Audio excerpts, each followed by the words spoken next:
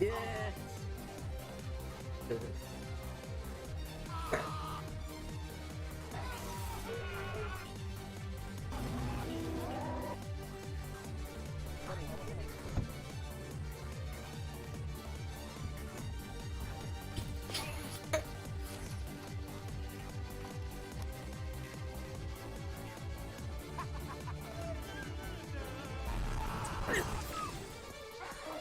Would you like that? You'd love it? Yeah? What? What?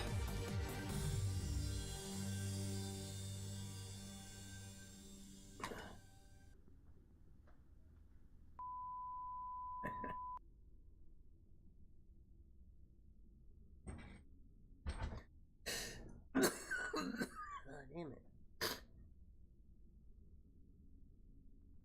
Please.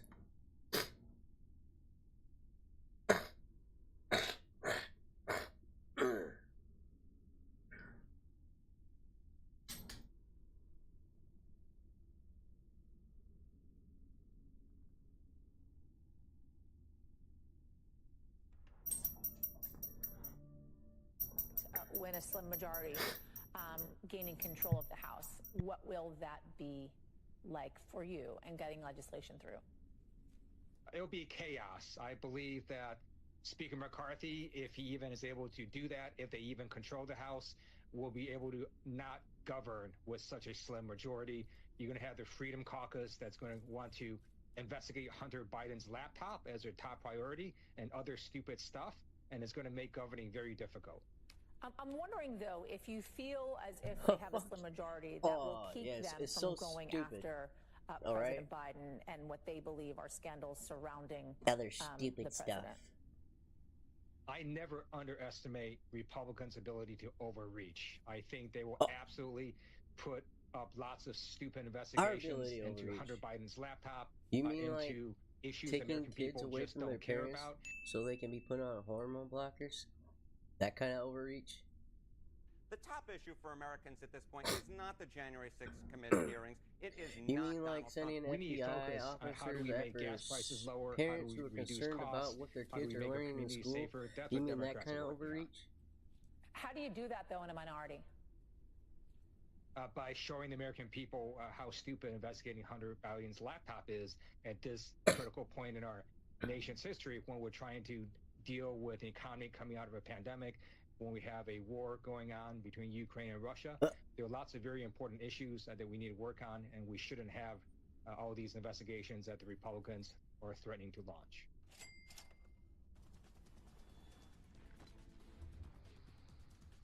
Yeah! Nothing to see here. Just business as usual.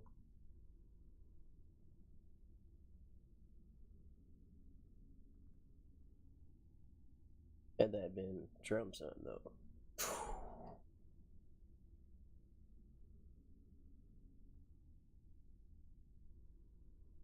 Listen up, fellas.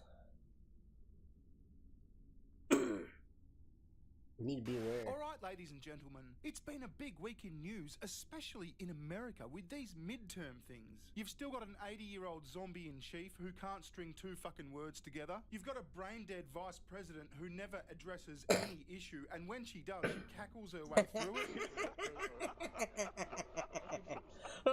You've got a zombie witch Speaker of the House with a closeted gay 82-year-old husband. And last but not least, you've got a brand new Pennsylvanian robot as senator, who also can't string a sentence together. But hey, at least it's going to be funny. Yay, I can't wait America. for the first interview between Fetterman and Biden. I mean, imagine Biden going, hey, it's the thing. It's it's the thing. And John Fetterman looks at his Atari, you know, the thing that like spells out words for him. And it's like, it's the thing, it's the thing. And he just has this look of confusion on his face. Fuck, that's going to be funny. But anyway, in more important news, because you know we're all about the important news here at the Bearing, we're going to talk about Trans Awareness Week. And in Australia, ladies and gentlemen, Bonds, as in the underwear brand, have teamed up with the least suspicious sounding trans activist group, Minus 18, to celebrate and elevate voices and stand along the trans and gender diverse community. We're going to talk about this further right after this quick sponsor. Wall Street's fear gauge is flashing a warning that stocks could fall off a cliff. The Fed's fight against inflation is crashing stocks and real estate. Forecasts for a recession within a year have hit 100%. Billionaire economists are 2985. So like I said, call you this week. Hey!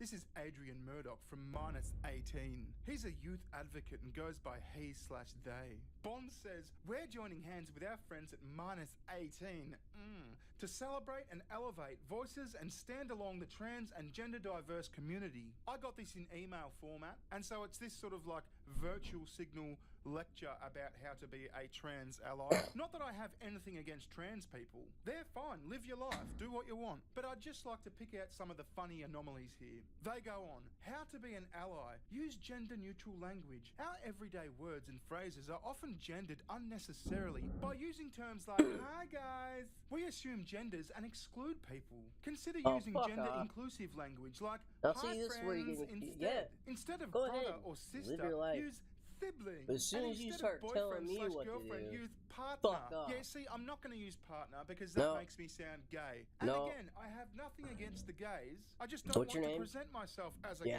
And anyway, I'm use calling you gender by neutral that. language. And I All don't right, care how Bonds, annoying it gets to scroll you. to the top of the email. Men, I'm calling women, you by your name. maternity, kids, Any babies. reference to you, I'm calling you by your name. This is a corporate virtue Like someone would signal, talk and to you themselves know in it. the third You know person. what the other thing about gender neutral language is? I'm gonna annoy the shit out of you. Shit doesn't work. So I'm gonna do it I know extra there's been fucking hard. constant debates over this, but it just does not fucking work. Let me share with you an example. Take this statement. So our hypothetical friend Joni is a trans person, and they go by they/them pronouns. Now take this statement. Joni and their friends boarded a bus and they bought their tickets. Joni chatted and laughed with their friends until they got off the bus at the Smith Street stop.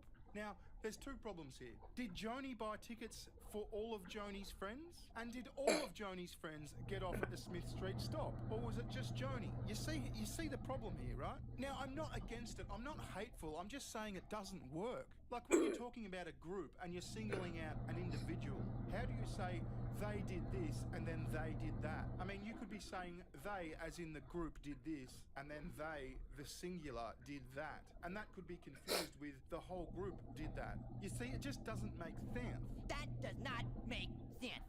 Damn Damn it. He's using the Chewbacca defense. Why would a Wookiee, an Why would a 8-foot-tall Wookiee, an want to 8-foot live on tall Endor Wookiee? with a bunch of 2-foot-tall Ewoks? Hey, That does not make sense. Don't tolerate disrespect. Whether it's hurtful language, remarks, or jokes, call it out if it's inappropriate. Seek out other allies who will support you in this effort. See, what does that mean? Does disrespect mean not using the right pronoun? What does it mean? Does it mean not being inclusive? And why do I need to be a fucking ally? Why can't I just tolerate you? Like, it's not offensive if I walk past someone in the street, just like any old chum, and say, hey buddy, you're my ally. Like, he's not going to be offended if he's not an ally. He's just a stranger. I'll respect him, he respects me. Fuck you, we're neutral at best. I might be a bit sus depending on how you look. Be patient with those questioning their gender identity. A person who's questioning their gender identity might shift back and forth as they find out what pronoun or pronouns, oh god, because you're going to have several pronouns, works for them.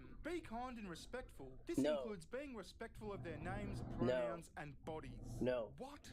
What does that mean? Oh, hey there, ma'am.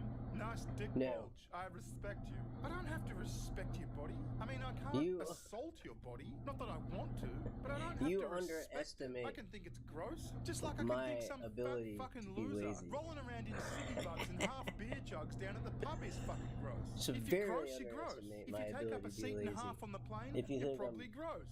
No one, Memorizing or all not that. many people, I should say, are saying that trans I don't people are memorize gross people's names. because trans people are gross. Unless but gross I've met 'em, people are like, gross. at least now, you 50 can times. be trans and gross. You can be trans and not gross. Now, let me make this clarification again. I've got nothing against transgender people. And I've got nothing against Transgender Awareness Week. I just saw this corporate shield, this corporate virtue signal, and thought it would be funny to talk about.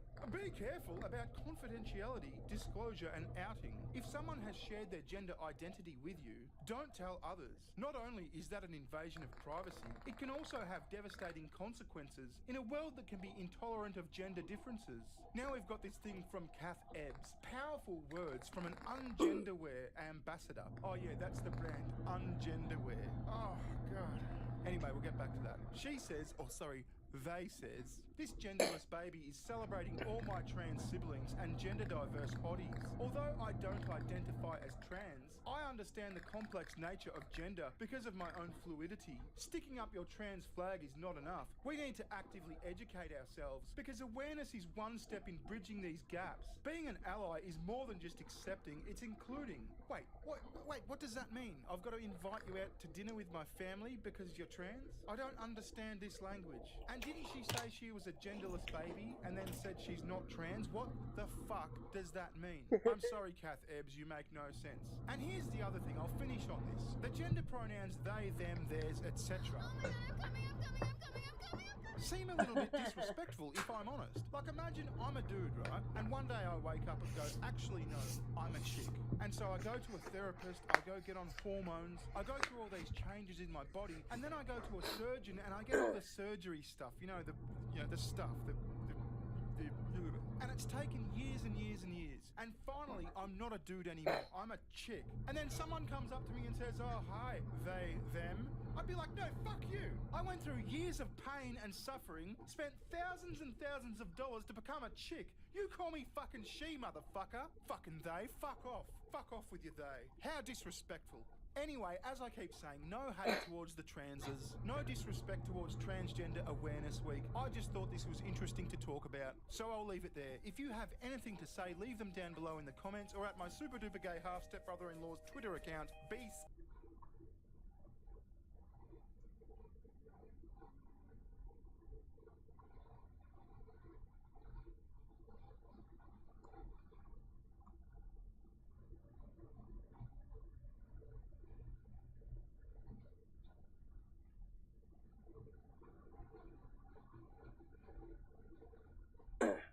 Hope he doesn't fucking run again. Well, he's gonna. Damn it.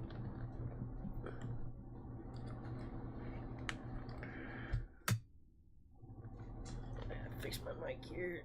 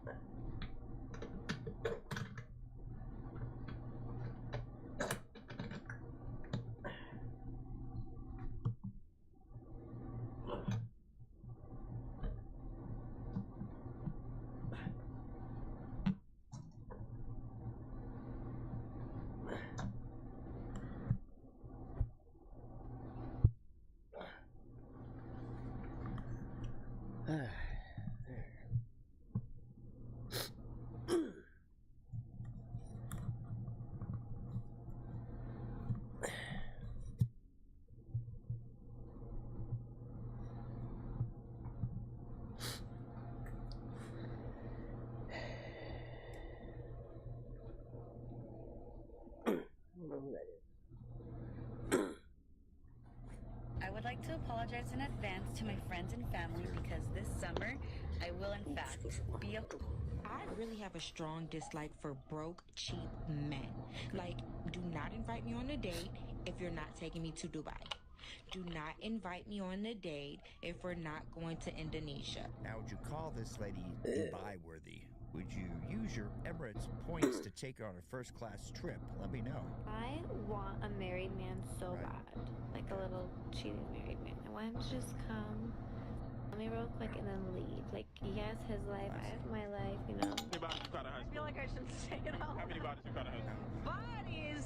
I'd say at least 20 some. 20 in high school? That's wild. Now, would 20 be high or low by today's standards? Seems like a lot to me, but, you know, I could be off. I'm old. His confession is I f***ed my ex's mom. I'm also not Mom? so nobody knows. Yo. She did do that. The mom? Yeah, I did. Classy. She every guy in our friend group. No, she loves eating ass. That's her thing. You eat. These people. So many hot people want to be all at the same time. I'm living my best life. I know, it's a troll. Seems like this is a theme, right? Like getting ran through on the Tinder sauce action is celebrated. It's popular. Living my It's best something life. to aspire to. Remember when being was an insult? But now, 30 like, and have 5 I kids. love being a whore. I love that everyone loves being a whore. I love that we all love whoring. I love that being a whore is just such a vibe. Because, like, if you aren't a whore, what are you even doing? Being faithful? Being responsible? Respecting yourself? I would just say it's Yeah. fashionable to get around, Saving money and stack not up the having body count. 500 No, fucking media kids. loves it. You know, it's strong, independent woman, right? Hashtag girl boss. But what happens when you're Saving over money on medical 35 bills or and not you've having been 100 ran through STDs? 100 dudes? You want a relationship. Yeah. And those relationship guys have been Pretty trained good because you've life. been giving it up. Just run through it. Then what? I'm also part of the problem. Because, y'all, when guys are nice and they're just not bringing chaos, I get bored. Yeah. I get bored with those nice. And why is it Yeah. that women love the bad boys? Is it because the thing they can't have, the excitement, the adrenaline rush? If you know, put it in the comments. I'm still trying to get my arms around it, even at this age. Nice, boring guys. Women are Like, I like chaos. insane. I thrive off that shit. I bet. Like, I like it. I like some of the toxic energy. Right. It's so Toxic, right. fun to me. There's so much talk about a woman's body, Yep. her choice, and Yeah, that. that's My question all is, the if we media give does a is woman complain the about right to opt out of motherhood, us toxic should men. we also give a man the right to opt out of fatherhood and 18 years of child support? I agree. You don't agree? Interesting question. Let's say the baby daddy is woke, doesn't want to hurt the planet, wants to whack the kid. The lady is like, well, I wanted to whack the kid until you wanted to whack the kid. Now I'm going to have it. Is there what should happen there? Nothing's ever fair, but let's play along with me. Oh, I don't know. But if a mom walks into an abortion clinic and says, you know what, I'm not feeling this, and gets an abortion, Right. the dad has no say. How come this mom can't? Let's just say it's a one-night stand, just hypothetical, and the mom comes back to the dad and is like, hey, I'm pregnant. Why can't he opt out if she was able to say, hey, I don't want this baby? It's a double standard. I know this generation is still trying to make everything fair, but it is a double standard, but certain things aren't going to be fair. So this is never going to be equivalent to a fairness, making everybody 8th place trophy crowd feel happy. So guys, cap it up. Well, he could obviously sign his rights away, but he cannot physically make He can't, but he can't sign his rights away because he has to pay child support. Pay Yep. He is legally bound big. by child support. That's just the way it is. I know, but do you think it's right? You can't tell a woman to have an abortion. Like, that's it. I know, but do you think it's right that a mom can say, I don't want this baby, but a dad never can? And whether it's right or wrong, that's just the way it is. Women have children, men don't. Right now they can decide, do whatever. I want to whack the kid, even though baby daddy may say, I'll take the kid. I will pay you for it. She'll be like, in that case, I'm definitely whacking this kid. I mean, I just think that's just the way it is. But, Right. but do you think it's right? Yes or no? She doesn't Gun want to to your answer head. that. She doesn't want to answer that because she'll be exiled out of Soul Cycle if she says how she feels. I don't think it's right. I think the whole system. We spend so much time talking about a woman's choice. Right, but the man doesn't have one. But my only point No, of is, course not. what reproductive rights does a man have? None. Okay, put a finger down if you've ever slid into a super cute guy's DMs that's pretty well known in the community, and you say, hey, you're super cute. And he responds and says, thank you, but do I know you? Do we know each other? Is hey, you're super cute mean I will give it up if you respond to me, if you're higher on the pecking order? And you say, no. I just want a boyfriend. It's about time. All right, what are my options? All right, so this one has a lot of money and he would treat you good and you'd be set for life. This one would be really, really nice to you and he treats his mom well. This one is like totally obsessed. There is something too if they've got a good relationship with their family, they're good with they're tight with their parents, right? It means usually they have a stable upbringing. Good start. With you and in love with you. And these are all some really good ones. Actually, this one doesn't want you at all, so ignore that one. And wait, why doesn't that one want me? It doesn't matter. He would treat you like shit anyway, and he's 5'7", so just ignore it. But what's his name? Are you serious? You have all these options. Yeah, I want that one. The one who doesn't want me. That's the one I want. This bitch dumb as hell. Can I have that one, please? I'm gonna be real when I say this. Be real, honey. Some of these dudes don't even want to be played. Keep it real, honey. Is there any other way to keep it or to not be real? Can you start off with saying, I'm not going to be real. I'm going to lie to you. I'm Do gonna we lie. have to preface with If keeping I'm not it real? saying I'm being real, But I'm gonna explain to lying y'all to why you. they are. It's That's because what they're I sick and think it tired of is. getting hurt. They're tired of putting their heart and their trust out on the line just for it to get stomped on or taken advantage of by a female who had no good intentions towards them or no intention at all to love them back the correct way. You know, the reality to modern courting, let's call it, is people have been trained that they're vessels. Can't bear bond that with the women somebody can if get you ran through, the man can run through it. been ran Doesn't through matter. by It's 20 just an different action. guys. You don't have to have any before feelings. you're 20. Don't think about the future and how you getting through 100 dudes will make you feel about the husband you want later, or vice versa. You know what really kills me? What's that? It just really kills me how the man you like don't never be trying to compliment you, don't never acknowledge how beautiful you look, don't never be hyping you up, don't never do none of that. But the men who She may be picking them wrong. Maybe she should pick the ones Well, that actually those do that. are the If they ones stop you doing pick. that, say, hey, I like compliments. It makes So, me way it feel good. works. They don't want to do it, you move on. who you don't even give the time of day to, the men who you could care less about, they be your biggest supporters, all in your DMs, hard eyes, you look good, you Is they be a word or is it they be? I mean, just I'm trying to keep track here what she's actually saying. know, like, why is it like that? I hate men, like, for real. What is the biggest green flag in a relationship for you? The man actually taking you out on dates and actually treating you right. Now, why is it that a girl will give that answer, but then sleep with the opposite type of guy? The chase. It's the chase. It's all about the chase. Now, it's always been all about the chase, but usually ladies grew out of it before they were out of their child rearing years because they want to have kids. Most people do deep down. They may choose not to, but the chase, it seems like we've got a generation of children who don't grow out of things. They're still getting Tinder sauce and used up when they're 35 and wondering why they can't get a man that respects them. Huh. 3 days ago, Uh-oh. the person I thought I was gonna marry broke up with me.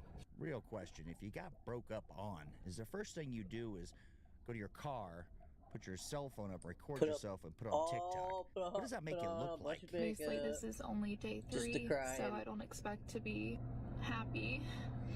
No kidding. But, you know, they always say to just distract yourself as much as possible, but no matter how much I work, like, I can't even focus on my job. I bought my favorite wrap. I'm starving, but I can't eat. Anecdotal point here. Have you noticed people that are in their formative years, they never bring a bag lunch or lunch with them they prepared. They always spend $20 on lunch out. And they wonder why they can't get ahead. Like them eating a ham and cheese sandwich would be like a sin. So sad. Every place that I go that once felt safe Right? just doesn't make Not me safe. feel comfortable anymore. No safe space. It's so weird. Every place I go gives me anxiety. All right, here's Aw. another overused word in 2022, Aw. anxiety. Because you feel uncomfortable doesn't mean you have anxiety. It could be just situational. Somebody just broke up on you. You're not supposed to feel good. But God, have the label. I get anxiety, depression, I'm neurodivergent. No, you're just having a bad day. Go easy. I'm not with the person that I loved. Wow. Just pops up in my head consistently. You're not alone. I feel alone all the time, no matter how much I stay busy. I'm sure her girlfriends are saying, hey, Becky, just go out and run through some dudes on Bumble. You'll feel better. You just got to get back up on that horse, so your emotional sensitivities are fixed. And then I'm mad at him, and then I'm confused. Wah. Is right.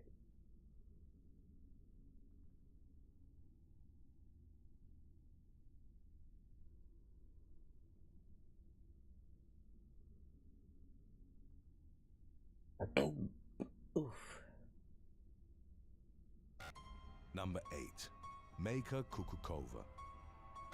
In April of 2014, roughly 6 months after a breakup from her Oh. boyfriend, millionaire British jeweler Andy and Bush, Maria's up there. Slovakian model Maika Kukukova snuck into his Oh, villa in sugar tits. Cancelada, Spain. The 26-year-old and Bush had dated for 2.5 years, splitting their time between the latter's luxury properties in the UK and Spain. The relationship eventually became turbulent, with frequent tantrums and jealous outbursts on Kukakova's part. Bush, who was known as Mr. Bling of Marbella through his jewelry businesses, broke up with her in November of 2013.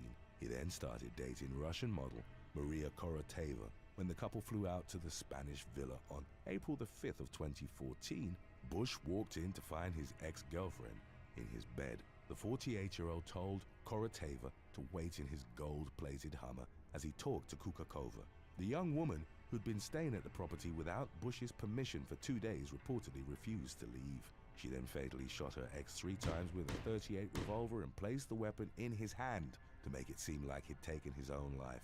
Kukakova went outside and ordered Koroteva out of the Hummer, claiming Bush had given her permission to drive it to the airport. Koroteva, to whom Bush had reportedly proposed at dinner just hours earlier, found him lying in a pool of blood and struggled with depression in the aftermath. Kukakova called an ex-boyfriend who helped her flee by driving her across Europe, back to her hometown of Nova Bosaka, where she eventually surrendered to the authorities. Kukakova was extradited to Spain and during her 2016 trial maintained that she'd acted in self-defense after Bush had attacked her inside the home. A jury rejected her claims and found her guilty of murder, for which she was jailed for 14 years, with a judge ruling it had been a crime of passion. She was also ordered to pay compensation to Bush's daughter and sister. Kukakova was let out early after convincing a parole board she no longer posed a danger, but the conditions of her release prevented her from leaving Spain. In the fall of 2022, she drew outrage from Bush's family by posting photos to her social media from luxury spots as she visited Barcelona and Costa del Sol. Earlier in 2017, she'd promised to pay the family roughly $20 a month from the salary she'd earned working in prison, an offer accepted by the court. A prosecution lawyer confirmed that the model hadn't made any payments, in spite of having the money for expensive trips. Bush's sister told a media outlet that seeing the photos in the press left her feeling sickened, and contended they spoke to Kukakova's lack of remorse. Number 7. Selena Powell. I went to jail again. LMFAO was how 26-year-old OnlyFans model Selena Powell announced on social media It's a lot after of her red most flags recent right there in run-in that with the picture. law. In December of 2020, she was arrested in Miami for driving with a suspended license, a crime for which she'd also been arrested in Colorado the previous year, and had her bond set at $1,500. Powell, who called herself the Black Widow, had earned attention online by being romantically linked to several celebrities such as former child pop star Aaron Carter, but also through a series of dubious claims. Powell had at one point stated that she'd become pregnant with rapper Offset's child, and that Snoop Dogg had cheated on his wife with her. She admitted to having been lying about the former claim, while Snoop stated that his interaction with the model had been part of a project of his to expose clout chasers. Powell's suspended license arrests were far from her only legal troubles. On December the 29th of 2018, bounty hunters apprehended her in Aurora, Colorado, after staking out a hookah lounge where she was expected to make an appearance. Powell had racked up $60,000 in outstanding warrants to her name for crimes that ranged from evading police to shoplifting and traffic violations. Number 6. Anai Dut. Anai Dut escaped war in his native South Sudan as a child, and later on established himself as a successful fashion model in Australia. After being discovered in 2016, Dut worked with some of the world's most celebrated designers like Calibre, Jack London, and Tommy Hilfiger. In spite of his burgeoning career, Dut was arrested for several crimes. On November the 28th of 2020, he allegedly threw a beer bottle at his then-girlfriend, Janea Capablanca, with whom he shared an infant daughter. The woman called 39-year-old Olivier Duverge, a close friend of her family, who made his way to her address accompanied by her mother. Dut and Capablanca were living together in an apartment at Randwick in Sydney's east, and the fight between him and Duverge occurred in the street outside. Dut took the latter to the ground and repeatedly punched him in the face, leaving him with permanent scarring on his forehead. The case had yet to reach a conclusion by 2021 when Dut was arrested again on a separate matter and charged with fraud.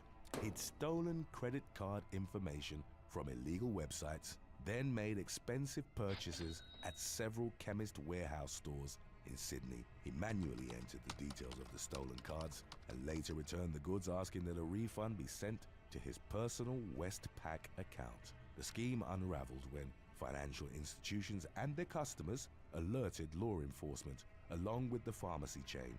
Doot was quickly identified via CCTV footage and arrested, subsequently pleading guilty to 6 counts of fraud in Newtown local court.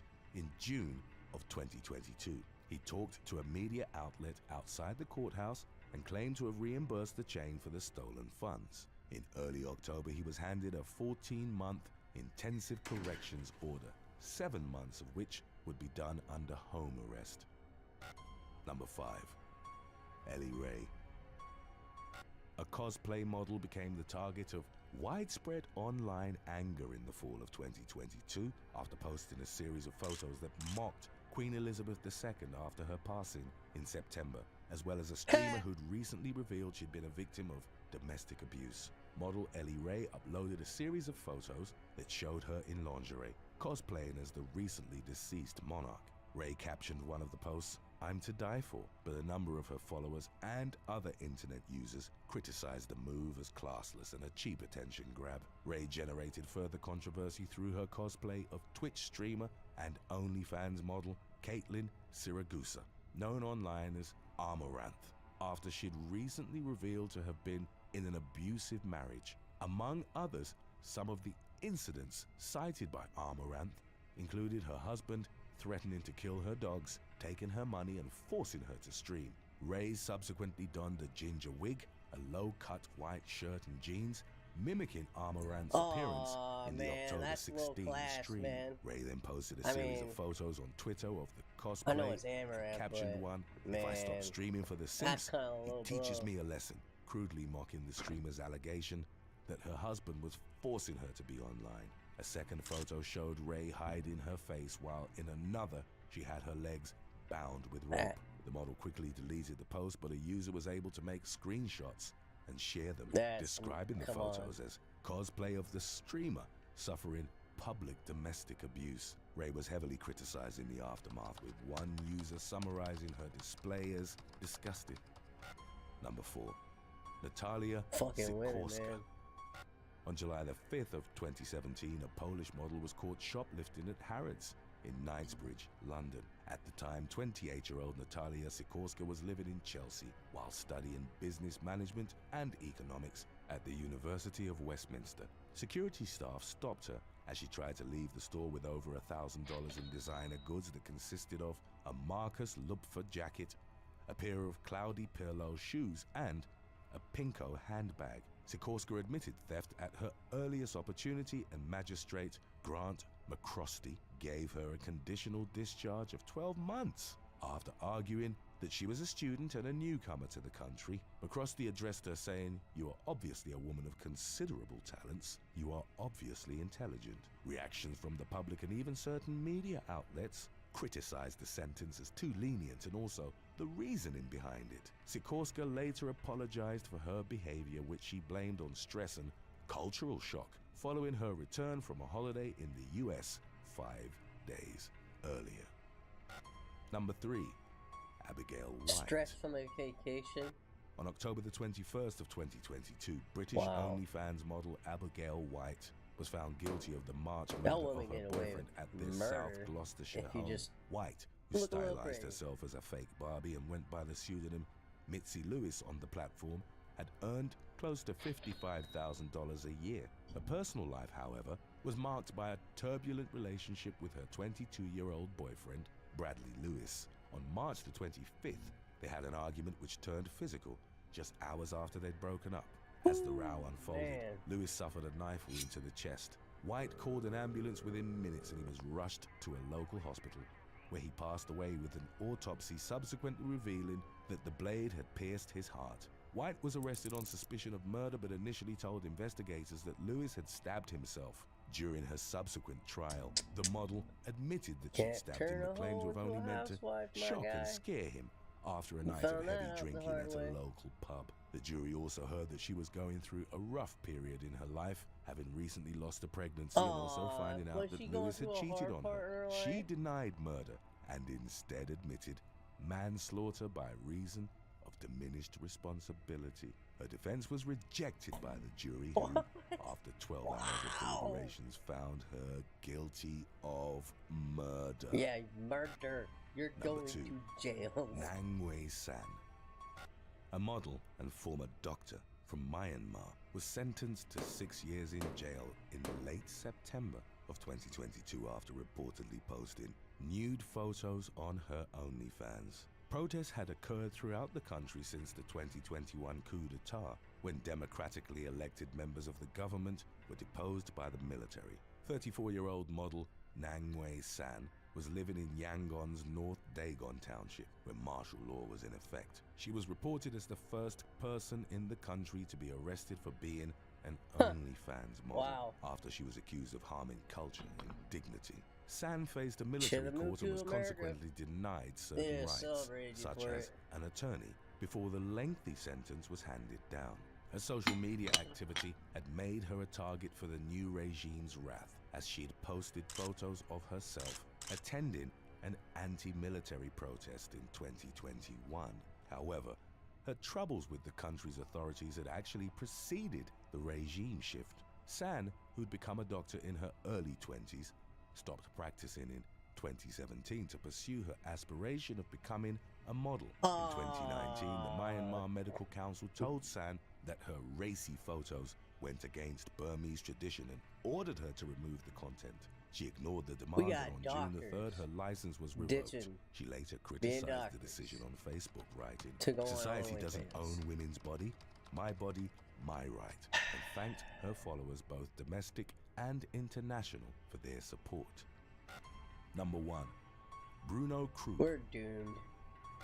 Brazilian model Bruno Krupp was racing down the street on a Yamaha motorbike in the Rio de Janeiro beachfront neighborhood of Barra de Tijuca on the evening of July the 30th of 2022. Krupp was well above the speed limit, traveling at nearly 90 miles per hour in an area where the limit was 35. At Holy the same time, shit. teenager Jao Kardim was crossing the street with his mother.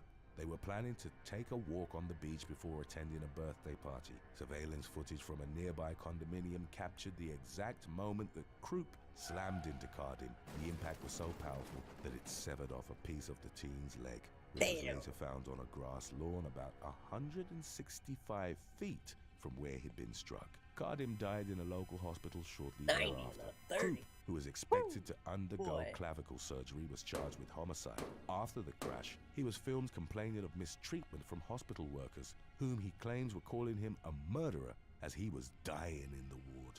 The 25-year-old told the camera, You are "I a didn't murderer." drink, I didn't do drugs. It was an accident, guys." 3 days before the deadly crash, however, accident? he had been No, stopped by son. the police and refused to submit Going to a breathalyzer the test. speed He limit was subsequently and summoned for accidentally riding the hit bike someone. without a license That's an and accident. for operating a vehicle without license Going plates. 90 at 30. Thanks for watching. Would you You rather per- spend a year working as an underwear model for minimum wage or as an exotic dancer making 10 times more? Fuck Let it. us know in the It comments was section an below. accident.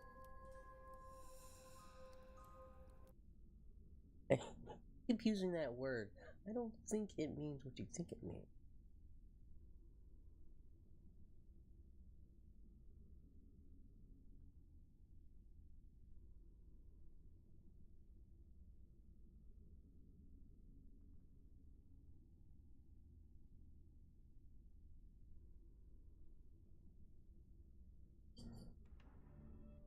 Oh, FTX guy. Who looks at this guy and be like,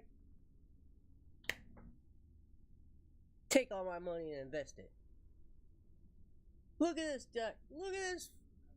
Look at this dude. You think every money you spend in politics should be disclosed publicly? Are you comfortable with that? I think that I think what I would say is, you know, if there was a norm where every dollar that everyone donated in politics was to be disclosed publicly. Dude. This dude's coked out of his fucking mind. Publicly, I would have a lot of sympathy for that. I think I might support it. I haven't thought carefully about it enough to know. But well, it sounds like what you're saying is maybe there's some donations that you have made that you wouldn't make if you knew they were going to be immediately public. So I think I don't generally think about it that way. I generally think of it as like these are the right the right contributions to make. Holy shit! Oh, shit. Who invests with this guy? You know, on the balance sheet of FTX is a line called Trump Lose. And Sam was the second biggest donor to Democratic candidates. I'm going to leave it to everybody else to draw their own conclusions about what you're saying here. Right? Those are really, really ugly facts when you see a fraud of this magnitude having played out, and you find no regulators were there to prevent it. That's a really, really tough story. Oh, well, it's funny you should. I mean, see, George, they're onto us. Let's get out of here. So, I haven't really been looking too much of it. So it was a big scam by the Dems.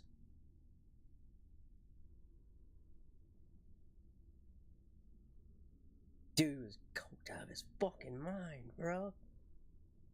So I remember seeing him talking greatest with Brady, and they're like, "Yeah, I'm investing with this guy," and I'm like,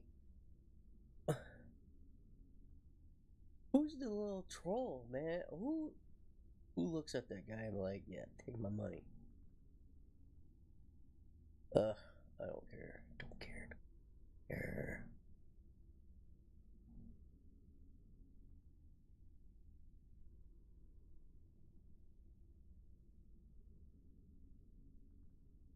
This is.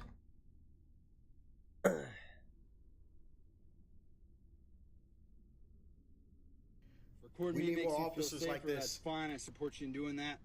But here's what's going to happen next. You're going to do me a favor, and I'm going to do you a favor so we can both go on about our day. What favor can I do for you? You're going to slow it down when passing through here. We got a lot of traffic. I'm going to rip that Biden-Harris bumper sticker off the back of your car so people don't think you're an idiot. Recording me makes you feel safer, that's fine. I support you in doing that. But here's what's going to happen next. You're going to do me a favor, and I'm going to do you a favor so we can both go on about our day. What favor can I do for you? You're going to slow it down when passing through here. We got a lot of traffic. I'm going to rip that Biden-Harris bumper sticker off the back of your car so people don't think you're an idiot. Recording me makes you feel safer, that's fine. I support you in doing that. But here's what's going to happen next. You're going to do me a favor, and I'm going to do you a favor so we can both go on about our day. What favor can I do for you? You're going to slow it down when passing through here. We got a lot of traffic. I'm going to rip that Biden-Harris bumper sticker off the back of your car.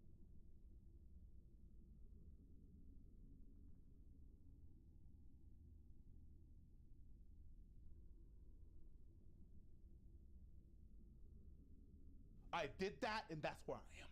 There. You can say I look good all the time. That's there. That's a reality. That's what I gotta live with. We dying out here. I got us donuts. Those are so bad for you. Oh no, are they moldy? I mean, are they poisoned? Are you allergic? No, I'm just saying. You're judging my food choices based on a false standard of health again, aren't you? Guilty. Diet culture, fat phobia, and systems of oppression have created false hierarchies of food, and it shows up everywhere. Being in shape is fat phobic now. Being healthy is fat phobic now.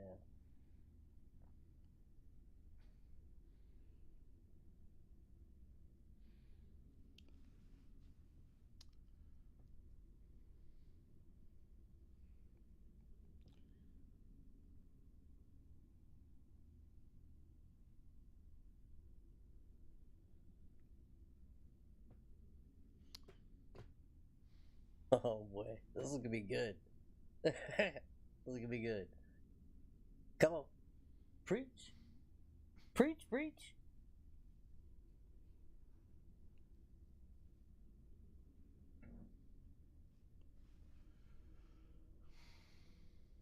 It's not because those food are gonna make you fat.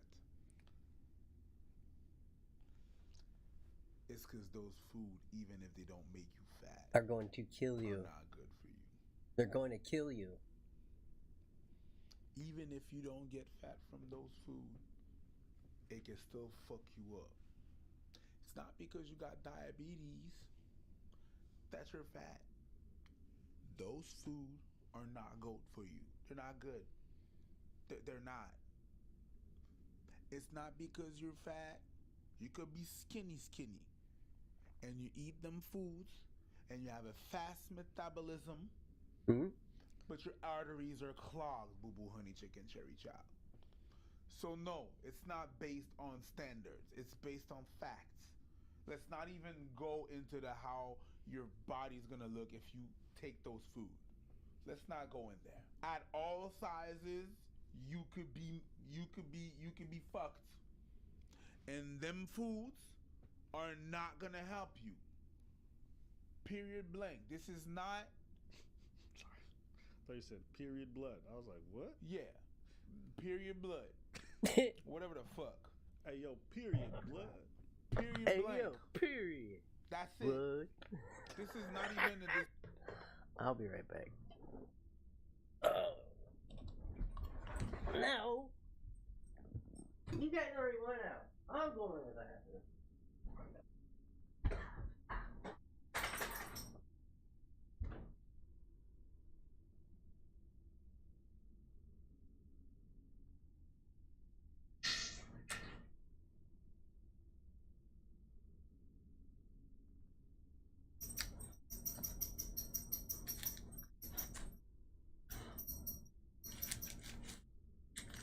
I did that, and that's why. There. You can say I look good all the time. That's there. That's the reality. That's what I gotta live with. We dying out here. I got us donuts. Those are so bad for you. Oh no, are they moldy? I mean, are they poisoned? Are you allergic? No, I'm just saying. You're judging my food choices based on a false standard of health again, aren't you? Guilty. Diet culture, fat phobia, and systems of oppression have created false hierarchies of food, and it shows up everywhere.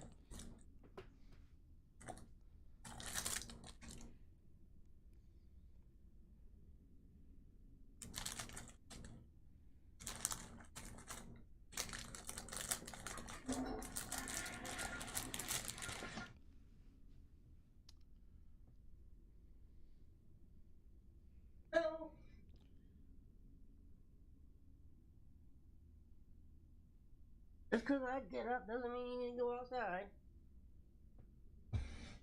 Oh boy, what I do?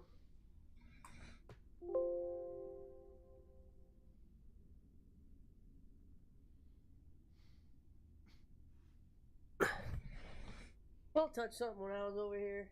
When you were over here, huh? Touching stuff? It's not because those. You can be fucked. Matter. For the foods that are oh boy. Punishment.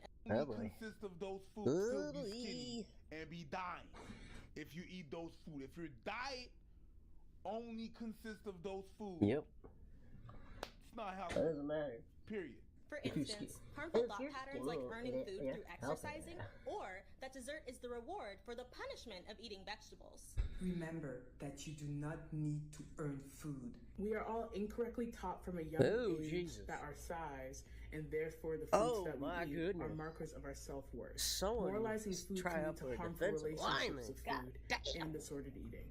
Instead of focusing on my shoulders was that bad choices, try to approach food with neutrality in mind. There's good food and there's bad food. Stop. Stop. Stop.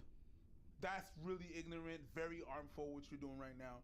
It's stupid, it's ignorant, it's harmful, it's fucked up. Just you being black, yeah, just you being black and pushing that narrative is fucked up, my G. Oh, don't worry about water, drink Kool-Aid. Shut the fuck up. We dying out here. I got some of my cousins in the States, they wish they would be in Canada. Just because the food is different. The desert is different. Yeah, desert, not desert. Whatever. We eat differently. What the fuck are you talking about? We black. We dying up in here. Motherfuckers just gonna chomp on everything. And yes, I'm talking about soul food too. Yeah. If you eat Haitian food every day, you're fucked. Yep. The amount of oil and butter that we put, come at me. I don't give a fuck. If you come at me, you're as dumb and stupid as damn. Of course, there's a way to cook it that's gonna be healthy, but it's not gonna be as much salt and fat and oil. That's gonna fuck up your arteries. That's a fact, my G. That's the Boondocks all over again. Talk about soul food. Yeah. And we call it soul food because it kills the body and the soul is left. You can't be eating at Popeyes every day. Stop. There's no such thing as good food. Yes, there is. There is. You want me to make this juicier for you? Go ahead. She's a nutritionist. Oh my goodness. You want to hear the sexier juicy part? She works for Mondelez International, which is a chocolate production company. You getting paid. You getting paid, boo-boo. That's it. Y'all remember when we were growing up, they were selling us on 3 meals a day? Yeah. And telling us we had to ingest all this milk. Yeah. And those carbohydrates. Right? And it turned out the people who were manufacturing these studies that were... Are the milk producers. Yep. Yep. I'm just saying. All the people that telling us to eat all those carbohydrates are the people, are all the wheat in the fucking industry. It's what we call a lobby, motherfuckers.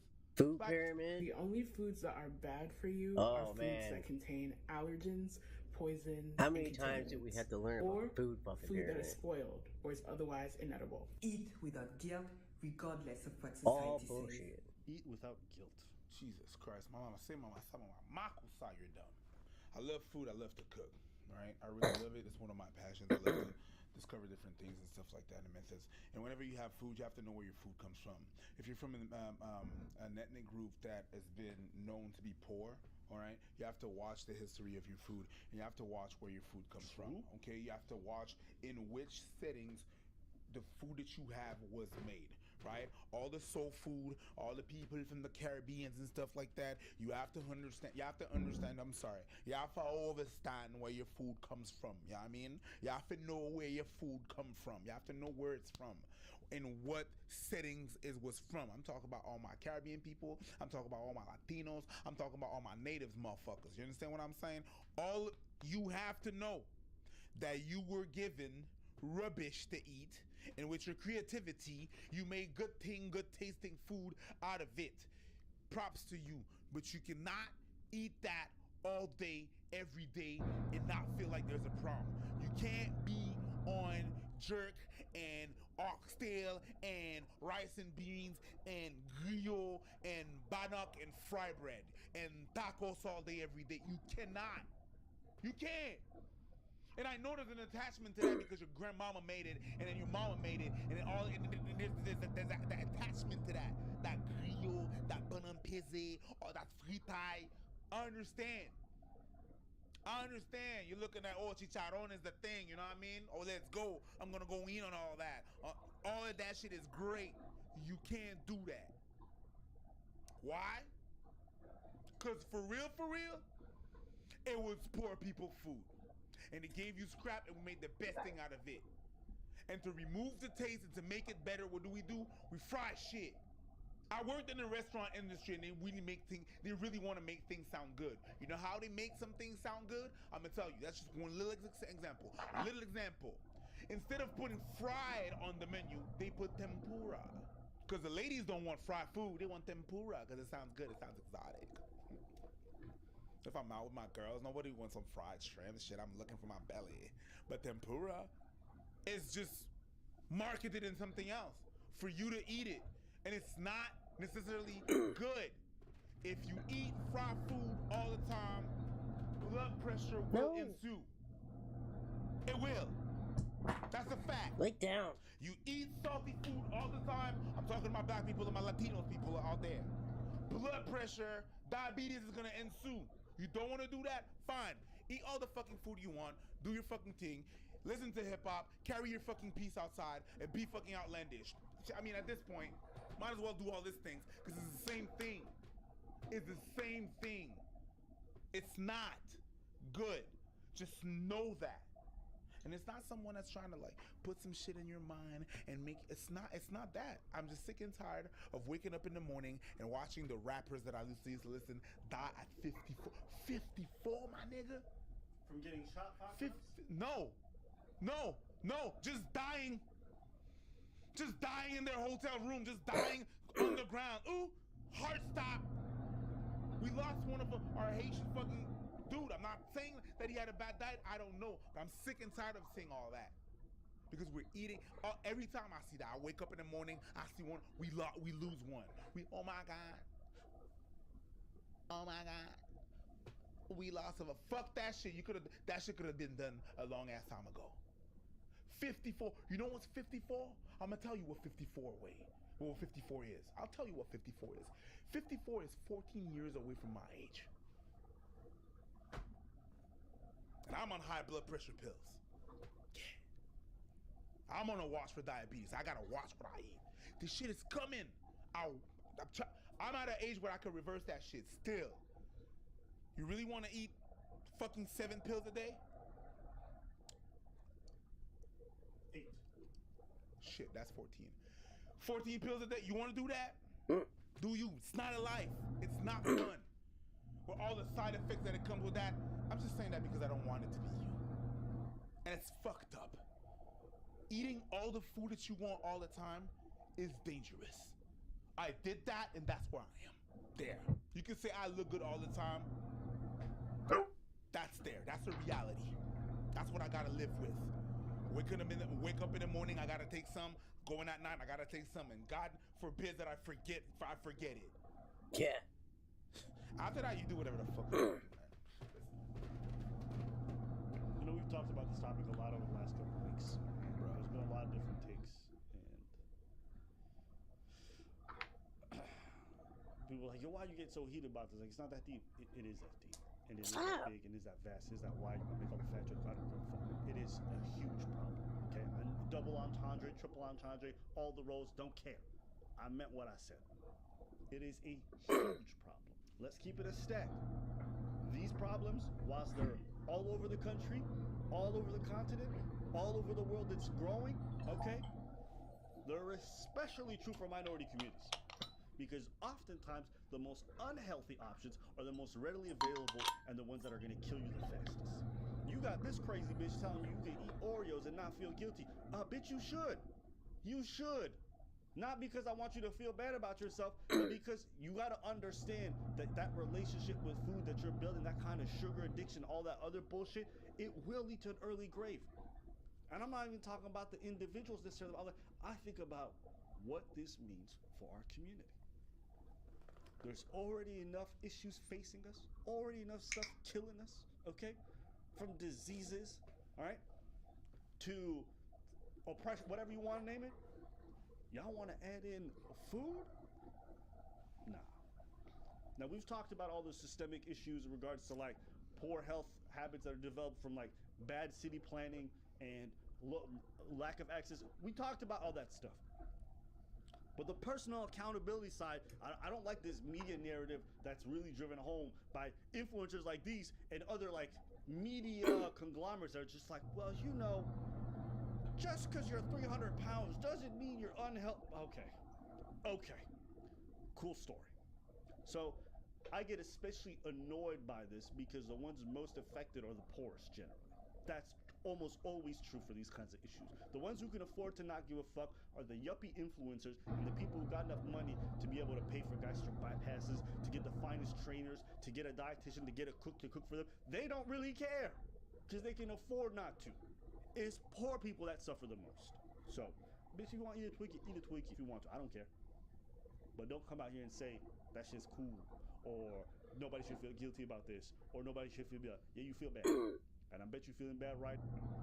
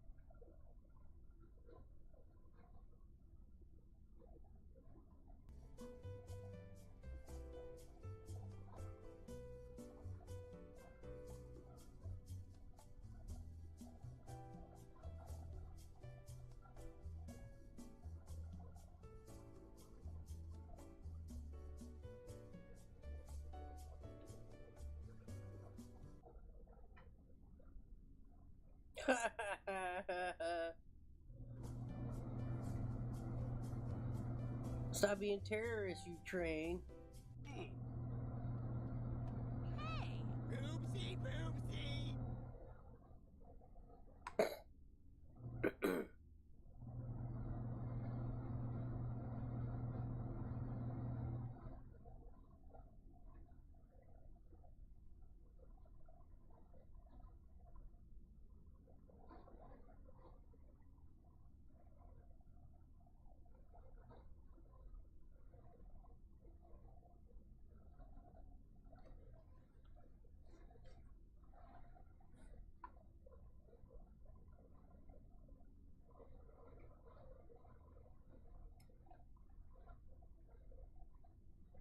Hello Indie Game fan, October was yet another great month of releases with hidden gems you might have missed, beginning with Terror of Himosaurus, a self-styled smash 'em up that reminds me of the arcade classic Rampage, but with a modern twist, where destroying a city and eating helpless humans is as fun as it ever was.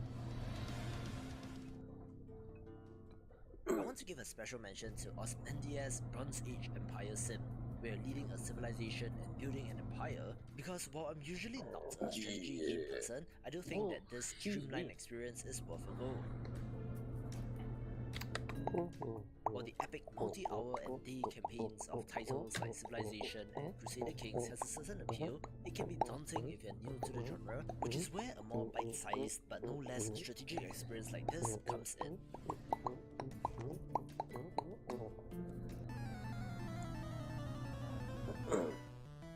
Alright, welcome to the Vampire Survivors Clones section, where we do actually have a decent selection such as Army of Ruin, a gorgeous looking title from the developer of Ziggurat, where it is probably the prettiest entry in this subgenre. Army of Ruin, Alright, heard of this one.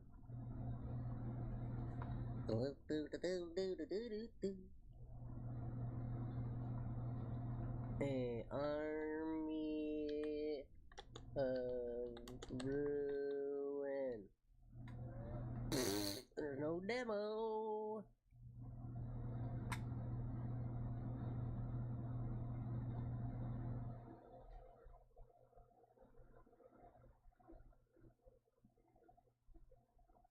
Oh yeah. Oh yeah, I love my top-down bullet hell roguelikes. I did a list. Oh.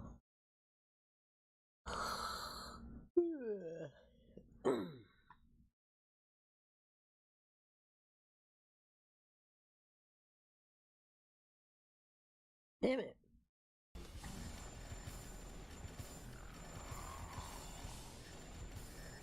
I don't know why I keep hitting that button. Arrival Zero Earth has you controlling a mob of humans, fighting against War of the Worlds style alien walkers, having their own twist on the formula. This was weird. Book demons. Beautiful Mystic Survivors did launch to mixed Beautiful reviews, Mystics. but the developers have reacted quickly and made necessary changes, where it's pretty decent but does have a lot of fan service. What's red? Her name is Red. I still love the look of Her Name Was Fire, Her Name Was choosing Fire, a color shit. palette that makes it stand out, with the Terror Punk system Something being like that. unique.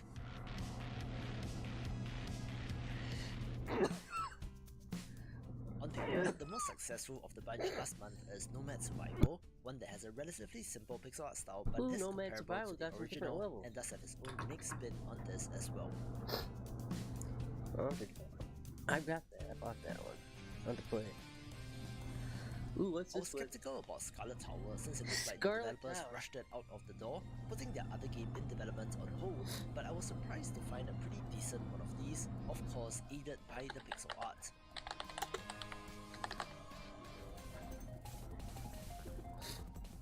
Toho games are perhaps a natural fit for the bullet heaven subgenre, since the original games are all bullet hells, where Toho Library Survivors combines both, with you firing off a bunch of projectiles and having bosses firing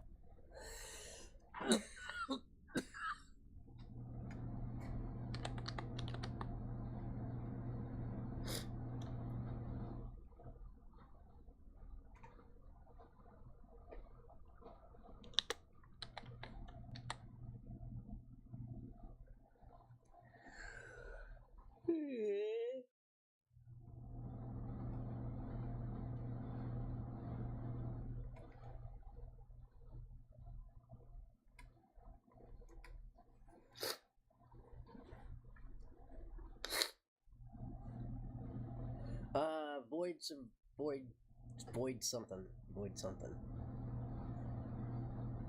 Void Scrappers.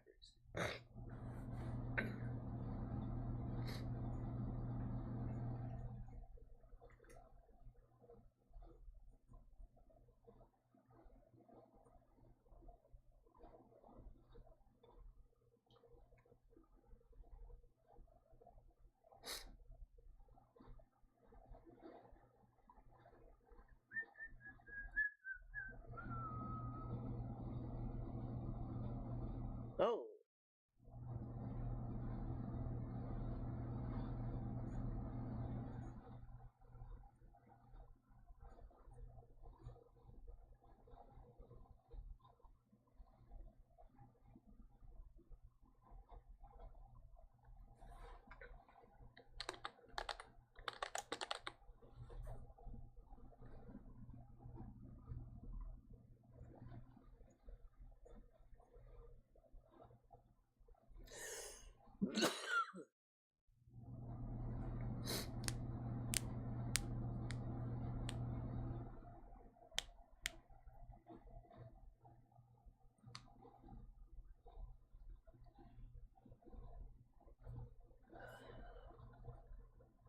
Damn it.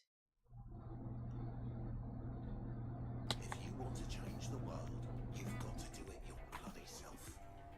Every broke sot in this city has the same sad excuses.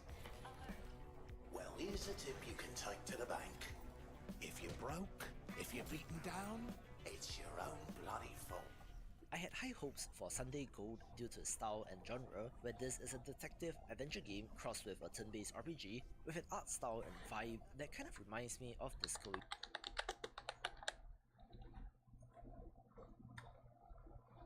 Nice. Demo. I hate that. You leave it up in the list, but you take it down, and you suck. Take your list. Take it off the list. God damn it.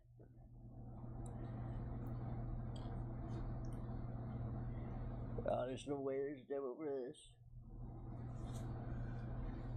Yeah. And counter-attacking in 3D and in real time. I need to change my hotkeys.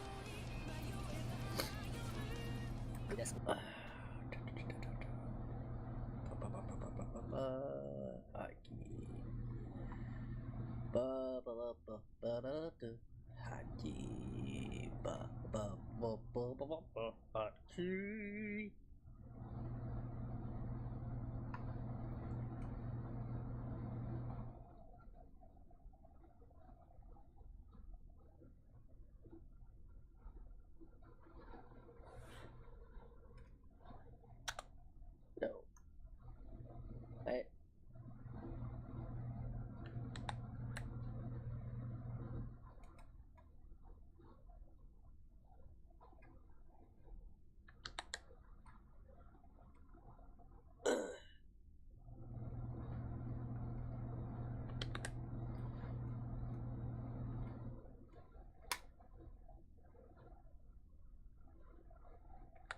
No.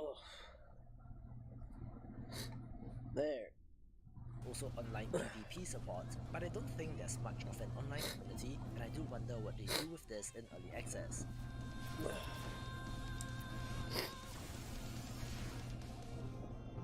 Ooh, yeah.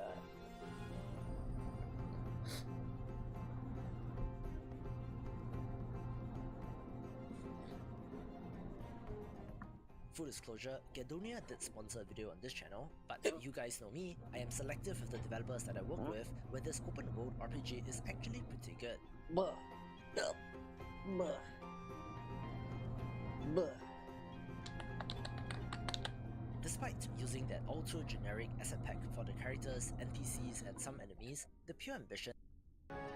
Hey, if you made it this far, subscribe to my weekly newsletter to keep on top of all things in the games, link in the description below. There once was a happy land called Nostalgaia, a world of video games. But turmoil struck. It is now an unhappy and violent place where nothing is fine. Every pixel of fidelity bleeding away. Memories fading. It's wrong. Nostal Gaia is dying. Heroes once revered, now reviled. Nostal Gaia needs something new. And they got you. The walking scribble. And everyone wants you gone. Ever so often, there are games that flip genre norms on their heads, where the last hero of Nostal Gaia is exactly that, adding a sense of humor to the usually grimdark Souls-like genre. The writing and vibe is just hilarious, while still retaining the expected stamina-based combat, which can be quite challenging, but I just love it since it's a breath of fresh air. In a world where even items have forgotten what they do. Choose a class and master a playstyle. Grow your stats, equip stronger gear, and face down the most deadly of enemies. Perhaps some fragment of it was heroic. Run the gauntlet, unravel mysteries, and find your valor. This does not fit my narrative. The last hero of Nostal Gaia. Out now. Cowpocalypse! Are you with us, son? Good. The agency requested your assistance to educate some corpse by paying them a visit. Your arrival won't go unnoticed. Get warmed up. Put some lowlifes out of their misery. Agency hardware may be disposable, but it is expensive. They'll be throwing everything they've got to stop you. Let them try. Again, full disclosure, Deadling also sponsored a video on the channel where this roguelite first-person shooter is sleek and awesome and is totally worth a play. I love the look and cyberpunk setting, where you're attempting to cause as much damage as possible to the operations of mega corporations, where the core gunplay and variety is awesome and could become one of the best in this sub-genre.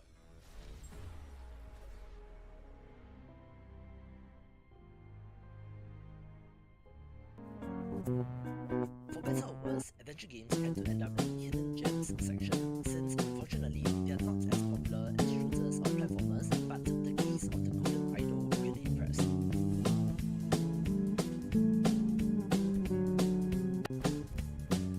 12 strange and gruesome deaths have occurred, and you have to find and decipher clues, literally getting words to slot into puzzles in a manner similar to a Return of the Obra Dinn, having an unsettling and unique art style as well.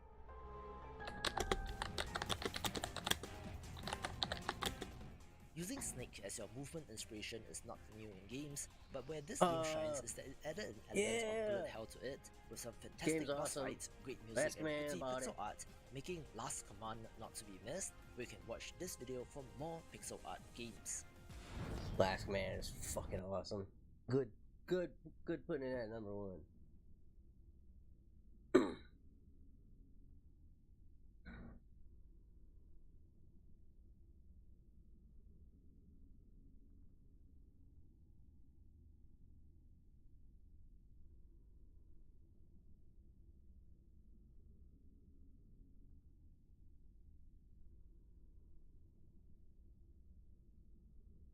Ooh, it's so cold outside. One of the most well-known marriages in Marvel Comics, albeit not the longest lasting, is the marriage between Black Panther T'Challa and Storm, aka Aurora Monroe. Whether they are still together or not, you have probably heard of this couple, and today's story is the story of their wedding and how it came to be. This is the Comicstorian Complete story series, where we take trade paperbacks and single issues and break them down into digestible bites to help you understand. Then we read it dramatically back to you as an audio drama.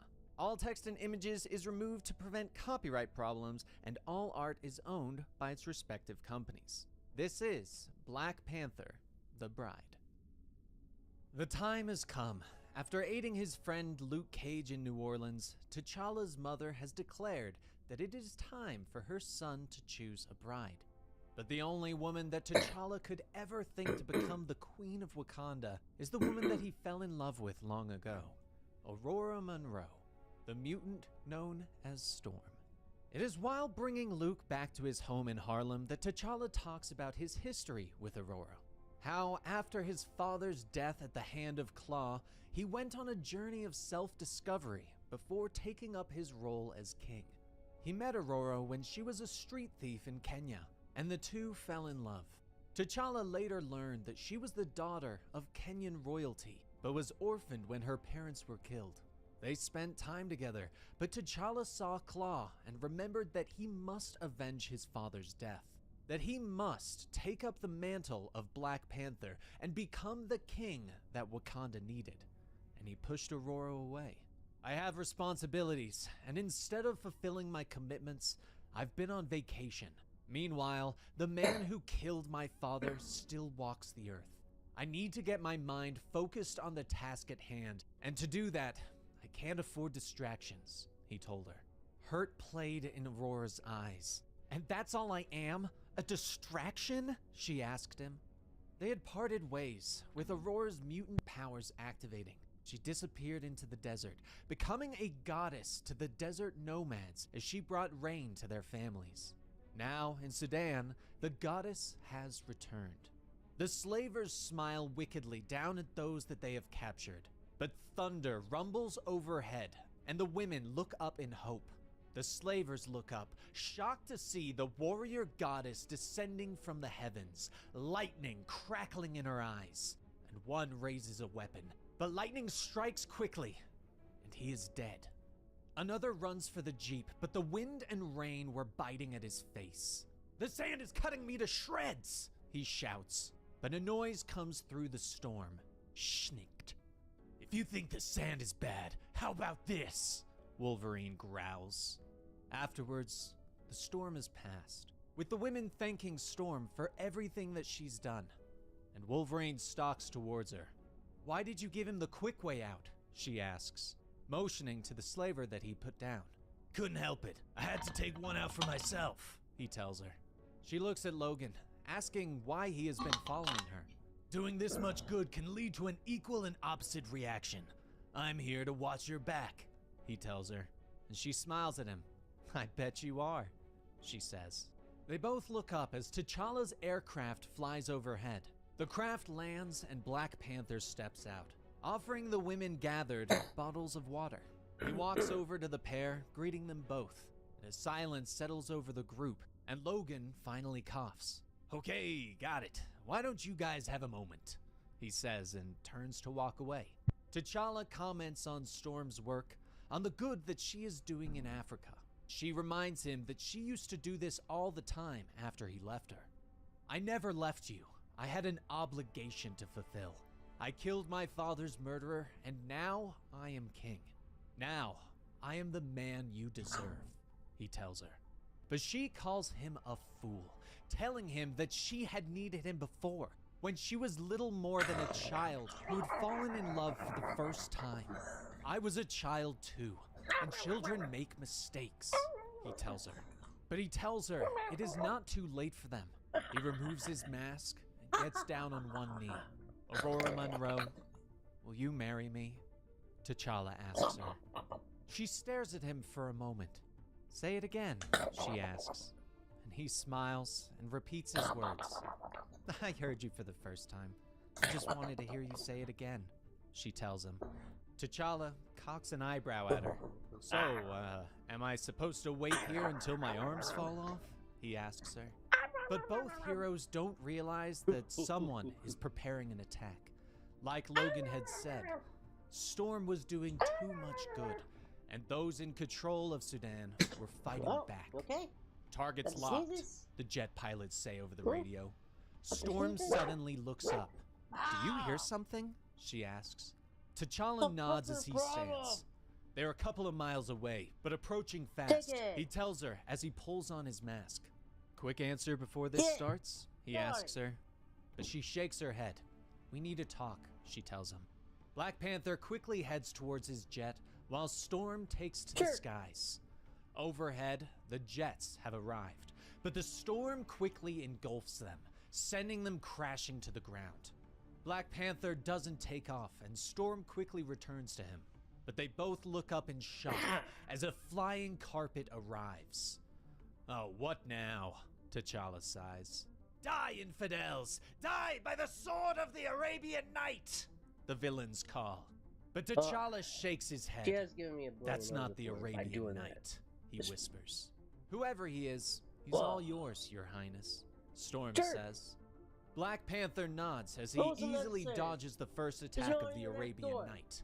Hold on, Anyone this near won't take long, he tells her. As he Yeah, continues walk to away. dodge the Knight's attacks, T'Challa continues to talk to Storm, trying to convince her that they should be together. I've never stopped loving you, he finally says as he ducks another sword swing. He whirls, punching the Knight several times before kicking him in the stomach and dropping him.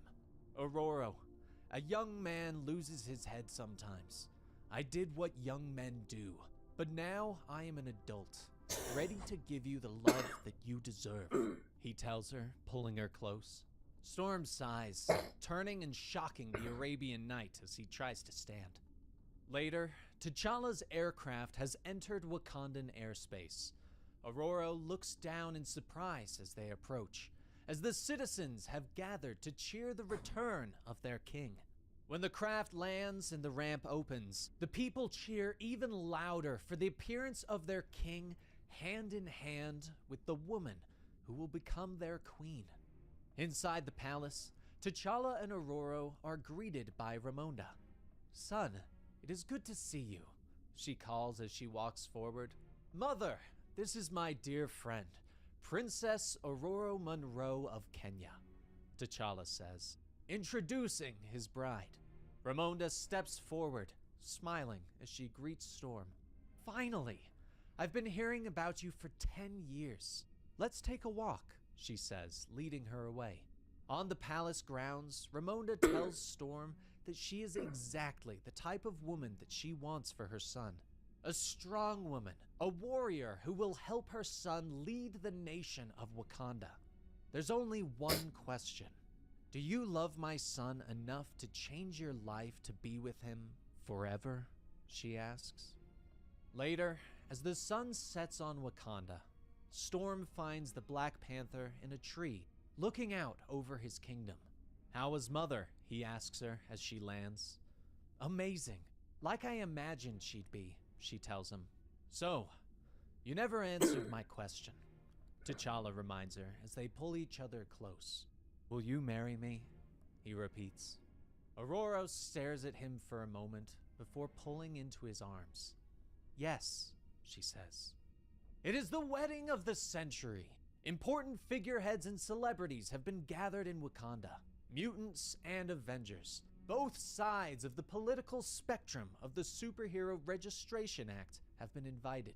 Though T'Challa failed to bring Iron Man and Captain America into a momentary peace for the day, though others of their group have agreed to act civil towards one another for the celebration. Now, the moment has finally arrived. King T'Challa appears before those who have gathered, but Storm is the one who makes an entrance, descending from the skies like the goddess that she is. Both Nightcrawler and Wolverine both look on in wonder, saddened by the one they let get away.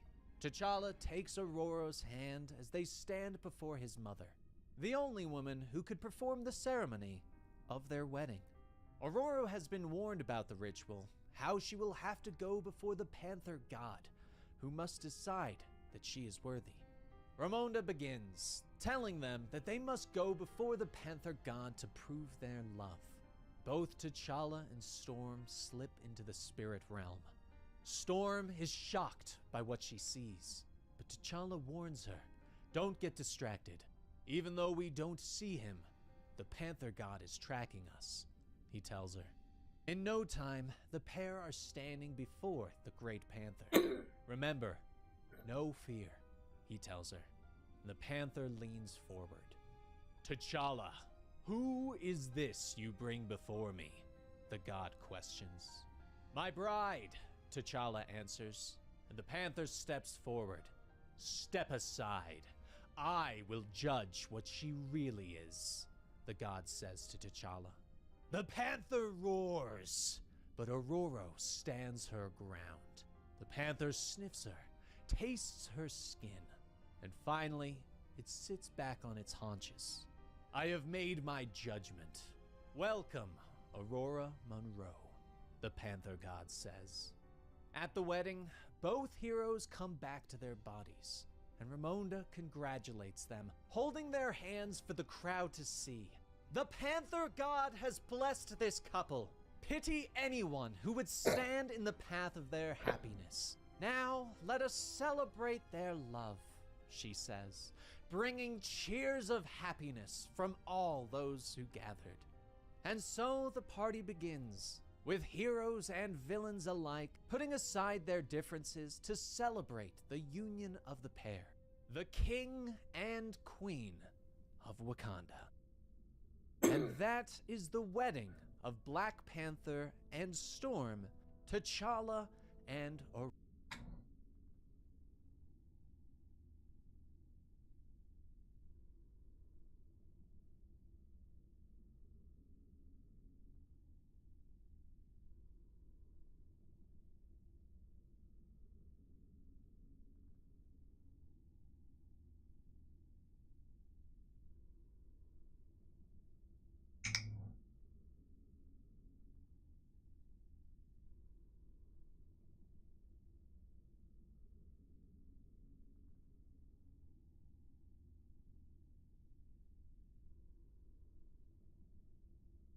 Ooh, Fire Emblem, sweet.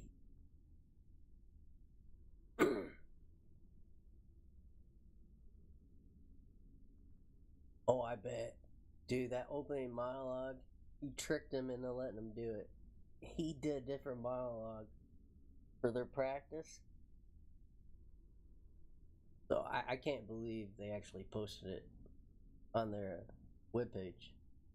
Go look, oh dude, that monologue is money.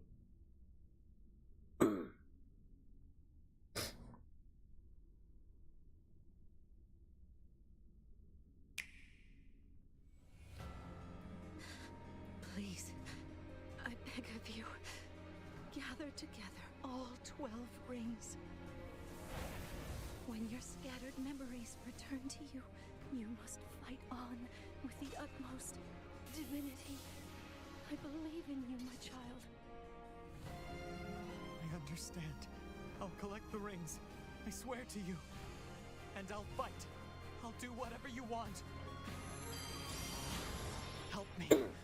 Lend me your strength in this fight. Yay! I am known as Marth, Emblem Marth, to be clear.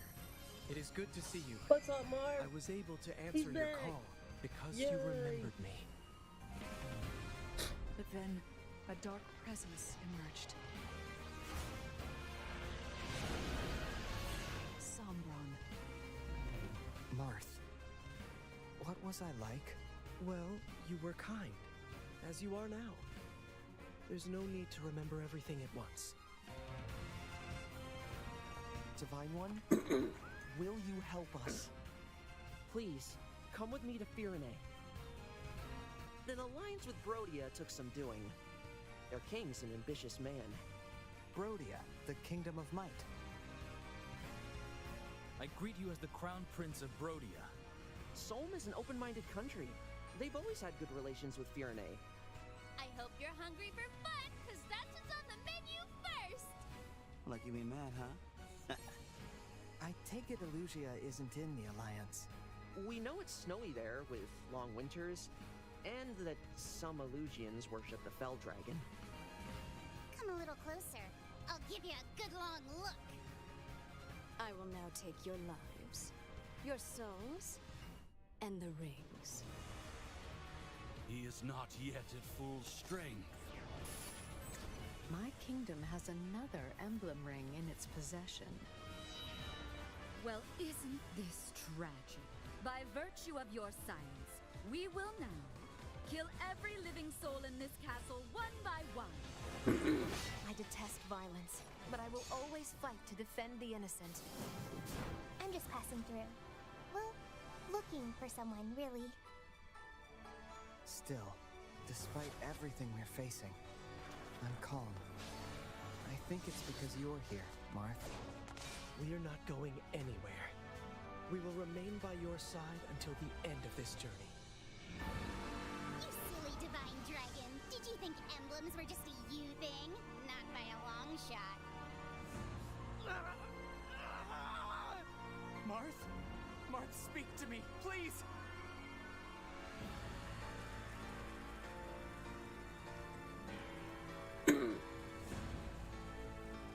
Everyone you care about, they are all dead.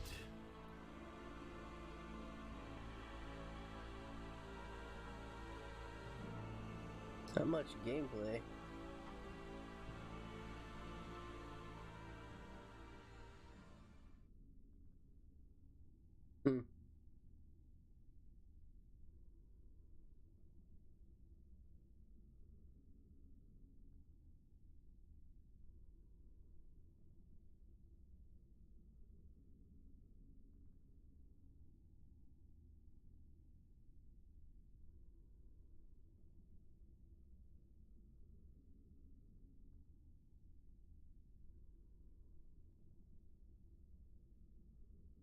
Ready! Je suis prêt! Okay. I wish. No. I wish. No. I wish. Okay. Ich wünsche, nein. Ich wünsche, nein. Ich wünsche. Balloons! Okay. Je souhaite. Non. Je souhaite. Non. Je souhaite. Des ballons! Okay. Yo quiero, no. Yo quiero, no. Yo quiero. Globos! Vale. Chciałbym? Nie. Chciałbym? Nie. Chciałbym? Balony! Dobrze. Negaiwa. Ja. Negaiwa. Negaiwa.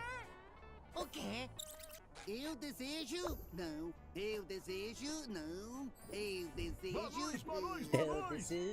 Tá bom. Gás, nem.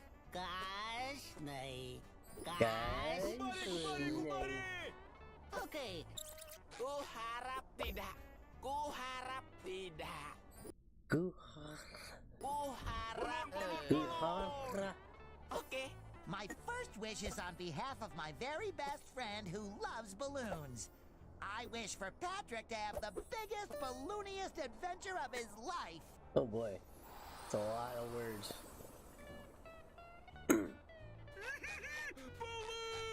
Is it too much to ask for just one day of peace and quiet?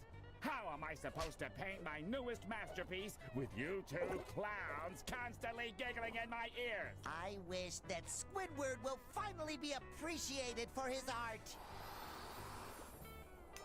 What are you two up to? Wait for it. I wish for the whole world to see how amazing Sandy is. Thanks, SpongeBob! Nifty bubble! 3 hours later.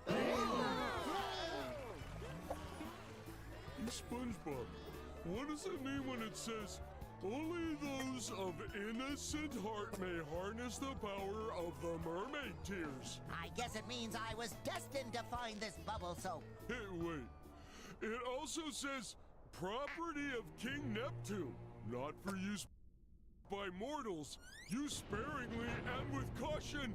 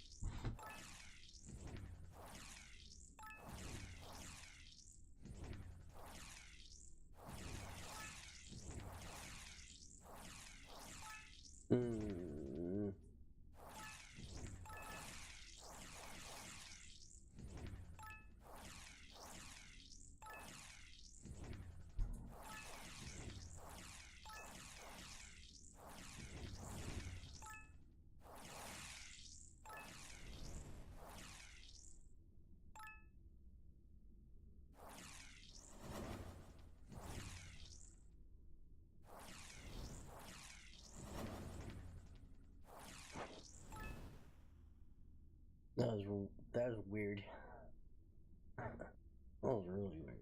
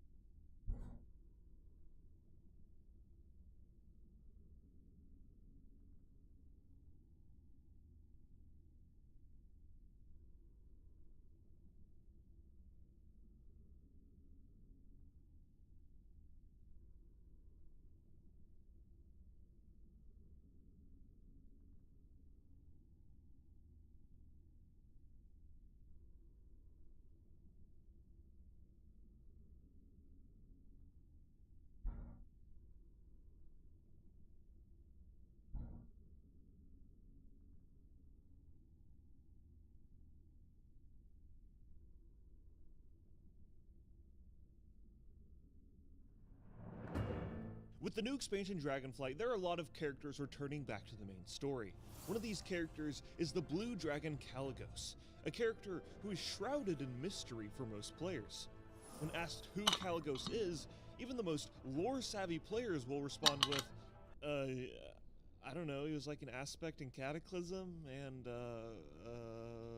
That's because his story was told to players over the past 15 years in 9 books in the legendary quest line that was made for max level rating caster DPS players in Cataclysm. So let's get to the bottom of this. Who is Kalecgos? What is his purpose? And what is he planning to do in the next expansion? But first, I have something to announce to you all. You may now only address me as Lord Platinum WoW, thanks to the sponsor of today's video, Established Titles. You see, with Established Titles, I now have a 1 square foot piece of dedicated land, which by Scottish customs mean that I can be referred to as a lord, and I get this lovely plaque that labels the exact plot that I own. But when it comes down to it, Established Titles offers a fun, novel way to help preserve the nature of Scotland, and are partnered with the global charities Trees for the Future and One Tree Planted, who plants a tree with every order. So not only are you saving the world, but you can also have the ability to officially include your Lord or Lady title on your credit card, your plane tickets, some shit profiles. And really, this will just make a perfect holiday gift for your loved ones. And the first 200 people purchasing a title pack using my link will effectively be next to my plot, meaning that we can forge the Kingdom of Platinum WoW. That is actually just a beautiful preserved forest, but you get the idea.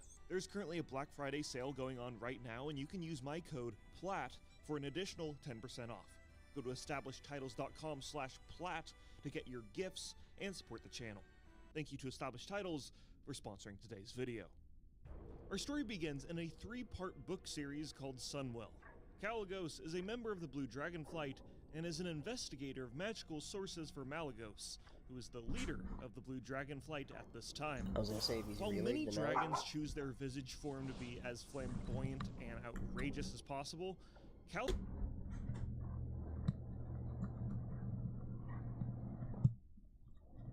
Hold on here.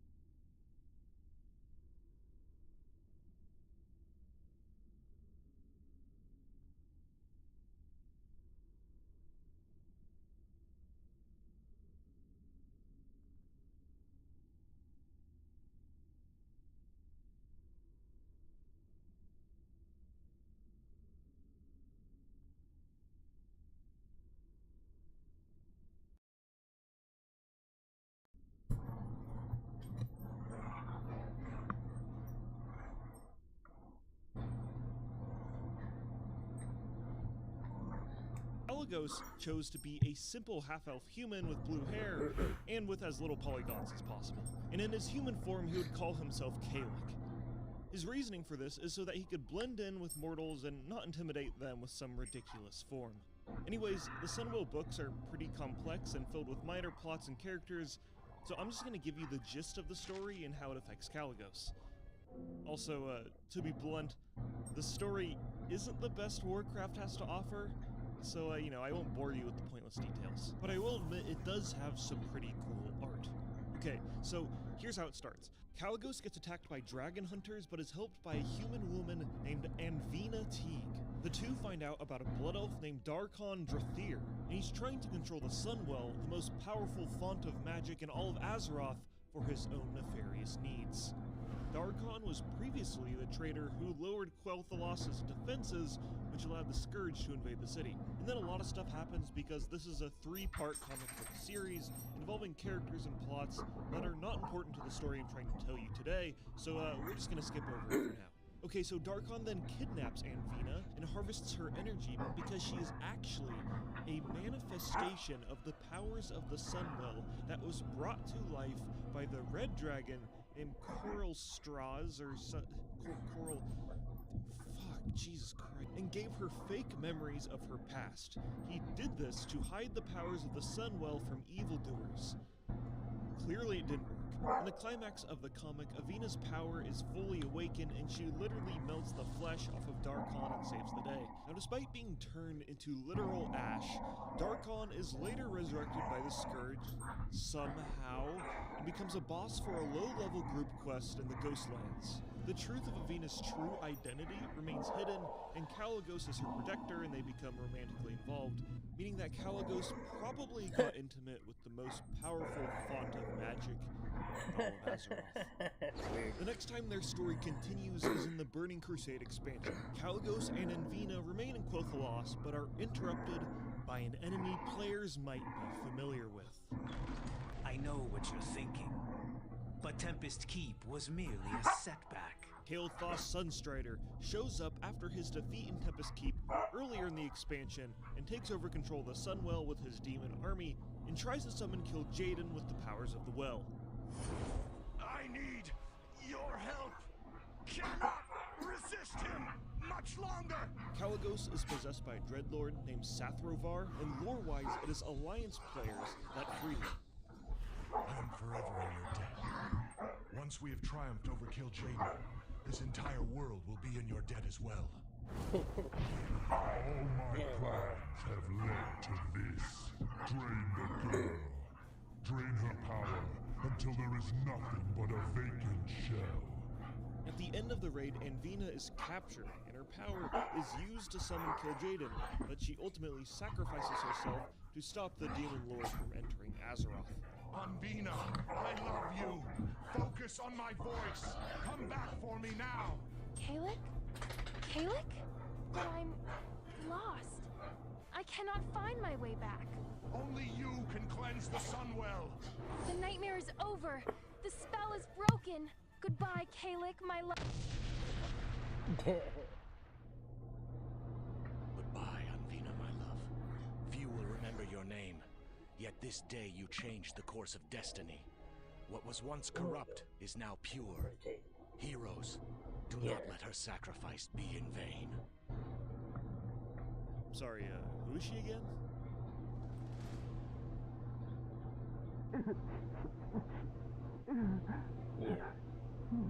Kalagos is now really sad, and his story continues in the book Night of the Dragon. Now, the main plot of this book deals with Sinistharia. Kalagos is just one of the many characters in the book, and since the plot doesn't directly involve him, I'm just gonna skip over this one. Meanwhile, Malygos, the leader of the Blue Dragonflight, goes crazy and wants to hoard all of the magic on Azeroth and kill all mortals. He is slain by the player characters, meaning that the Blue Dragonflight is left without a leader. Flash forward to the Cataclysm expansion, and Kalagos plays a huge role in the questline where players can obtain the legendary staff called Dragonwrath. During the questline, the Blue Dragons are electing a new leader for their flight. Their choice was between Kalagos and another dragon named Aragos, because, well, there aren't really any other fleshed out Blue Dragon characters that are alive. so this is the best we got. Arygos thought that the Blue Dragon should withdraw from the world affairs, but Kalecgos thought the total opposite. Both met during an event called the Embrace, an event that happens every 430 years where Azeroth's two moons overlap each other, and this is the only time a dragon can turn into an aspect. How convenient. But oh shit, Arygos is actually working for Deathwing.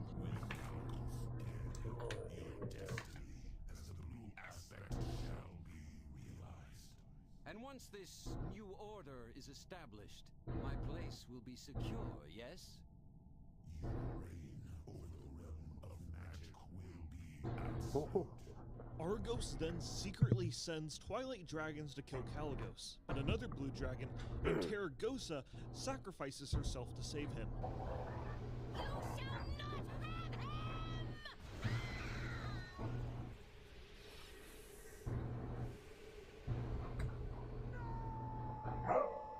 And during the Embrace, the magical powers that be decided to make Kalecgos the new blue dragon aspect, and Arygos gets really pissed off and leaves.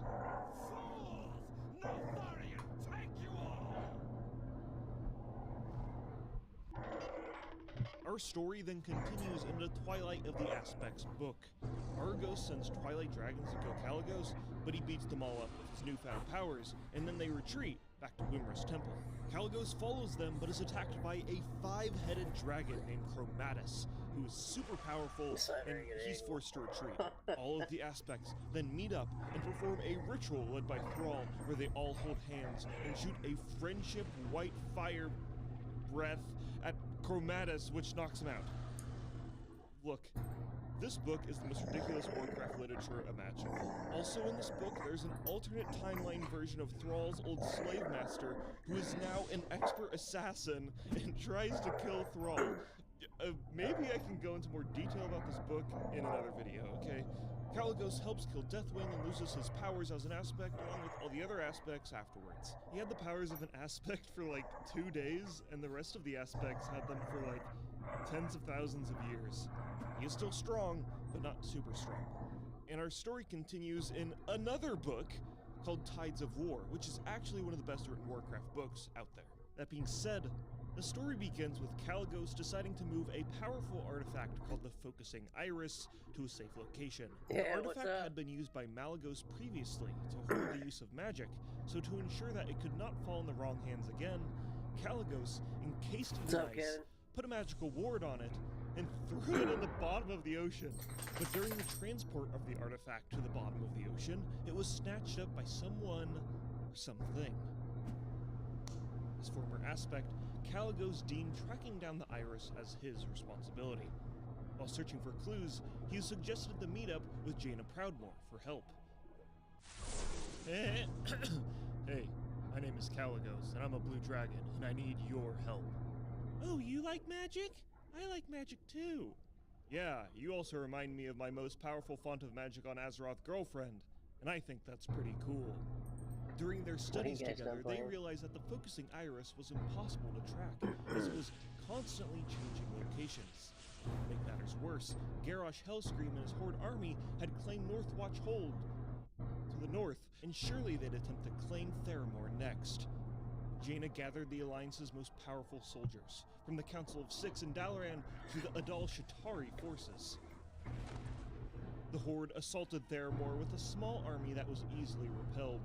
Little did the Alliance know that this was a feint attack, an attack whose only purpose was to trick the Alliance into amassing their most powerful warriors. Then, Garrosh Hellscream revealed that he was using the Focusing Iris to make a giant mana bomb and dropped it on Theramore. Jaina, Kalik, and other allies jumped through a portal before the blast, and the entire city was leveled.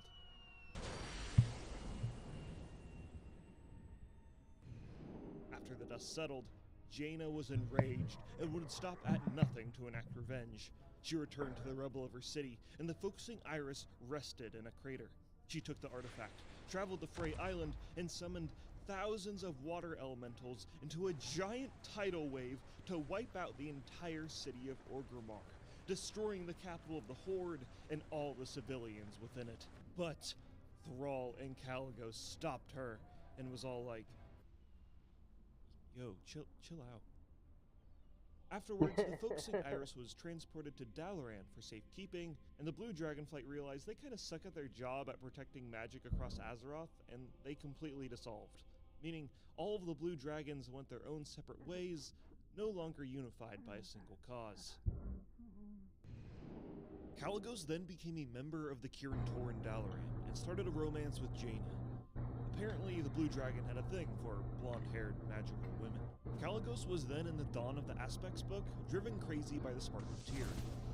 Basically, this entire book is him observing the ancient history of dragons, and he's kind of just an observer, and the real story is the ancient history of dragons. Next, he's in the War Crimes book. He fights an evil version of himself who didn't stop Jaina from destroying Orgrimmar. It's as confusing as it sounds, and my Wrathion video goes into more detail about this whole event. During Mists of Pandaria, Jaina kinda sorta murdered Sunreaver Blood Elves in cold blood for helping construct the mana bomb that destroyed her city. Afterwards, Kalecgos would take her place in the Council of Six. Flash forward to Legion, and Kalecgos kinda just becomes a talking head that directs players to do quests.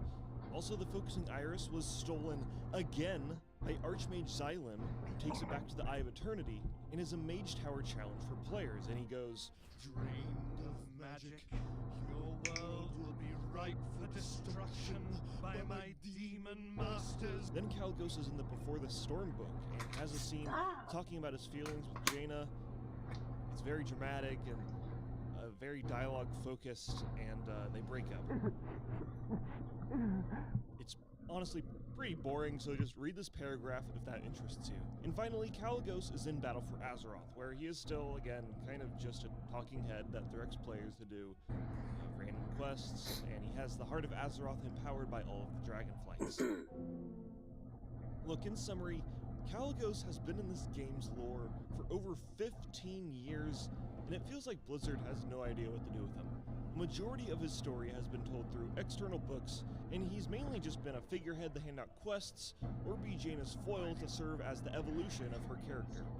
Compare this to a similar character like Wrathion, who has had a clear evolution of his personality that has been shaped over the last decade of his existence. Now that being said, Kalecgos will be returning in Dragonflight, and is attempting to reform the Blue Dragonflight to face the new dangerous threats on the Dragon Isles. Hopefully during the expansion we can get more insight on his character in-game, and most importantly, rejoice in the fact he got a model update, because by the light, look Kalecgos, I ain't gonna lie to you, you were ugly.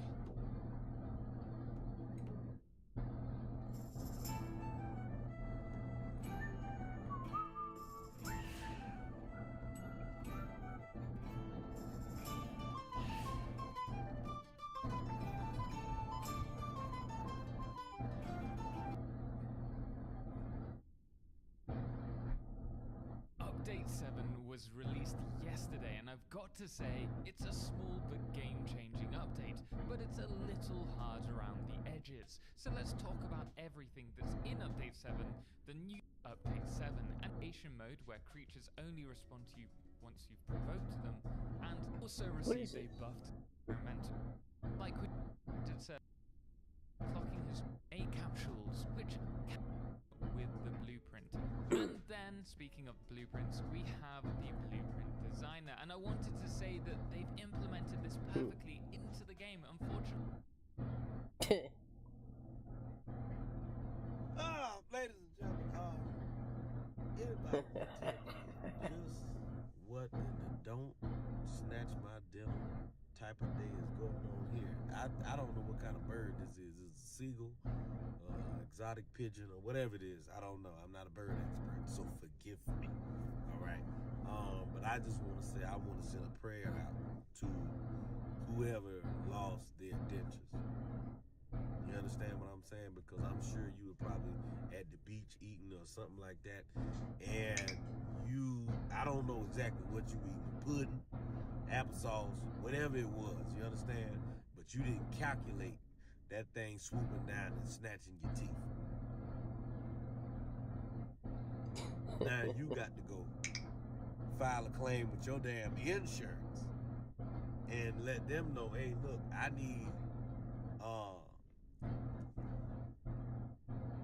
need some more teeth. I need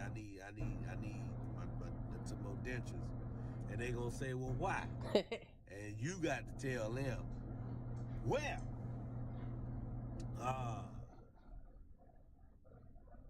damn bird came swooped down and took my damn britches while I had them out. You understand? My gums are hard, and I was gonna try to enjoy a hamburger. I like to eat the hamburger without my teeth, so I pop my teeth out to eat the hamburger. And damn bird swooped down and got him. And I chased the bird, but it's hard to run in sand. So, need some new teeth.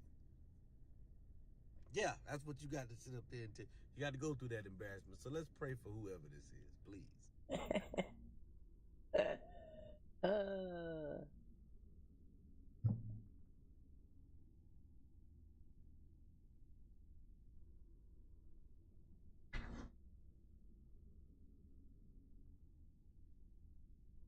How long is this?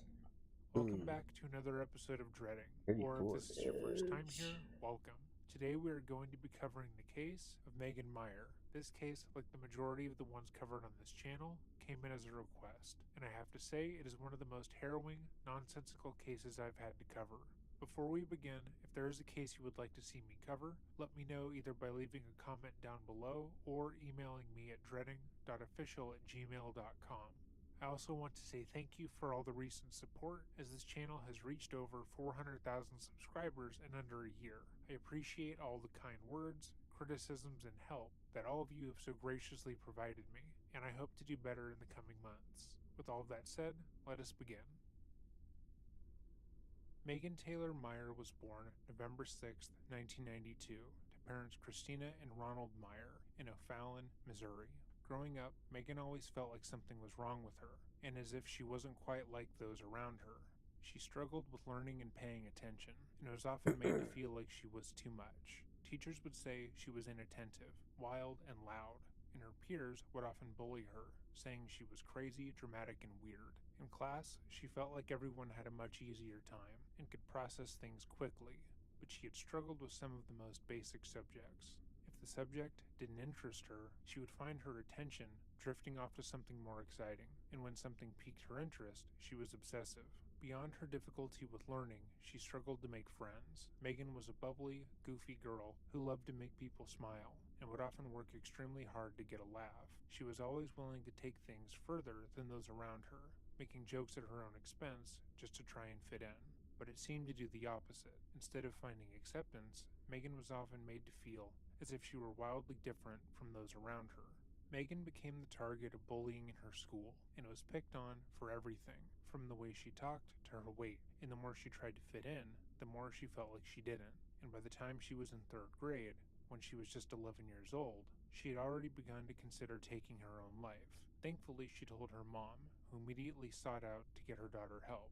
After speaking with a psychiatrist, Megan was diagnosed with attention deficit disorder and depression, stemming from deeply rooted self-esteem issues. Having a name and diagnosis seemed to help Megan and her family for a short while, as they could put into practice some of the advice that her psychiatrist would recommend. But still, the bullying at school didn't stop. Megan did have one friend, though, a girl who lived on her block, who was also in her class, Sarah Drew. Sarah, like Megan, was often ridiculed and bullied, and the girls leaned on each other for support. But as is the case in most middle school friendships, they would often fight, stop speaking, then make up as if nothing happened. Their families were friends, Typical having met girls. when Christina sold the Drews their home, and the girls were often at each other's houses. They spent holidays and vacations together, and when they weren't fighting, they were inseparable. The summer before the start of middle school, Megan told her mom and Sarah that she was excited for school to start. She had hoped that the new year would bring her a new chance to make friends and be seen as more than just the weird girl who everyone made fun of. She felt as if she had matured and had her sights set on befriending the popular girls at school. However, the opposite would happen. The girls who Megan had been so keen on befriending would turn on her in the first weeks of school. And once again, Megan was the target for bullying. This time, the girls in her class focused mainly on her weight, telling Megan that she was fat and unsightly. Every time she ate at school, girls in her class would make cow noises at her and comment cruelly. and she quickly stopped Don't eating keep, during no, the day. don't get cute. Bullying got so bad that Megan eventually broke Stole down my food. and begged her parents not to take her to class.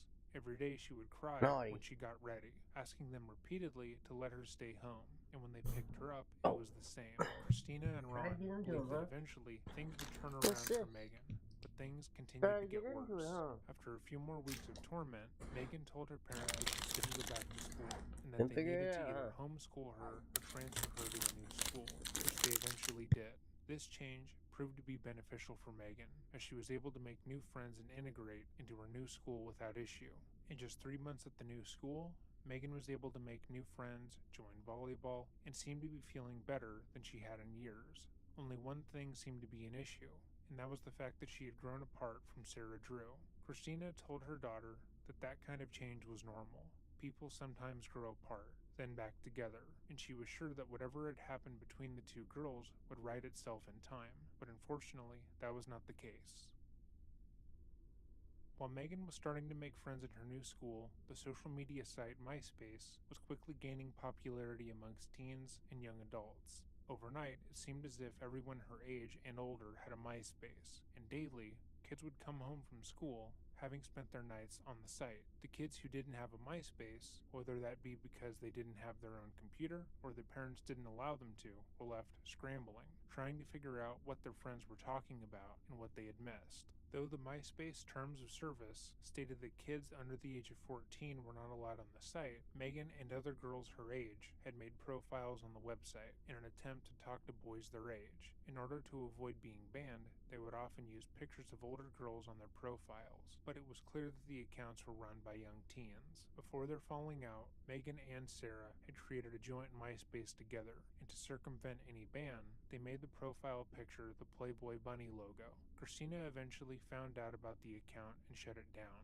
She sat her daughters down and talked to her about the dangers of being online. But Megan, like most teens, didn't care all that much. She just wanted to be included, and that meant getting on MySpace. When Megan started 8th grade, she approached her mom in an attempt to use the social media platform. She told her that she was almost 14 years old, and as such, she should be allowed to make an account on the site. She promised Christina that she would be careful, and told her mom that she could monitor all her messages and posts to make sure she didn't do anything bad, and she would have final say over who she could be friends with on the site. After discussing it further, Christina eventually relented and allowed Megan to make her own account. Within a day of setting up her account, Megan received a friend request from a stranger. The account seemed to be a boy her age named Josh Evans, and according to his profile, he was going to be moving into the O'Fallon area soon and was looking to make new friends. The friend request also came with a message telling her that she was pretty, and Megan swooned. Because of the intense bullying she had undergone throughout middle school, Megan had never received any positive attention romantically, and having a cute guy her age flirt with her made her feel special. She begged her mom to allow her to accept the friend request, and after seeing that the account was run by someone in the area that was her daughter's age, she relented, but not before calling the local police department and asking if there was a way to verify that this Josh Evans profile was real or not. Megan and Josh started talking, and he seemed to be the perfect guy. They had similar interests, and he seemed to like everything she did, and he told her she was the most beautiful girl he had ever seen.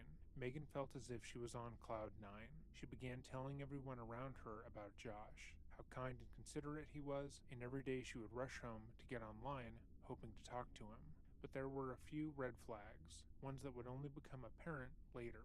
Megan had fallen head over heels for Josh, and would often ask him if they could talk on the phone, but he would refuse, saying that neither he or his mom had a cell phone or a landline.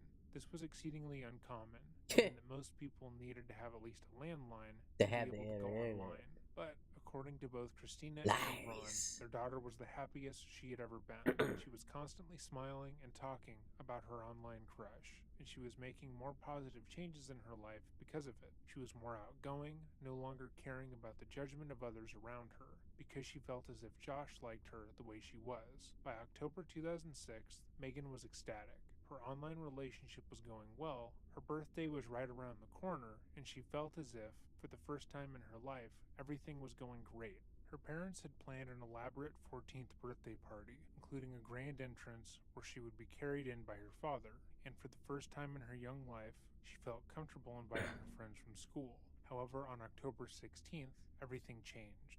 Out of nowhere, Josh's messages changed tone. He told her, "I don't know if I want to be friends with you anymore, because I've heard you're not very nice to your friends." This, of course, shocked Megan. She had no idea where this was coming from, especially given their past conversations, and she desperately asked Josh what he was talking about. She frantically messaged him, asking for some form of clarification, but seemingly got nothing in response. The next day, Megan couldn't get her mind off of what had happened on MySpace. She was down on herself, wondering what had changed Josh's mind about her, and hoping that he messaged her. She attempted to get on MySpace at school to see if he responded, but was forced to wait until she got home to check. And to her shock and horror, Josh had not only responded to her, but he had publicly posted some of their private messages. These messages had been Megan at her most vulnerable, and some had gotten sexual in nature. Messages where Megan had talked about her friends to Josh, vented to him about her life, and more were shared via bulletins, and some had polls attached to them. People began posting their own bulletins about the situation, talking about what they thought about Megan, which was notably all negative. The 13-year-old had no idea what to do. Her life had been so blissful mere days beforehand, and she felt as if everything was going so well, and now she felt alone and violated. Her most intimate moments were being ridiculed by her friends and classmates, and she called her mother hysterical. Christina, not understanding the situation entirely, told her daughter to sign off, believing that whatever was happening couldn't be that bad, but Megan couldn't. She felt as if she needed to defend herself, or at the very least, find out why Josh was doing this. He had been her best friend just days before, and she had no idea what she had done wrong. After her orthodontist appointment, Christina called her daughter to see if she had signed off, only to learn that Megan was even more upset, having gotten more messages from her peers. When her mother returned home, she scolded her daughter, but for not listening to her when she said to sign off. It was a whirlwind. It was Josh saying horrible things to Megan, Megan saying things back to him. Nasty messages from a boy who just a day before meant everything to this lonely girl. One in particular cut deep. The world would be a better off place without you and have a shitty rest of your life. Megan was distraught beyond words. This is the part I'll never forgive myself for, because she was looking for me to help calm her down like I normally always did and be there for her. And I was upset with her because I didn't like the language that she was using, and I was upset that she didn't listen to me and sign off when I told her to. And so I was aggravated with her about that and told her that she knew better. And she just said to me, "You're supposed to be my mom. You're supposed to be on my side." And she took off running upstairs. And for some of the language she had used in the messages themselves. After screaming at her mother, Megan ran upstairs, and it was there where she hung herself from her closet using a belt. Her parents believed she was cooling off after the argument, and that when they got her for dinner that night, she would be calm enough to talk about what had happened that day. But 20 minutes later, Christina would find her daughter. Tina left, walked upstairs. I didn't really pay much attention to it. And then I just heard a blood-curdling scream. I just saw her hanging from her closet. When she just screamed, I was right there. I tried picking her up. I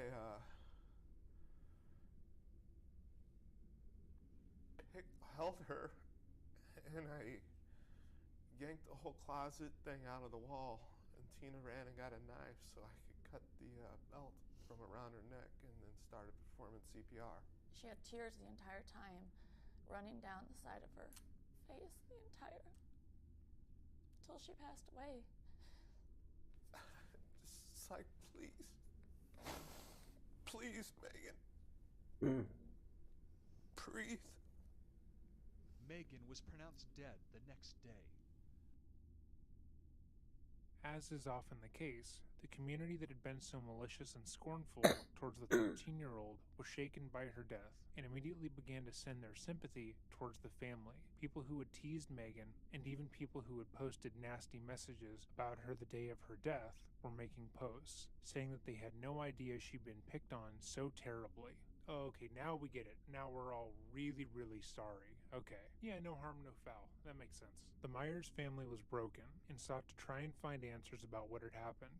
But upon logging into their daughter's MySpace page, they found that the man who had seemingly started the attacks, Josh, no longer seemed to exist. His MySpace, mere hours after Megan's suicide, had been deleted. When Ron Meyer came home from the hospital, he wanted to find Josh fucking Evans, girls. let him know what he had done to his little girl. The first place it was he the tried to girls look at school, was wasn't Josh's it? MySpace page. It was deleted. The whole Josh Evans no longer existed. However, they were able to see her last messages with Josh via AOL Instant Messenger, and it became clear why she had felt the need to take her own life. The boy who had lifted her spirits had told her, "Everybody in O'Fallon knows how you are. You are a bad person and everybody hates you. The world would be a better place without you." In response, Megan simply replied, "You're the kind of boy a girl would kill herself over." It became clear that whatever had happened, Josh Evans had played some part in it. Christina and Ron showed the police the messages and gave them everything they had on the young boy, explaining the relationship between him and their daughter. However, the police quickly noted that online bullying and simply telling someone that they should die didn't constitute a crime. But that wasn't the only issue with the case, as they were quick to discover that Josh Evans didn't really exist. The profile itself led to a dead end, and the investigation seemed to be at a standstill while the police tried to contact MySpace. That is, until 6 weeks after Megan's funeral, when a single mother contacted the Myers family and told them they had information about Josh. While the family didn't know this person directly, they were a close neighbor, and someone who agreed to their measures of talking at their grief counselor's office. It was then that they were informed that their suspicions had been correct. Josh Evans wasn't a real person, but a fake profile that was made with the direct intention to mess with their daughter. And worse still, it was created by Lori Drew, mother of Sarah Drew and friend of the family. In the time since Megan's death, the Drews had provided comfort and kindness to the Meyer family, and had even gone so far to attend the funeral. The mother who had contacted the Myers told the grieving parents that prior to Megan's suicide, she had bragged to her and her daughter about the scheme, saying that they were doing it to mess with Megan. But the day Megan died, she received a phone call from Lori, telling her to keep her mouth shut about the page. A similar thing had happened with Christina Chu, a local hairdresser, who would later come forward to the Myers and tell them that prior to Megan's death, Lori had told her about the fake MySpace and how she was bullying a young girl online. After Megan had died and prior to the funeral, Lori had come back in for a hair appointment, and Chu asked her why she would go to the funeral of the girl she basically killed. According to Chu, Drew stated, "It's not like I pulled the trigger." Christina and Ron were obviously shocked and appalled. They had assumed that what had occurred to their daughter had been the work of teen girls who didn't know any better, but hearing the event was entirely orchestrated by someone over the age of 40, someone who knew about Megan's past issues with bullying and thought it would be funny to attack her and rage them, especially since after the funeral, the Drews had asked them to hide some of their kids' Christmas presents in their garage. The people who bullied their daughter into taking her own life asked them for a favor, and they had done so without question.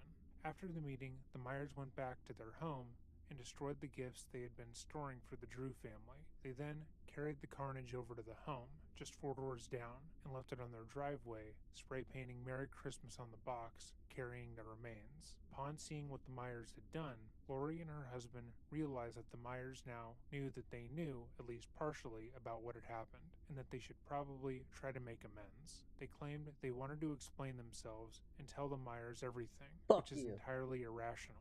How they expected to talk through the fact that they had maliciously bullied a 13-year-old that they knew was depressed and dealt with suicidal ideation to the point of killing themselves, I don't know. But according to their own admission, that's what they attempted to do. They walked over to the home and banged on the door, telling Ron and Christina to come outside to talk to them. The pair taunted the family, saying to come out and speak to them like adults, but they remained inside, with Ron informing them if they didn't get off their property, he would force them off. He had his friends explain to the Drews that they didn't care about what they had to say. I'll meet you on there the was porch no with a reasonable shotgun. How about explanation that? for making a fake account to bully their daughter into taking her own life. Despite this, both Lori and her husband did this countless times, seemingly mocking the family for not wanting to speak to the people who harassed and exploited their deceased daughter. Following the Myers finding out about Lori's involvement in their daughter's death, it seemed that the entire community of O'Fallon had heard about what had happened and sided with the Myers. Tensions grew in the community as most people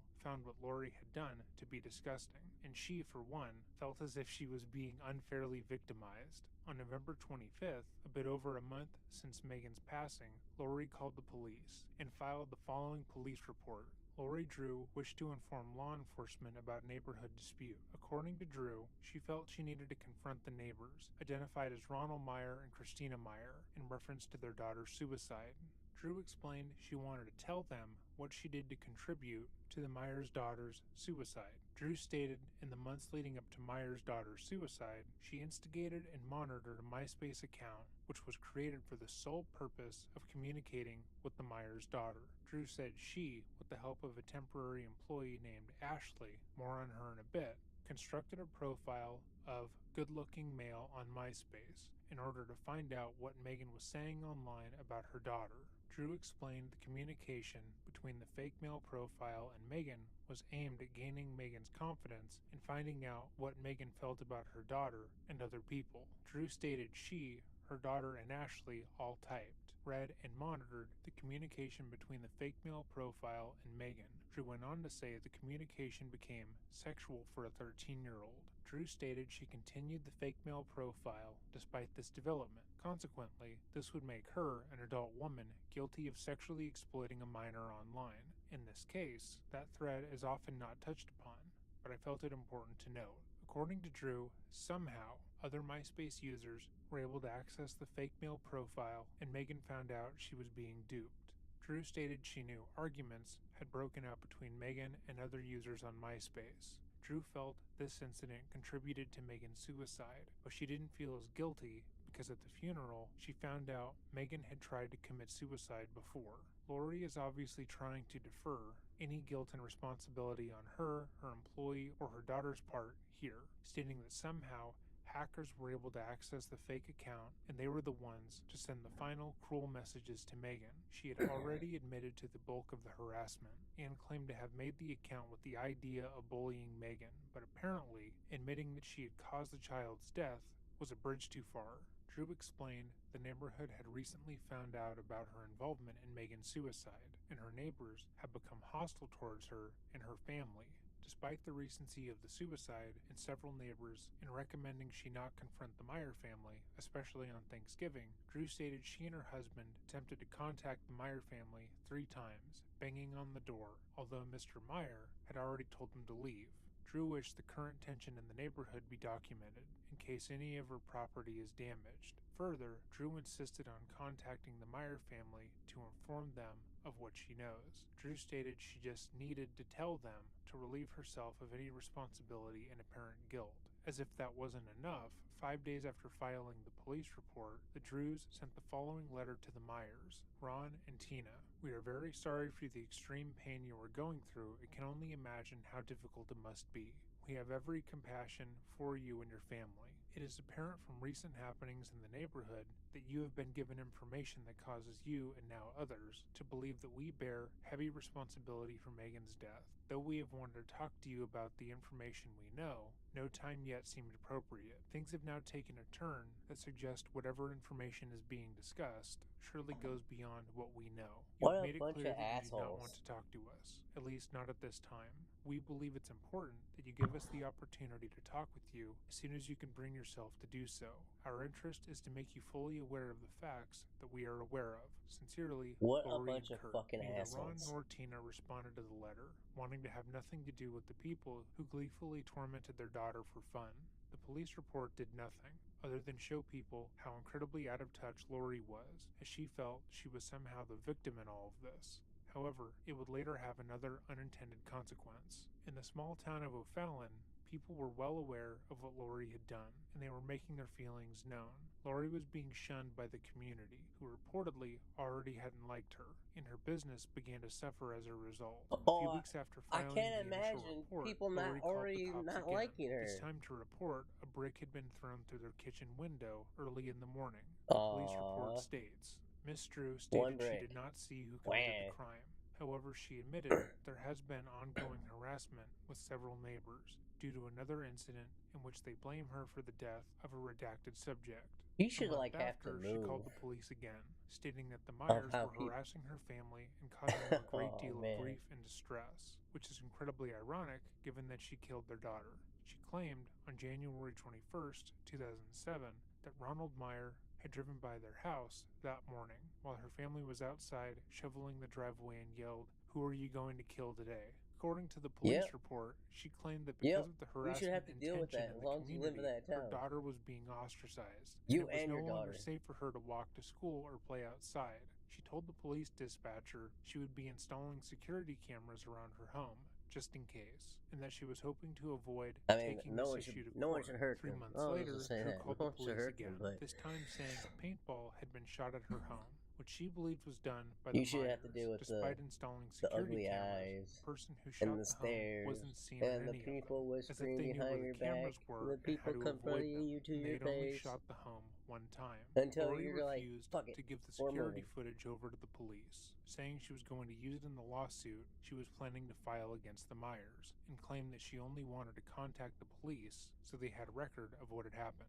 However, based on the details of these claims, many people believe Lori was the one behind both the brick through the window and the paintball being shot at their home. Many people who have been close to the case state that it was clear that she was attempting to make herself the paintball. victim of the situation and paint the Myers as the bad guys, despite what she had done. However, the backlash had barely begun. Oh boy. It wouldn't be until nearly a year after Megan's death that the media picked up on what had happened. The Myers had been advised by the FBI to refrain from talking about Round the two. investigation as it was ongoing. Now the But world after reading knows. an article on online harassment, Megan's aunt, Vicki Dunn, reached out to a reporter to cover the story. After the initial report, the story quickly gained steam, with CNN contacting the Myers to talk about what had happened and how no charges had come down in the case. When reached for comment, a police spokesman said Drew's behavior might have been rude and immature, but it was not a crime. The story grabbed headlines, with people appalled How at is what it not had a occurred. crime? And although Lori's name had been kept out of certain I understand. publications, online sleuths The were able to find her within sexualization part? days. No, Lori's that's a name, crime. address, and phone number were publicized, along with calls to boycott the Drews family business. Despite what she had said about online harassment being not that bad when she did it to a 13-year-old, Lori felt as if, when it was directed at her family, it was too much. As the world was learning about the case, a blog popped up, criticizing how the case was being handled and how people were making it seem like Megan was an innocent victim. The blog was titled simply, "Megan Had It Coming," and detailed what had occurred and why Megan deserved to be bullied. This blog only posted 3 times, in the first 2 posts claiming to be a person close to the case, and then a third post claiming to be Lori Drew. However, Lori denied responsibility publicly. Her lawyer likewise put out a statement denying that Lori had anything to do with the cyberbullying, and instead tried to push all the responsibility on Ashley Grills, an 18-year-old girl who worked at her company. Ashley had no connection to the Myers family and had no reason to torment Megan herself. But after realizing that she had named in the police report, Lori attempted to use the girl to assuage her guilt. However, unlike Lori and Sarah, Ashley took Megan's death extremely hard. When she found out that the 13-year-old had committed suicide after talking to Josh, Ashley felt incredibly guilty. Lori allegedly told her to keep her mouth shut and to tell no one about what had happened, but she didn't know how to cope. She didn't know what to do and became suicidal herself. She sought treatment, and while the investigation was taking place, was in a psychiatric facility dealing with her own suicidal ideation. Because of that, she was never interviewed by the police, and Lori tried to shift blame from herself to Ashley. Diane, so many people have asked, where were the adults in this situation? Well, in an exclusive interview, the young woman who is at the center of all of this is speaking out for the first time and says What do you there was mean? an adult there. And worse, she was taking part. Oh, there. I was like, In what the are you year and a talking half about? since Megan Meyer took her The own adult life was at age there. 13, her small, close-knit neighborhood still is struggling to heal. Just months ago, Megan's parents, Ron and Tina, could barely contain their pain. My life is nothing even remotely resembles what it was before. Lost the daughter, the family, just everything that was about us as a family as a whole no longer is. Never will be. Tina Meyer will never forget the anguish her impressionable daughter felt when a boy calling himself Josh Evans on the popular social networking site MySpace suddenly turned mean and insulting. Tina ordered Megan off the computer, and her daughter stormed off to her room. I went upstairs and opened the door and saw her hanging in the closet and screamed and ran over and tried picking her up. 6 weeks later, they learned there was no Josh Evans, that it was all a cruel hoax created in the home of neighbors Lori and Kurt Drew, whose 13-year-old daughter was unhappy with Megan. While authorities investigated, Lori Drew denied involvement, pointing the finger at this woman, 19-year-old Ashley Grills, as the mastermind of the fake account. But Grills, a longtime family friend of the Drews, insists that Lori was deeply involved in the deception. Who said, let's go online? That was me and her daughter, and then she said, that sounds like a good idea. Lori Drew said that? Yes. So she was in from the beginning? Yes. No doubt in your mind? No doubt. And then you created the character? Yes. Ashley says she found a photo of a good-looking teenager and named him Josh Evans. Josh then contacted Megan. It was a prank, she says, to find out if Megan was gossiping about the Drew's daughter. What did you know about that friendship and whether there was any trouble between them? There was always trouble. They'd be friends one week and in an argument the next. The fake friendship went on for weeks, with Josh flirting with Megan.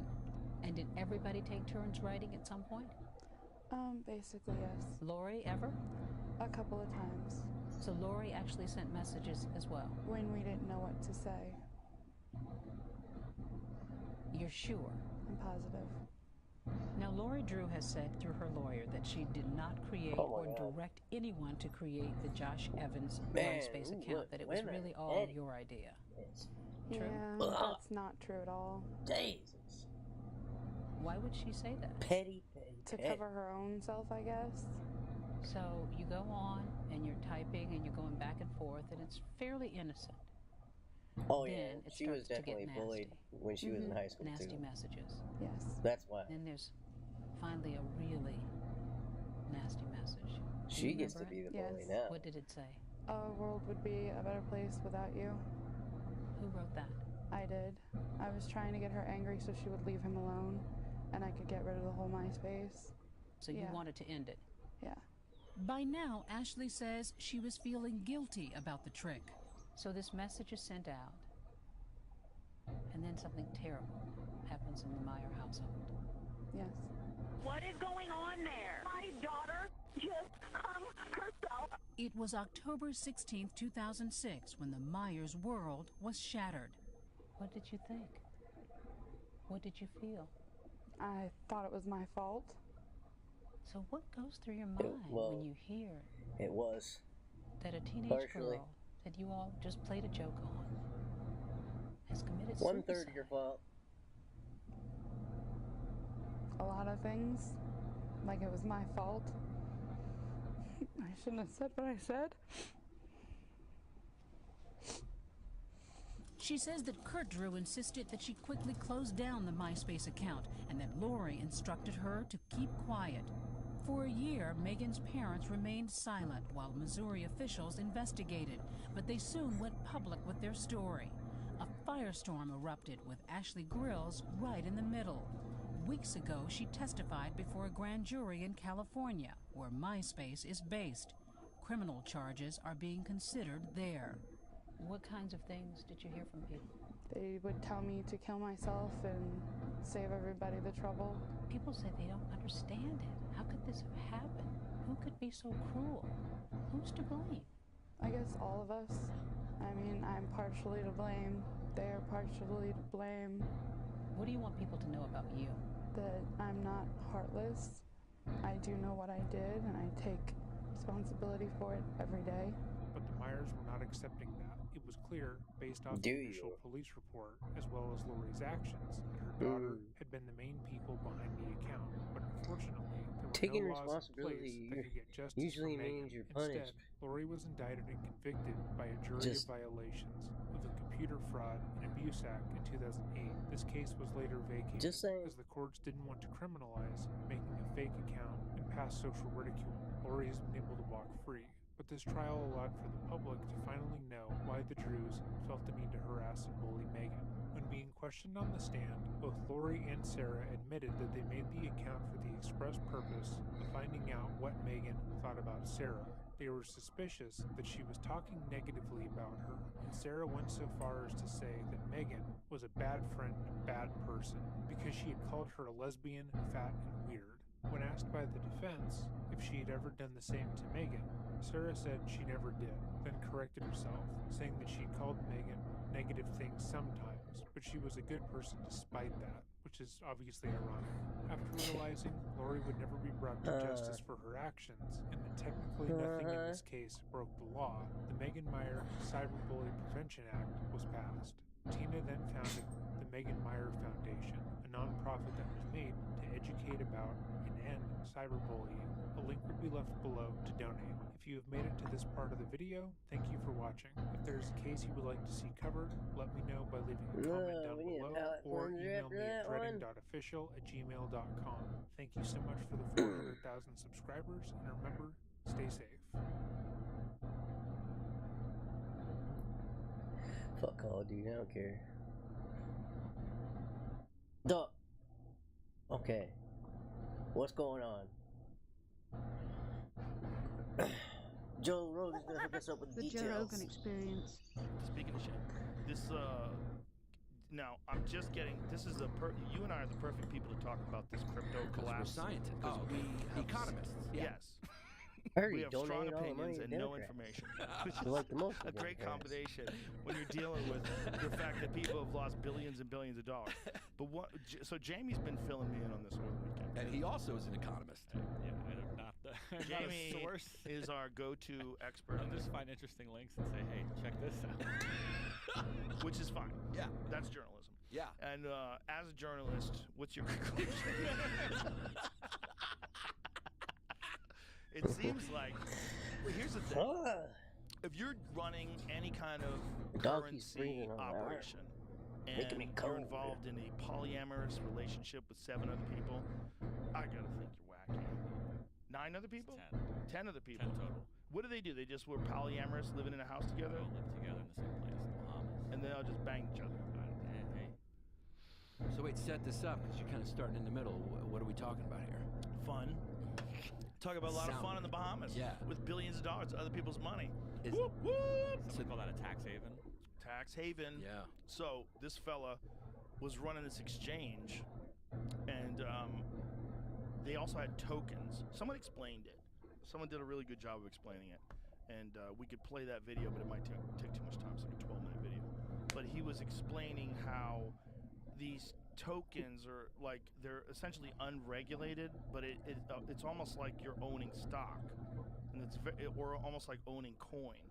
It's very confusing, but it's one of those classic examples of people try to cash in, and then the whole thing came down. Yeah, the term Ponzi scheme has been thrown around quite a lot. Well, there's not just that. There seems to be money missing, like a lot of money missing, that got moved from one corporation to a sister corporation. So this is FTX, right? Yes. Yeah. And apparently they reached out to Coinbase. I read that they reached out to Coinbase, and Coinbase is like, we can't help you. This looks bad. Like, what's going on over here? And then now it's sort of imminently collapsing, and tons of people have invested tons of money over there, and they don't know what the fuck is going on. And people are trying to pull their money out by buying NFTs for ridiculous amounts of money in the Bahamas, because apparently people in the Bahamas still have access to the thing. To the exchange? Is that the case? Yep. Then they would imagine that they're reaching out to the person and buying this NFT that would have yesterday been worth $9 and now is bought for like $10 million.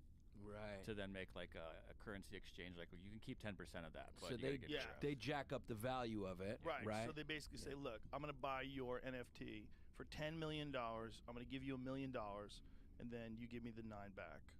And so that's how they're exchanging money and trying to just draw it out of this account. Right. And who knows how that's going to work out. Right. Whether people are going to be like, fuck you, I got your money. You're like, Right. how's that work? Right. But all of it is run by this guy who they were in the middle of profiling him. Who sent me this? I did. Michael Lewis is the guy's name. He's the writer of Moneyball and The Big Short, many books. And so he was in the middle of profiling this guy when everything collapsed, which is wild. Right. Wild. That is very wild. Wild. Yeah. Like, what are the odds that that happens at the exact same time? Because this guy was this wonder kid who had developed this thing, was worth $15 billion. And was, like, wearing pajamas and shit, like one of those, like, eccentric cats. Didn't all of crypto kind of take a big, massive hit, though? I think all of crypto did take a big, massive hit, but I think this is a lot crazier than that. Right. This isn't just like crypto took a hit, everybody's business is fucked. This is like shenanigans. Like some high-level, like serious shenanigans. The most generous billionaire. Yeah. That's part of this. So there's like, this has been unfolding like in real time on Twitter, which has been an interesting place to be for the last few weeks. But this guy apparently during this used a PR, I don't know if this would be a scheme, but a YouTuber was paid to make this piece about him and the way he gives away money, which adds to... Well, he wanted people to know. He wanted people to know he's a good guy. Correct. He reached out to Elon, apparently, while Elon was buying Twitter and offered to chip in $3 billion. And Elon said that set his bullshit meter off. Because, like, Elon's a serious dude. You say, he's like, this guy's $3 million liquid? Or $1 billion, rather. $3 billion liquid? Like, does he have that money? Right. That's a lot of money. Right. Say, like, we're going to buy Twitter for 44. I'm in for 3. Right. $3 billion? Right. That's a crazy amount of money. Yeah. And so Elon said that set his bullshit meter off. Right, because, like, where did he get the $3 billion? Yeah. You can't just say that to that guy. Right. He's like, oh, cool. And he's not going to just say, oh, cool.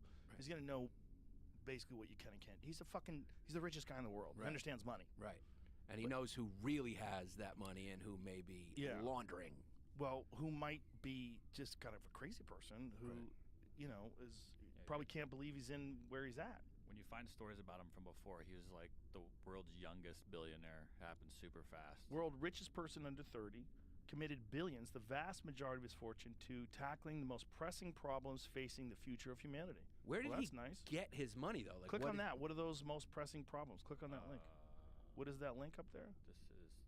It's on Reddit. I'll have to hold on. Oh, it's on Reddit? Yeah. Interesting. Like, I understand where Elon made his money. I think, like all things, he's probably not all bad. It just didn't work out the way he thought it was going to, and it was for so long. And he probably thought he could get away with doing what he was doing. And he probably also thought he was doing good. So if he really is, like, super charitable, he probably also thought that he was way smarter than he was, right? Because he's under 30 and he's a billionaire already. He probably thinks he's the fucking shit. Could you imagine if you were worth $15 billion and you were 28?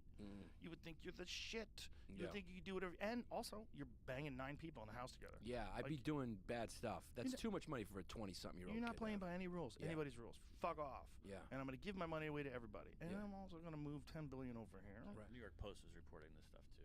Okay, cryptocurrency billionaire broke the bank for Dems. Okay, so this might be real. So amid the jubilation and gloating by Joe Biden, Chuck Schumer, and pals over Democrats' better-than-expected showing in the midterms comes a disturbing story that may explain something about how they won such a curious election. Biden's second biggest donor, cryptocurrency billionaire Wunderkind or Kind? Wunderkind. Sam Bankman-Fried. Is it Fried or Fried? Fried? Yeah. Sam Bankman-Fried, a.k.a. SBF. I like that. Saw his business file for bankruptcy days after the election, but not before pumping $40 million into the Democratic Party to spend on get out the vote and other shadowy ballot harvesting mechanics for the midterms. The shambolic, that's a new word. Yeah. What's that mean? Don't know. What does that mean? Let's find out what that means. I need to know. Shambolic. I'm confused. Shaman-like? What do you think it means? Shambolic. Maybe shaman-like. Chaotic, disorganized, or chaotic, mismanaged? disorganized, mismanaged. Oh, I would say, yeah, definitely. Shambolic, that's a new word. Yeah. 30-year-old whiz kid, once said to have been worth $16 billion, had spent $10 million in helping get Biden elected in 2020. SBF's mother, Stanford law professor Barbara Fried, also the co-founder of left-wing political action committee Mind the Gap, which has raised a reported $140 million to help Democrats win elections through the same get-out-the-vote grift. A more unlikely billionaire you could not find, and of course his money was built on thin air. a math genius with poor social skills, SBF reportedly lived in a polycule, a polyamorous relationship with multiple people in a luxury penthouse with about 10 co-workers in the tax haven of the Bahamas, where his collapsed crypto exchange FTX was headquartered. Wow. This is bad. This is crazy. Yeah. It's crazy that a person like that got to where he was. I mean, Reuters is reporting that between 1 billion and 2 billion of customer funds have vanished from FTX conveniently after the Democrats safely spent his money. At the very least, this is the New York Post. Yeah. At the very least, it's the same negligence and lack of due diligence that the celebrities that endorsed companies like this didn't do. You know what I mean? It's like, well, how could they know, right? If you're a celebrity, just like play devil's advocate. Yeah. If you're Matt Damon or whoever, Kim Kardashian, I mean, people are making money with Bitcoin. There's Bitcoin billionaires. There's Coinbase, which is apparently doing very well. There's Bitcoins that are sponsoring sports. They sponsor arenas, right? They name arenas after them. Actually, I think they have to change one of the arenas. This was one of them, yeah. Yeah. Oh, it did? Which one? Was it Miami? Miami, yeah. Of course it's Miami. It's where all the coke is. Yeah. Party. That's the main economy of that town. So how would they know? Well, I knew. I mean, I don't mean to say that, but it's like I always questioned it and I knew, so how come they didn't know? Maybe if they turned off their greedy fucking hat for 1 second and asked some fucking questions about what's actually going on, they would have known. Been like, what actually is this? But they didn't. They said, oh, he's offering me $30 million so I can endorse them. That'll make people believe in it more and they'll invest in it, and then we'll take that money and all your money that you're hoping is going to turn into more money when this thing blows up, we'll take that and fund the fucking we'll fund the political party. Yeah, it's slippery. It is definitely slippery. There's something weird. That's what happened. There's something very weird about it. It's the same thing. Like, what's the cult again? I keep forgetting. Albany. What he did with the Seagram's daughters, they funneled all the money into his little cult.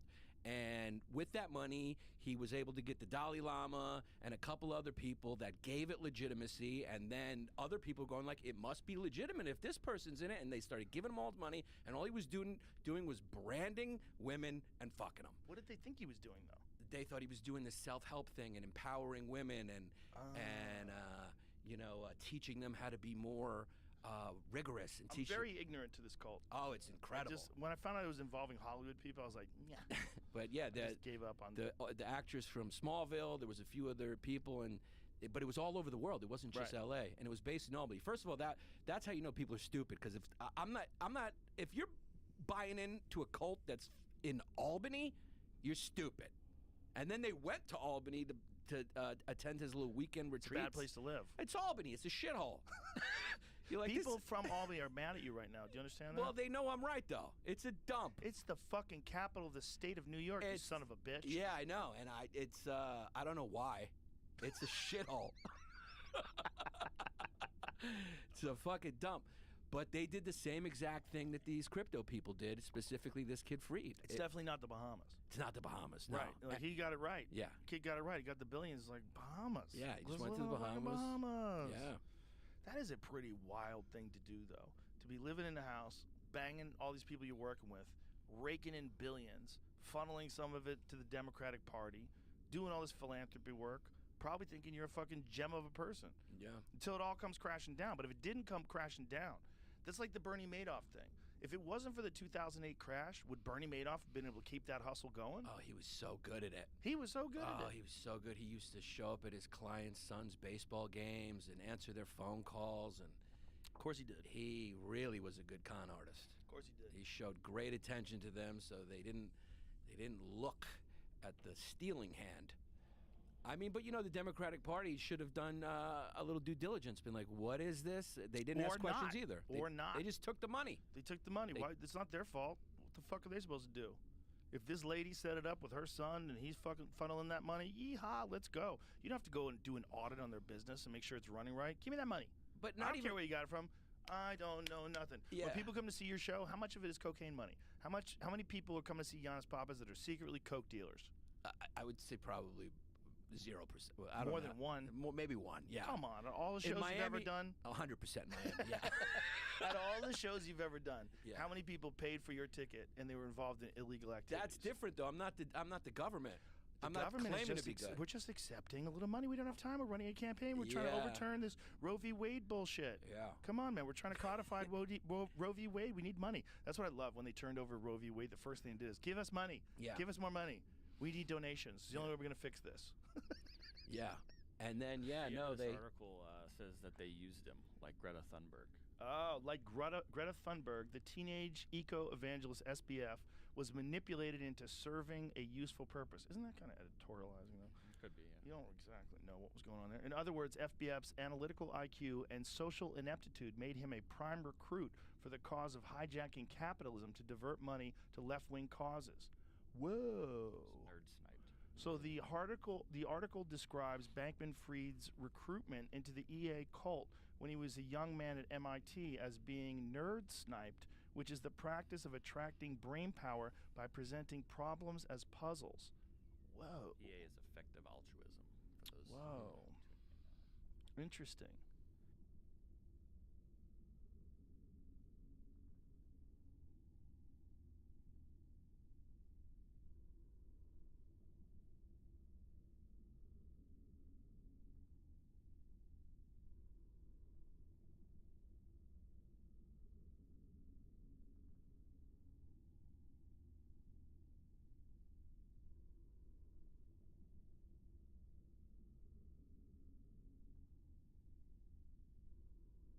Content creation is harder than your 9 to 5.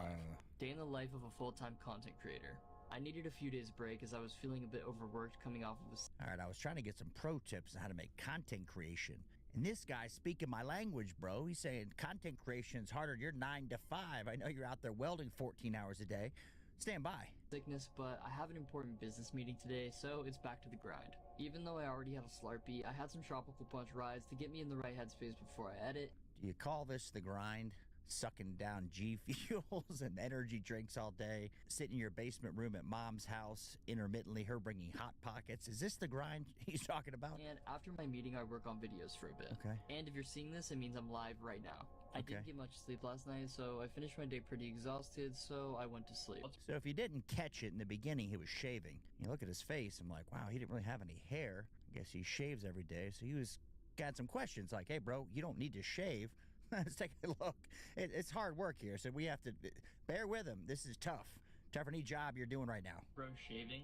I get this under nearly every video I make. Just because I like my face clean shaven doesn't mean I'm shaving nothing. I've grown this beard out for about a month to make this video, and this is probably the... Wait a second. He's grown his beard out for a month, okay? All right, I don't believe it, and I'll tell you why. So even if you got like a scraggly, shitty beard, the hairs are going to be longer than that. I mean, I think it's like painted in. I don't think it's real. I mean, you guys help me out. I've known women that have like little spotchy hairs, right? And they'll grow a month. They'd be long, not like this. The last time you'll ever see it. But the point is, think before you type, because you never know when someone can let the beast out. Wait a second. He just said you never know when someone can let the beast out. So would this be considered the beast right here? What you see here, him not shaving for a month, is letting the beast out. We've got a language problem, my friends. I've heard of letting the beast out, but this ain't it. My morning routine as a small content creator. Okay. I always make my bed when I get up and make myself some G Fuel to get me energy. Does he make his bed because of like a Jordan Peterson thing, or because his mom does it, or he'll be grounded? Then I brush my teeth and take a shower, and most mornings I'll shave my face. I always try to make myself some kind of breakfast, and even though eggs are pretty gross, they give me the fuel I need to edit my videos. Who thinks eggs are gross? What Is are any you one person? talking I mean, about? people like them different. I get it. Sunny side up or scrambled, but are they gross? But wait, he's doing it because he's trying to get the protein and he's working out. Throughout the day. They're also a great source of protein because I recently started loving the gym. Content creation is harder than your 9 to 5. Day in the life of a content creator. I made some G Fuel because I desperately... He must be sponsored by G Fuel. I mean, this kid's adrenals got to be maxed out. Like, we're going to see he's knocking down like 2K of caffeine a day. You don't need that much. If you do, you just stop taking it because it ain't working. Needed to organize, so this should give me the energy that I need.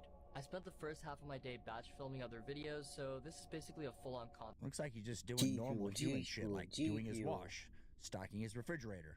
I guess that's called work now. Day. After I filmed, my room was a complete... Wait a second. He's got man purses? Is that what those are? The European man bags? I Yeah. think, remember The Hangover with Alan? mess, so the second half of my day was spent cleaning and editing. I made some dinner and edited the footage that I had, but I was totally drained by the time I was done. I can't tell you, editing does suck, but, you know, reality is sucks it's a ass. pretty cushy gig if you could get it. I don't know how well he's doing. We're going to see. We'll see if he's a big-time guy. We can get some pearls of wisdom for us content creators. Help me out, TikToker. So I went to sleep. Things streamers do that just makes sense. Okay. Ordering out is practically a cheat code. I don't have a lot of free times. Once I get busy editing and The best thing you could do versus eating the pizza is eat nothing. This kid's already skinny fat. He looks just like nothing. Like you squeeze him and just feel like a bone and, you know, like marshmallow on top. Just don't eat the pizza. Just eat cans of tuna and maybe some broccoli. That would be a good start. good workflow, I don't want to kill it by making food. Kill the buzz, bro. I got this pizza. It's like when you're in Vegas on a heater, you can't walk away from the table. You just can't walk away from the editing bay. In under 28 minutes, so it's a pretty good investment of my time. I know editing can be super tedious, so getting some good food in your system will help keep you up as well. This kid and his caffeine, he never ends. I mean, was it like 300 milligrams a pop? He's doing it. We're going to see. He does one at night. Before bed, he's knocking down the ghost energy. I mean, this kid, it's not working for him. I mean, if he's this tired all the time, he's sick, he's tired, I go to bed early, my mom put me to bed because it was past my curfew. Bro doesn't leave his house. Having lots of friends and going out too much can be a really big distraction. I keep my circle really small. Of course, going out with friends is really nice and all, but all of my best friends have common interests with me, so it's a really good environment for... Can you imagine this friend group? It's like the dork gamer crowd. Like no life experience whatsoever. That's the problem with these young guys that want to get into content creation. They ain't got any life experience, so they can relate to other kiddies, but the kiddies grow up and go to work. Then what? What's your, shtick here? Productivity. People call my life sad or depressing, but I like how I live. It makes me happy, so I don't see why there's any... Now, if you looked at him, if I just saw him, my kid brought him over as the gay friend. Would you think he looks happy? He looks sickly, like he needs some vitamin D from outdoors. Maybe one of those grow lamps or something to give him some vitamin D, help him. Anything wrong with that? Typical day in the life of a streamer. Okay. I woke up at 5 today, brushed my teeth and took a that's good. shower. Good then start. I walked to my gas station for some drinks. Okay. Walking in the morning more is a really caffeine. great way to clear my mind, so I try to do it as much as I can. I edited 2 videos waiting for my sheets to... Let me give you a pro tip, a life hack here. Stop Caffeine going to and the gas sugar. station and paying 3 times more for the same drinks you can buy that Amazon delivers. It's an old guy pro tip, but it'll get you far, kid. Dry, and then I made my bed. After organizing, I had a 3-hour stream where I averaged 90 viewers and peaked at about 150. Wait a second. So he's doing this full time. So a 3-hour stream with 150 max streamers. So if you don't know, unless people are tipping him a lot, it's going to be hard to make a living. He may be a startup, right? He's just getting off the ground. I get it. But it seems like he's got the grind going. It's like worse than your 9 to 5, buddy. I don't care if you're cleaning out sewers. This is way worse. Feeling the best today, so I went to sleep. So here's my shoe collection. This is probably my favorite shoe. It's a Balenciaga Triple S Black, and I can pretty much wear it with about I don't even anything. know what that is. Probably my nicest looking and most comfortable. I have no idea what any of this is, but the shoes don't look worn. Do you not wear shoes anymore? Do you like put them in your bag, your man purse, carry them to the car with your sandals on, and then you put them on when you get on the carpet? Maybe it's a shoe collection or something. I'm not that smart. Help me. Shoe are these Dior Jordan 1s. Another really nice shoe that I can wear with practically anything. And obviously these are just reps. There's nightly routine of a small content creator. And what do you think his nightly routine is? Like putting under-eye cream on, kombucha enemas. I know everybody's sick of hearing that, but I'm going to say it again. Some kind of enema, coffee, maybe a G Fuel enema. I think that would be kind of his jam. My schedule clears up after I edit, so I usually walk to the gas station for some Ghost or some Mountain Dew. I'm usually exhausted when I get home. All right, this kid's always exhausted, sucking down G Fuel in the morning, caffeine all day. Before bed, he's sucking down Ghost, which is like 300 milligrams of caffeine. He needs to slow it down. This shit ain't working for you. Just stop. Since it's at the end of my day, I'm saving items in my room. If you want to take your room to the next level, you should get an essential oil diffuser. My favorite flavor is the... Is this a young man or a girl? Now, I get it. I like essential oils. I get all that. But maybe he's got affiliate links. Maybe that's his shtick. You watch his shit, you click down below and get the oil diffuser. Natural oak or the lavender. That way my room always smells like a breath of fresh air. Content creation is harder than your 9 to 5. Yeah. You really don't know how much hard work goes into creating multiple videos a day. Being constantly creative with new... Oh, I know how this goes. Yes, it could be a pain in the ass, but it's not harder than most people's 9 to 5. You're sitting on your ass at home. You don't have to leave. That's a good start. You got to come up with some ideas, but maybe it's not for you if it's that damn hard. If it's harder for him than working, say, at the prison, being a guard, Maybe he needs to recenter, refocus his reality here. Video ideas, trying to make footage look good, getting new shots, taking many, many takes over and over. Wait. See that bear? I had to go back. There's a bear somewhere, like a child stuffed animal. And this is supposed to be harder than your 9 to 5, right? This is serious adult shit. Many takes over and over. It can get to be a lot. So yeah, I'm tired. So all you out there with a 2-hour day commute working 60 hours, his job is harder. So suck it up, bro. He's making the commitment and the sacrifice for you.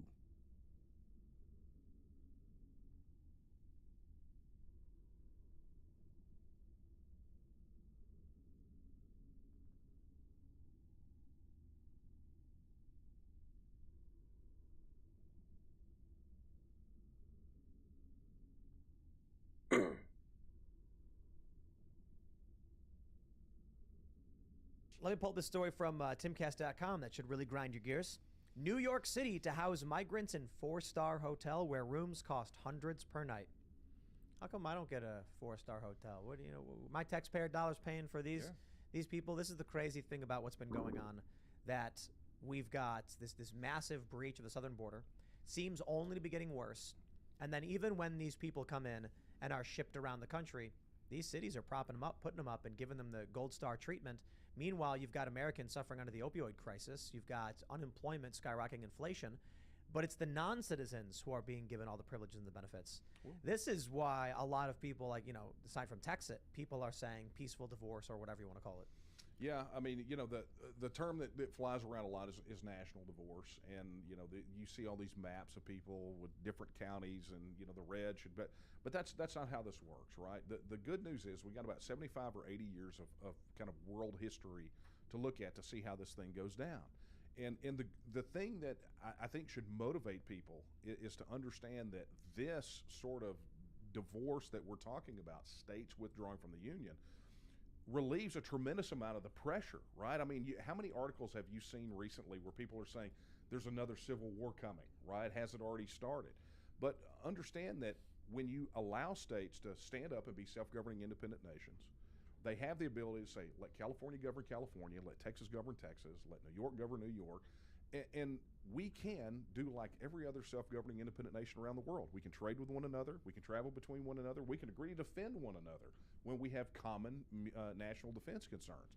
We can do the things that honestly the founders and framers probably envisioned for a union of the states much better than having to take a knee to 2.5 million unelected bureaucrats in Washington, D.C. Yeah. Texas was also an independent country for about 10 years after the... 5 years, I think. Was it 5? We got a solid 9 in.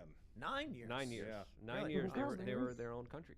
And again, what New York City's doing is taking tax dollars, probably also from the federal government, and putting people in hotels right outside homeless drug dens, where the average citizen there is, of course, affected by the opioid epidemic that, of course, was engineered by Big Pharma and the regulators.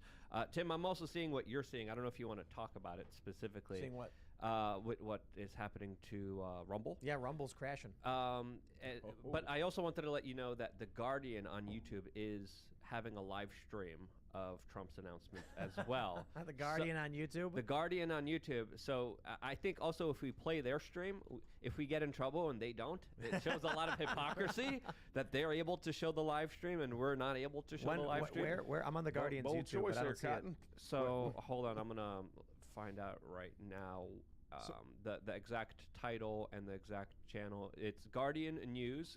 It's the channel with 2.9 million followers, and it's called Donald Trump expected to announce. Yeah, so that's live right now, and look at that safeguards us a little bit as Rumble is down. We could watch the concern here is that Trump's going to say things, and YouTube did this. I think they did to Crystal and Sagar over at Breaking Points. They've done it to RSBN. They've done it to major. I think even like ABC got hit once. I think it was maybe Fox, because you report on what Trump says. They shut you down, and it's the craziest thing. Well, YouTube popped us. We did. So last session, we filed the Texas Independence Referendum Act. The committee didn't give it a hearing. Which State Affairs didn't give it a hearing. So we did what was effectively a virtual hearing. We had voters submit videos in the style of testimony, and we ran it. And the whole thing was like 24 hours worth of testimony. And we streamed portions of it on YouTube as we did it, and sure enough, man, we got popped with a community strike or one of those violations. Yep. for testimony, like literally testimony of voters, and there was none of that. It wasn't people talking about the voter fraud or anything else. I will stress this though. I will file a lawsuit in 30 minutes if YouTube does that to us, because we have a contractual agreement, and this is where Alex Berenson actually won with Twitter. There's a contractual agreement that every user has with the platform they use, especially for a show like ours that is a financial contract. That we produce content, revenue is sold by YouTube, the revenue is split. If they breach that contract by suspending our access without us doing anything wrong, then I'm going to hold them personally responsible for the lost revenue, and then demand an immediate reinstatement. And at the very least, the strike lasts for about a week, but I'll pursue it, all the way to the end to get that money back. The point is this: no one here is claiming there's fraud. No one on this show. If Donald Trump makes some statement that violates their rules, it is not us as doing a show and offering commentary. They can play those games all they want, but I'll sue in 2 seconds. Doesn't mean we'll win. But go get them, Tiger. Well, that's what we saw. Alex Berenson got suspended from Twitter. Yeah. And they successfully sued, saying that Twitter made an agreement that he would be given notice of anything he did wrong, and they didn't. They just removed him, and they removed him because the White House was pressuring Twitter to do so. So he got reinstated. There's also a very compelling case showing, hey, the Guardian and the corporate media get to do this. Why can't we do this if it's really a violation of their rules and regulations? Why are they allowed to do it and we aren't? And this has been happening throughout so many years on YouTube, specifically allowing the corporate media to play by a different set of rules, while, of course, hurting people that do exactly what they do, showing the same footage, showing the same kind of accounts, making the same kind of arguments, showing the same debates. But if you don't have the connections with, of course, the establishment, if you're not the corporate media, if you're not the approved press, you get punished and dinged by it. How can a judge see something like that and say, yeah, this is accurate, this is totally okay for a multinational corporation to do on the world stage when it comes to a major information highway, when it comes to the public interest, the public good? It's absolutely inexcusable what YouTube has been doing recently, and it deserves to be pushed back on. I think it also is important if someone on your show starts spouting off and saying things that are violate the site's terms of service, that you push back and explain that that's violating terms of service and you can't But do is that. the Guardian going to do that? Is the Guardian, if Trump says something, is the Guardian going to stop the stream and say Trump was wrong? Are they going to do that? We No. will do that. And Oh, it's important that we do, because people need to know what the terms of service are, firstly, and why things are happening the way they're happening. But so they where don't do get you have confused. where do you have reporting and where do you have commentary? I don't know what this is all about. What is? The video's now private. The Guardian made it. They're watching the show. They're like, oh, they're on to us. They know. It's no longer a secret. Yeah, it's gone. The Guardian just shut down. The Rumble is back up from what I'm seeing. But and why it's did the up from Guardian shut down their stream? Maybe they were like, oh, we're going to get banned. Yeah. I'll say this, like, what YouTube has done with the censorship rules has created this ridiculous media system that if we host an interview with someone and that individual says bad things, we are held responsible for it. So what? Don't interview anybody ever again? Right. How are we going to challenge bad ideas? How can we put really bad ideas in check? We can't. And when you have so much censorship, you not only destroy the narrative, but you essentially try to, of course, have some kind of psychotic mind control by not even explaining the rules clearly. The terms and services are very vague, they're very generalized, and many times people get punished and they're not even told these vague generalized rules, and they have to self-censor themselves, which destroys the discourse and destroys human progression. Human progression is on parallel with free speech. The more you deny free speech, the less humans prosper. And it's ridiculous. You know, speaking of challenging bad ideas, I want to talk about secession. I'm just kidding. That was a joke, by the way. But that was nice. I do want to talk about it because But your deadpan delivery threw me. Did you like it? Wow. I'm actually very concerned about it because it's what kicked off the Civil War. The first American Civil War was a secession movement. Won't it be great that it'll prevent one this time? Well, what I'm concerned about is a situation where Texas is like, we're out, we voted, we're done, and the federal government's like, nah, that's our oil. We send it around the country. That's our Gulf. Our Gulf of Mexico access. We want it, and we need that Mexican trade route, so we're taking it back. You can't walk with our property. And then there's just comes to blows. Other states are like, hey, federal government, you can't just go in on a state like that. They're sovereign. Then they join the secessionist movement, something like that again. And how would you avoid something like that? Well, I think what we're doing is trying to avoid that. I mean, that's why we're following a process. And this is what I tell people. You know, the good news is that when we woke up today, it wasn't the 1800s, right? So post-Civil War, the world kept spinning, things started happening, and the position on this has evolved quite a bit, right? So you look at what the federal government has done literally since 1945, I'd say, you know, post-World War II. They've sent our grandfathers, grandmothers, fathers, mothers, some of the people probably watching today, our sons and daughters, like include my son, off to fight, protect, bleed, some instances die for the right of self-determination for other people. So, you know, what we're talking about here in this process is effectively the process that we have seen the United States protect around the world, which is you put a question of this importance to the people, you let them debate the issue, and then you let them vote on it, and then you respect the outcome of the vote. Now, that being said, you know, could the federal government react poorly? Sure they could. But, you know, what does that say then ultimately about the federal government, right? What does it say? Because at the moment they begin to start acting like Bashar al-Assad or North Korea or, you know, any of these other folks, I mean, they pretty well just told us exactly why we're doing. They've legitimized our position and why the people of Texas voted that way anyway. Do you think that Abe Lincoln reacted poorly when he started a war to stop the secession? Do I think he reacted poorly? Yeah, I believe Abe Lincoln probably reacted poorly. I think that probably could have been handled. But here's the thing. I'm not here to adjudicate the past, right? I'm not here to try to look back and second-guess what happened in the 1800s. I'm here to try to look forward to see what Texas can do to prevent what's happening to it right now. Thanks for watching this clip from the Timcast IRL podcast. Hang out with us live Monday through Friday at 8 p.m., and become a member over at timcast.com for uncensored, members-only shows exclusive. Thanks for hanging out, and we'll see you all next time.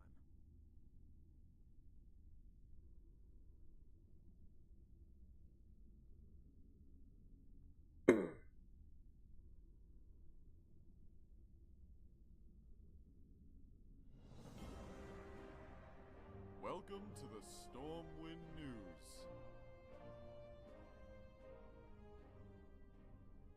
A wave of terror grips the Alliance as many of Stormwind's citizens are concerned that the malevolent beings known as the Old Gods may have infiltrated our society and are attempting to corrupt it. One man even claims he was married to an old god. I was happily married for 15 years. Then I find out my own wife was an old god. I still remember our wedding day. She was so beautiful.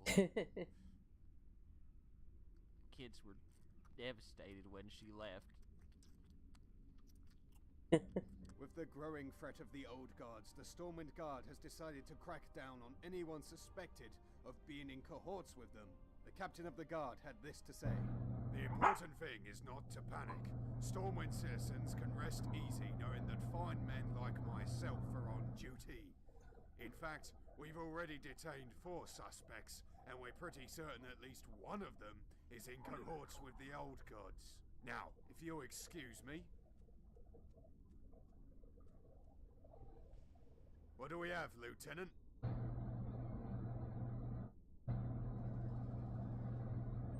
That gnome looks kind of shifty.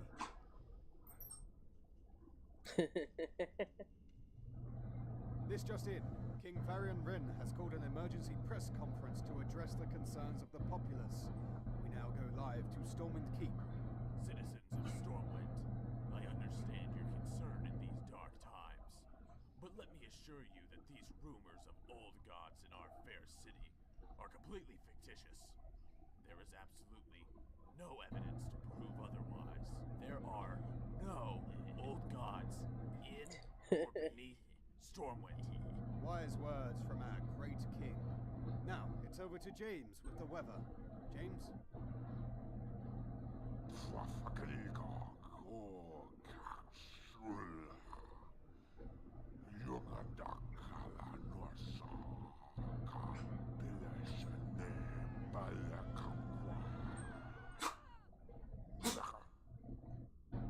Thank you, James. That brings us to the end of our news segment. From all of us here at Stormwind News, we bid you farewell. And remember, glory and honor to the Alliance.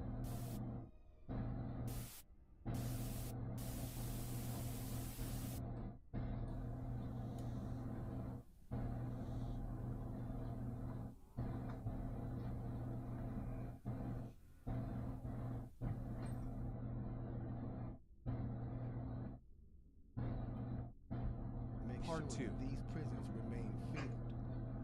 Our job would be to help make this happen by making music which promote criminal behavior, rap being the music of choice. He assured us that this would be a great situation for us because rap music was becoming an increasingly profitable market for our companies, and as employees, we'd also be able to buy stocks in these prisons. Immediately, silence came over the room. You could have heard a pin drop. I remember looking around to make sure I wasn't dreaming and saw half of the people with dropped jaws. My daze was interrupted when someone shouted, "Is this a fucking joke?" At this point, things became chaotic. Two of the men who were part of the unfamiliar group grabbed the man who shouted and attempted to remove him from the house. A few of us, myself included, tried to intervene. One of them pulled out a gun and we all backed off. They separated us from the crowd and all four of us was escorted outside. My industry colleague who opened up the meeting earlier hurried out to meet us and reminded us that we had signed an agreement and would suffer the consequences of speaking out about this publicly or even those who attended the meeting. I asked him why was he involved with something so corrupt, and he replied, "It's bigger than the music business and nothing we'd want to challenge without risking consequences." We all protested as we walked back into the house. I remember word for word the last thing he said. "It's out of my hands now. Just remember you signed an agreement." He then closed the door behind him. The men rushed us to our car and actually waited until we drove off the property. Damn. This person actually ended up leaving the music industry after this happened. A few years after this, he ended up leaving the music industry. And he'd say he just over the years he just felt guilty because he said as he sat back and he watched these plans come to a reality over 2 decades, he sat back and was like, wow, they really pulled it off. Yeah.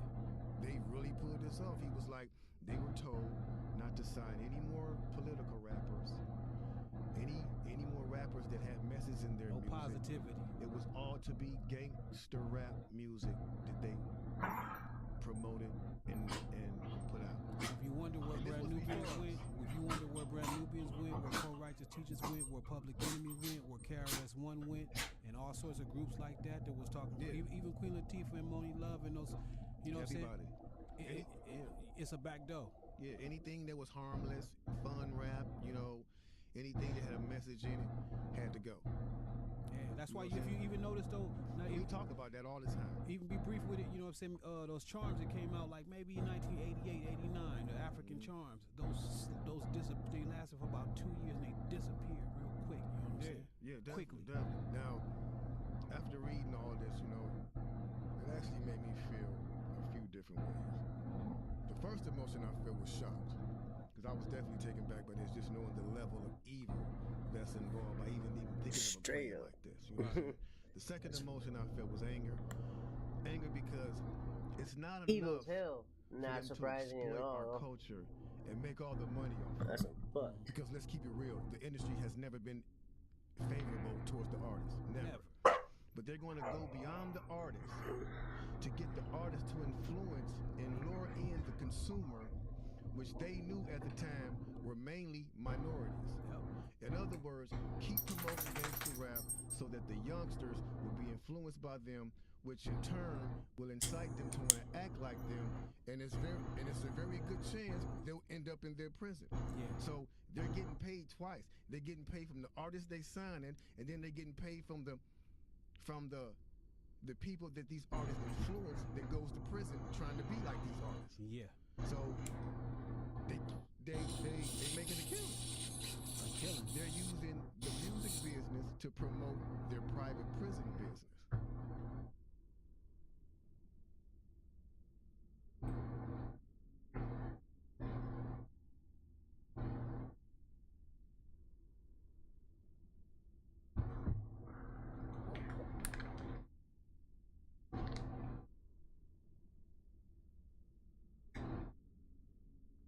watching the news now, they're declaring the end of the Trump era. Now, okay, I can see how in New York you might believe this is the end of his era. A lot of you don't understand.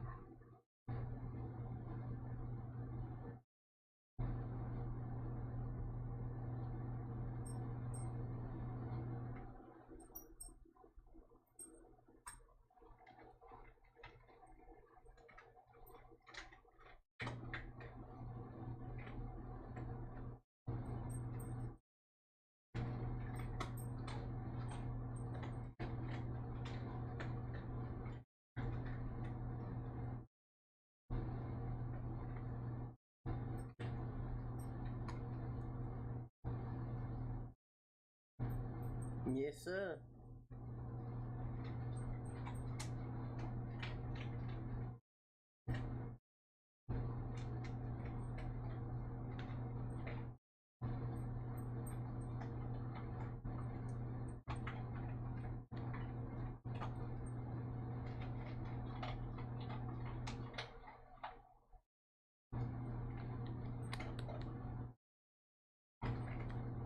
Seriously? Hey, you gonna drink that? I wasn't actually planning on drinking it or anything. Oh, God. What have you done? Get away from it. Get away from there. Get away before it's too late. Oh, no. I can't get away from it. It's everywhere. Oh, God. Oh, God.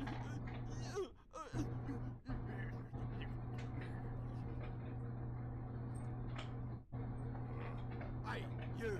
Did you drown that guy, you knife-eating bastard? I really didn't do anything. He just ran up and drowned himself. I'm taking you in, Night Elf. Oh, wait. I can't swim either. Oh, no! A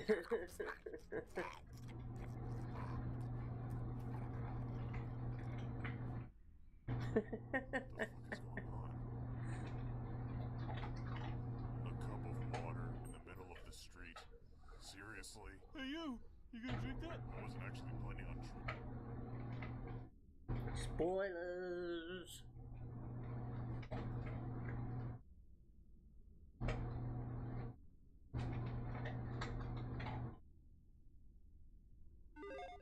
Obviously, we play video games for the journey, but sometimes the ending's pretty important. The best kind of ending is the kind that absolutely melts your brain. Hi folks, it's Falcon, and today on Game Ranks, 10 of the most mind-blowing endings in video games. Just as a warning before we get going, this is a spoilerific video. We're literally talking about the twists of these games, so if you hear a game that you don't want to know the twist to, either skip it or shut it off, because that's exactly what we're going to talk about. Starting off with number 10, it's the Final Fantasy VII Remake. For most of the story, it remained a pretty faithful retelling of the Midgar portion of Final Fantasy VII. Sure, they expanded a few things, but otherwise it seemed like it was just going to be the same story with a modern coat of paint. However, there are some clues that things aren't exactly what they seem. Sephiroth making an appearance much earlier than he does in the real game is very interesting, but that's something you would expect from a remake like this. What's harder to understand, at least at first, is the appearance of these ghost creatures called Whispers. Now, they do drop a lot of clues, and all these little clues and changes come together in the conclusion, where Cloud and friends battle, and eventually actually defeat the Whispers, and it's revealed that these things are actually creatures generated of the planet to undo changes to the timeline. It's never explicitly stated, but it's heavily implied that the ending with Sephiroth, that one is the one from the original game, and therefore original timeline, that somehow gained the ability to travel through time, and he's trying to find a way to undo his defeat. Wow. Lend me your strength. Let us defy destiny together. That makes the Final Fantasy VII Remake kind of like Sephiroth's Cosmic Do-Over, and by destroying the Whispers, you are inadvertently playing into his hands. Which also means next Final Fantasy VII Remake game, we know it's a trilogy now, the second in the trilogy can go in whatever direction it wants. Things are already changing too, because it looks like Zack, an important character from the original game, who died before the original story started, is still alive. Or it could be a flashback from an alternate timeline, I don't know, but the ending of the Final Fantasy VII Remake was mind-blowing, because it revealed the game was a remake in more ways than one. At number 9 is Soma, probably one of the best horror games in recent memory. Soma is a game with a ton of these big ideas about free will, consciousness, the nature of the self, and it's incredibly bleak and creepy. It all comes together so well in the game's shocking ending, too. There's almost too much going on in the game to fully explain what's going on, but the gist is that you play as Sim Jarrett, a guy who's been brain scanned in 2015, suddenly wakes up in an underwater research facility called Pathos 2 in the far future. The whole place is in disrepair, it's patrolled by grotesque machines that seem to think that they're human.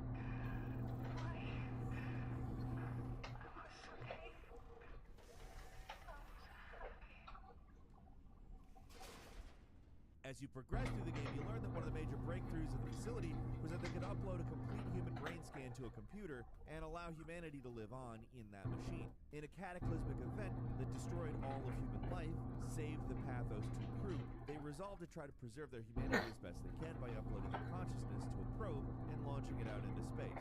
That's the main goal of the game, uploading your consciousness to the probe, which contains a fully realized simulation, and escape from this leaky and ruined science facility. At the end, you finally succeed. You launch the probe after uploading your consciousness at the last minute, and you find that you're still stuck underwater. It wasn't you that was uploaded, it's just a copy. Simon, I can't keep telling you how it works. You won't listen. You know why we're here. You were copied onto the Ark. You just didn't carry over. You lost the coin toss. We both did. Just like Simon and Overrun. Just like the man who died in Toronto 100 years ago. You're trapped underwater, and you're not going to escape. There's a post-credit scene that shows your uploaded consciousness inside the computer in a simulated environment. Looks peaceful, but the philosophical implications are pretty mind-blowing. Is the copy you, or something else entirely? And what is humanity anymore anyway if you're just brain scans in a probe in the depths of space, which will only eventually fail anyhow? I actually thought about this back in the day watching Star Trek. When they beam someone somewhere, they disassemble and reassemble all of your molecules. They kill you. Wouldn't that kill you? Like, wouldn't your consciousness end? That they turn on another reassembled version of you somewhere else, besides the fact that that brain is loaded with your memories, there's no guarantee that your consciousness would actually travel along with you. Perhaps it's an entirely new consciousness operating on all of the same memories and variables. I'm willing to bet that is something that influenced the devs on Soma, and it'd be something I would love to talk to them about. There's so much to talk about in this game. At number 8 is Infamous 1. If you're looking for something a little less cerebral, but still very amusingly mind-blowing, you gotta look no further than the first Infamous game. You play as Cole McGrath, a dude in the wrong place at the wrong time who gains the power of electricity, and from there you just get to do whatever. You can be a hero, you can be a villain, but either way you face off against Kessler, the leader of a secret society of superpowered individuals. Like a lot of villains, this guy's constantly testing Cole and forcing him to make difficult decisions. It's a pretty common bad guy trope, and usually the intentions behind it are nebulous at best. Not so much here. At the very end of the game, you find out the totally crazy truth is that Kessler is a future version of Cole, who has gone back to the past to toughen himself up and get him ready for a much more dangerous threat. For most of the game, you think Kessler was being evil for evil's sake, but he's actually trying to train you so that you're capable of taking on this new threat. It's a pretty wild twist just to introduce completely...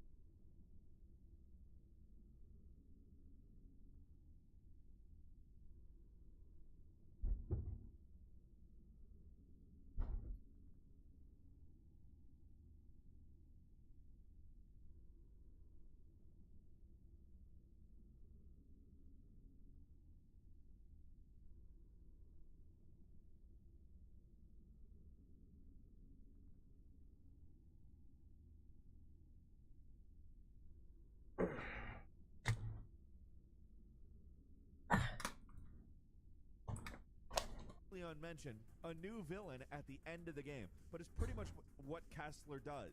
And it puts it all into a new light. It's not brilliant or anything, it's honestly kind of ridiculous, but it's mind-blowing and it's fun. And number 7, Shadow of the Colossus.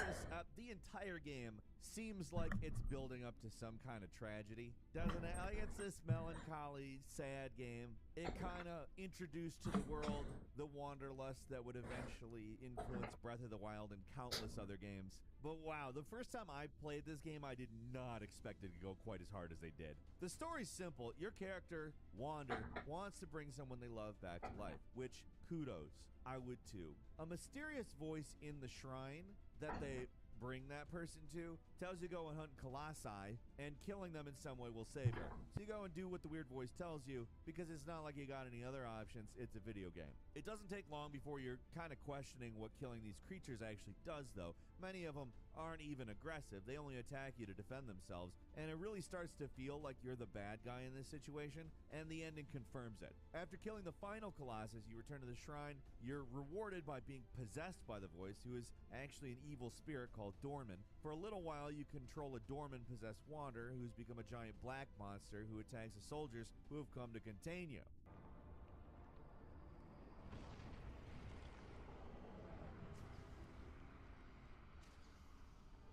The spirit's eventually sealed away by the priests, and while the girl you're trying to save seems to be alive, Wander has been transformed into a baby with horns, which reveals the game is actually a prequel to the game Ico. It's a weird and very surprising ending, especially for when the game actually came out. And number 6 is Spec Ops: The Line, set in a sandstorm-ravaged Dubai, ruled by a treasonous U.S. Army battalion that defied orders to leave the city. You play as Captain Walker, a soldier sent to make contact with the damned 33rd and convince Colonel John Conrad to come home, but it all spirals out of control fast. This is another one of those games where you just know things are going to take a dark turn at the end. I mean, it takes multiple dark turns at various points in the story, but you really know the ending's not going to be happy the whole time. The atmosphere is dense and oppressive.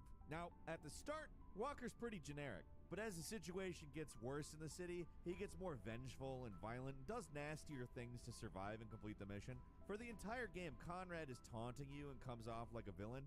I'm gonna kill every last one of your men. Then, I'm gonna kill you. But when you finally manage to get to his tower, you find it empty. He killed himself, like directly after failing to evacuate the city. So basically the whole game, you've been hearing voices in your head justifying what you're doing. You see flashes of scenes where it seems like Conrad did something, but it was actually Walker who made the situation worse. At the end, you're left to decide if Walker has any redemption left or he should just die. It's pretty dark. It's already, a pretty dark game, but the ending it's dark. I'm not sure it really succeeds in skewering military FPS games like it sets out to do. It's kind of more of a psychological horror game than a military shooter, but it's got a mind-blowing ending. And number 5 is Xenoblade Chronicles. You'd think there would be more JRPGs on this list, but it's pretty rare for these games to save the twist for the ending. Most of the time you get the big twist around halfway or 2/3 way through the story, rather than at the very end. And Xenoblade Chronicles is already packed with crazy twists, honestly. It's a game where the world you live in is on a giant titan that died after battling another giant titan, so it's already starting somewhere weird, and it only gets more nutty from there. By the end of the game, you're battling the god Zanza for control of the universe, because why not? By JRPG standards, this is fairly normal. But after you defeat him, that's when the big twist is revealed. The world of Xenoblade is actually our world. The game reveals in a flashback that scientists on a space station managed to create some kind of world-altering device which, when activated, transformed the Earth we knew into the bizarre world of Xenoblade. This was never hinted at anywhere else. It's basically just a crazy twist for the sake of a crazy twist. And it's rare for these types of things to happen later in the game, but the series actually expanded on the twist and added a little more context. Not a ton, but a little. Something, at least. And number 4 is Inside, a game that starts you off knowing nothing and somehow ends with you knowing less. At the start, all you know is that you're a boy, seemingly, and you're going somewhere. Along the way, pretty much everything wants you You dead, okay, Biggie? but for whatever reason, your character keeps moving forward anyways. I mean, yeah, you could just say it's a Okay, video Biggie? game, so of course you're trying to make progress. But No, in terms of the story, stop. whatever this kid's goal What's is, your it's got to be problem? important, right? No. As you get deeper and deeper into the science facility where most of the game takes place, you're probably expecting an answer, right? Like, I don't know, is he going in to rescue his family or something? So when you open up this giant containment unit and, I guess, combined with a giant blob of flesh, it's kind of shocking. From there, you go on a rampage of destruction before completely escaping the facility. You roll downhill, you stop, the game ends. Are you dead? Like, what the hell was that? There's no real answer. The ending is inside is impressive because it proves that even a game with very little story can have a mind-blowing narrative ending as long as it's sufficiently insane. And number 3 is BioShock Infinite. The story of BioShock Infinite sure does go places, doesn't it? What starts off as a pretty simple rescue mission becomes so much more complicated by the end. The basic premise is you play as Booker DeWitt, a private eye who's been given the task of rescuing a girl named Elizabeth from the floating city of Columbia, a turn-of-the-century religious paradise, heavy scare quotes, ruled by the tyrannical Father Comstock. After rescuing Elizabeth, it becomes clear there's way more going on, though. This isn't just a fantastical city gone wrong, like the first BioShock. It is an alternate universe. The big twist comes at the end after you kill Comstock. You go through a portal and arrive at the beginning of the first BioShock game, and Elizabeth reveals there are countless lighthouses and countless universes. That'd be enough to earn this game a spot on this list, but we're just getting started. From there, you learn that Comstock is an alternate universe, Booker DeWitt, and that Elizabeth is actually Booker's child, who he sold off to Comstock before the story of the game really kicked off. A lot of what Booker does is sort of drowning out that memory, and he's forced to confront it during the course of the ending, which lands with a bizarre scene of alternate universe Elizabeth's drowning him / baptizing him as a way to stop the entire construction of Columbia and everything that would follow. Because that's eventually what Booker DeWitt apparently does. Like, it doesn't really make perfect sense, but you can't deny that the ending's pretty crazy. Yeah. And number 2, Silent Hill 2. It was crazy. For a lot of people out there, the ending to Silent Hill 2 is the mind-blowing ending in video games. In 2001, horror games just did not have endings like this one. It was psychological and complex, but grounded in reality in a way few games are. Almost everyone knows the twist of Silent Hill 2 at this point, but if you don't, here's a quick refresher. You play as James, who gets a mysterious letter from his dead wife telling him to come back to the town they vacationed at once, Silent Hill. The entire game sees James wander around the time in an almost dreamlike stupor, experiencing strange visions, dealing with grotesque enemies, and it becomes clear that whatever happened to James' wife, Mary, he doesn't give the full story on it. When you reach the hotel room where they stayed, the truth is revealed. Mary didn't die from her unnamed illness. She was actually killed by James. He smothered her with a pillow. On the surface, this seems like a you were the bad guy the whole time type plot, but the actual story is much more complex. What James did was really more like an assisted suicide. Mary said she wanted to die and James helped her, but his lingering guilt surrounding the whole situation still haunts him. It's an unusually complex and mature situation for a video game story, and it's up to the player to interpret what the game's actually saying. It's an all-time great twist and adds a lot of depth to the story that people still pick over to this day. And finally, at number 1, if you rate how mind-blowing something is by the amount of times you should say WTF during it, then Metal Gear Solid 2 gets top marks. Metal Gear Solid 2 was already a little off compared to the more grounded first game, which is saying a lot, because the first game had psychic soldiers and giant shaman with a minigun. But to be fair, Metal Gear Solid 2 stays at least understandable for a lot of the big shell section. But the second you get on Arsenal gear, all bets are off. Raiden is naked for some reason, and the bad guys are reenacting the torture sequence from the first game. You escape, and now Colonel Campbell is spouting total nonsense at you over the codec, and everything looks like you're in a fake, weird video game environment. The entire climax of the game only kind of makes sense, and it's about free will, information control, and a meta-narrative of the entire nature of video game sequels. To make a long story short, Raiden battles the former president of the United States, who is also a Big Boss clone, on top of Liberty Hall in New York City, because an AI told him he has to fight a last boss to finish the game. The whole thing is WTF incarnate. Metal Gear Solid 2 is a weird game, to put it mildly, and like Silent Hill 2, it's got one of the most important, mind-blowing endings of all time. MGS2 went on to be hugely influential, and even just on the specific idea of meta-narrative in gaming, but also you could say that it called a lot of stuff over the last 10 years of actual real-world information control. There is nothing quite as jarringly weird as the climax to Metal Gear Solid 2, making it the perfect one to wrap this list up with. What do you think? Leave us a comment, let us know. If you like this video, click like. If you're not subscribed, now's a great time to do so. We upload brand new videos every day of the week. Best way to see them first is, of course, a subscription, so click subscribe. Don't forget to enable notifications, and as always, we thank you very much for watching this video.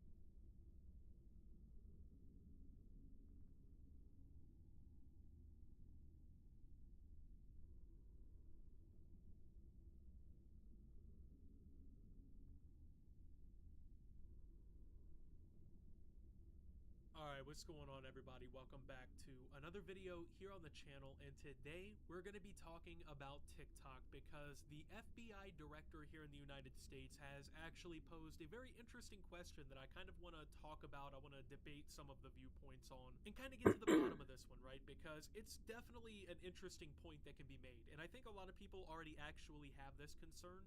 In fact, if you remember back in 2020, former President Donald Trump actually went through efforts to try and ban TikTok here in the United States because of concerns like this. And it's pretty insane that this is kind of coming full circle now, and we're seeing, even to this day, there's concern in government about TikTok and what it can do. So I wanted to come here and kind of talk about this because I feel like while this is an important issue, we should focus on the larger issue at hand. And I think if more people did that, we would be better off here in the United States in general. So the idea is that TikTok could potentially pose a national security threat here in the United States. You know, a lot of people use TikTok. There's millions upon millions of people who use it every single day. It's one of the most popular, fastest growing social media apps, and it's definitely made its mark. And there's a lot of concern that because of how much of a mark that it's making, especially on the youth of America, that it could pose a legitimate national security risk because, well, essentially, the Chinese government could potentially have access to the data of millions of Americans. The U.S. operations of Chinese-owned TikTok raised national security concerns, FBI Director Chris Wray said on Tuesday, flagging the risk that the Chinese government could harness the video-sharing app to influence users or control their devices. Risks include the possibility that the Chinese government could use TikTok to control data collection on millions of users or control the recommendation algorithm, which could be used for influence operations, Wray told U.S. lawmakers. So there's a couple different dangers that could really be posed if this is like a legitimate concern for the U.S. One of these could be, yes, the data collection on millions of Americans. Hypothetically, because the Chinese government is so restrictive of what Chinese companies do, and they get so much access to the internals of these companies, there's worries that the Chinese government could access data on all the Americans using TikTok. You can see why that would definitely be a bad thing, and it's something to be concerned about. Now, also at the same time, what if China uses TikTok to influence the thoughts, opinions, and information that are basically given and developed by Americans? I mean, what if they develop an algorithm that pushes and promotes pro-China content, right? Like, what if that's a possibility? There's a lot of concerns, and I do understand the risks, but I think there's a larger conversation to be had at hand, and I think TikTok is only a small part of it. Sure, this could be more lethal because we're talking about an outside influence, gaining this kind of power, but you got to keep in mind, the same concerns that we're having about TikTok right now should be the same concerns that we've also had towards American tech companies like Google, Apple, What's the Facebook, fucking difference? Microsoft, Snapchat, Twitter, any Instagram, WhatsApp, all There's these no companies that difference. people use. All these massive technology giants, all these social media companies, and these large online we platforms, can't let China do and the what companies we've that been supply doing these for platforms, about they all need to be looked at the exact same well over way. a decade. Just because they're American companies doesn't make what's happening any different. But of course, let's stay on topic for now and let's talk about TikTok. When asked about the FBI's role in the CFIUS investigation, Wray said the agency's foreign investment unit was part of the CFI US process. Quote, our input would be taken into account in any agreements that might be made to address the issue, he added. Ray noted Chinese companies are required to essentially, quote, do whatever the Chinese government wants them to in terms of sharing information or serving as a tool of the Chinese government, and so that's plenty of reason by itself to be extremely concerned. A TikTok spokesperson said, quote, as Director Ray specified in his remarks, the FBI's input is being considered as part of our ongoing negotiations with the U.S. government. While we can't comment on the specifics of these confidential discussions, we are confident that we are on a path to fully satisfy all reasonable U.S. national security concerns. Former President Donald Trump in 2020 attempted to block new users from downloading WeChat and TikTok and ban other transactions that would have effectively blocked the app's use in the United States, but lost a series of court battles over the measure. President Joe Biden in June 2021 withdrew a series of Trump executive orders that sought to ban new downloads of the apps and ordered the Commerce Department to conduct a review of security concerns posed by the apps. Any security agreement with TikTok is expected to include data security requirements. Okay, so this is actually huge information because essentially what it's telling us is that if there was any sort of security agreement between the US government and TikTok, there would be safeguards in place to protect the data privacy of all the Americans using TikTok. Now, one thing I want to say, this is something that I want to talk about. Like if they're protecting our privacy now from... Data privacy is something that's important to me personally. Get the fuck out of here. Data privacy is a fundamental human right. I believe that you should have the right to privacy regardless. And this is an extension of that, right? Because these social media companies and these massive tech giants, what they do is they make billions of dollars off of collecting your data. The US government is worried that Americans are essentially going to become guinea pigs of the Chinese government, right? Because if as they opposed get to access guinea to the back end pigs of TikTok and they're for looking through all us. of the data and, you know, they're collecting data on Americans, there's a lot that the Chinese government could do with something like that. And it's understandable. That is a concern. It's valid. But at the same time, if people are going to worry so much about, you know, this Chinese company, what is TikTok doing to Americans, right? Why do we not get the same level of care and respect about talking about these American companies that are doing the same shit? Like, you think Google is better than ByteDance because it's an American company? Like, yeah, maybe. Sure, it is a little bit less risky, but they're still doing 90% the same shit. And all these American companies are all in the pockets of China too. Like, let's not sit here and pretend like Google wasn't literally building a custom search engine for the Chinese government that was essentially a firewall that blocked Chinese users from searching certain terms. If you don't believe me, go ahead and look up Project Dragonfly on Google and look into that one real quick, because that's pretty incredible. Like, it's not even a conspiracy theory. These American companies are doing crazy shit too.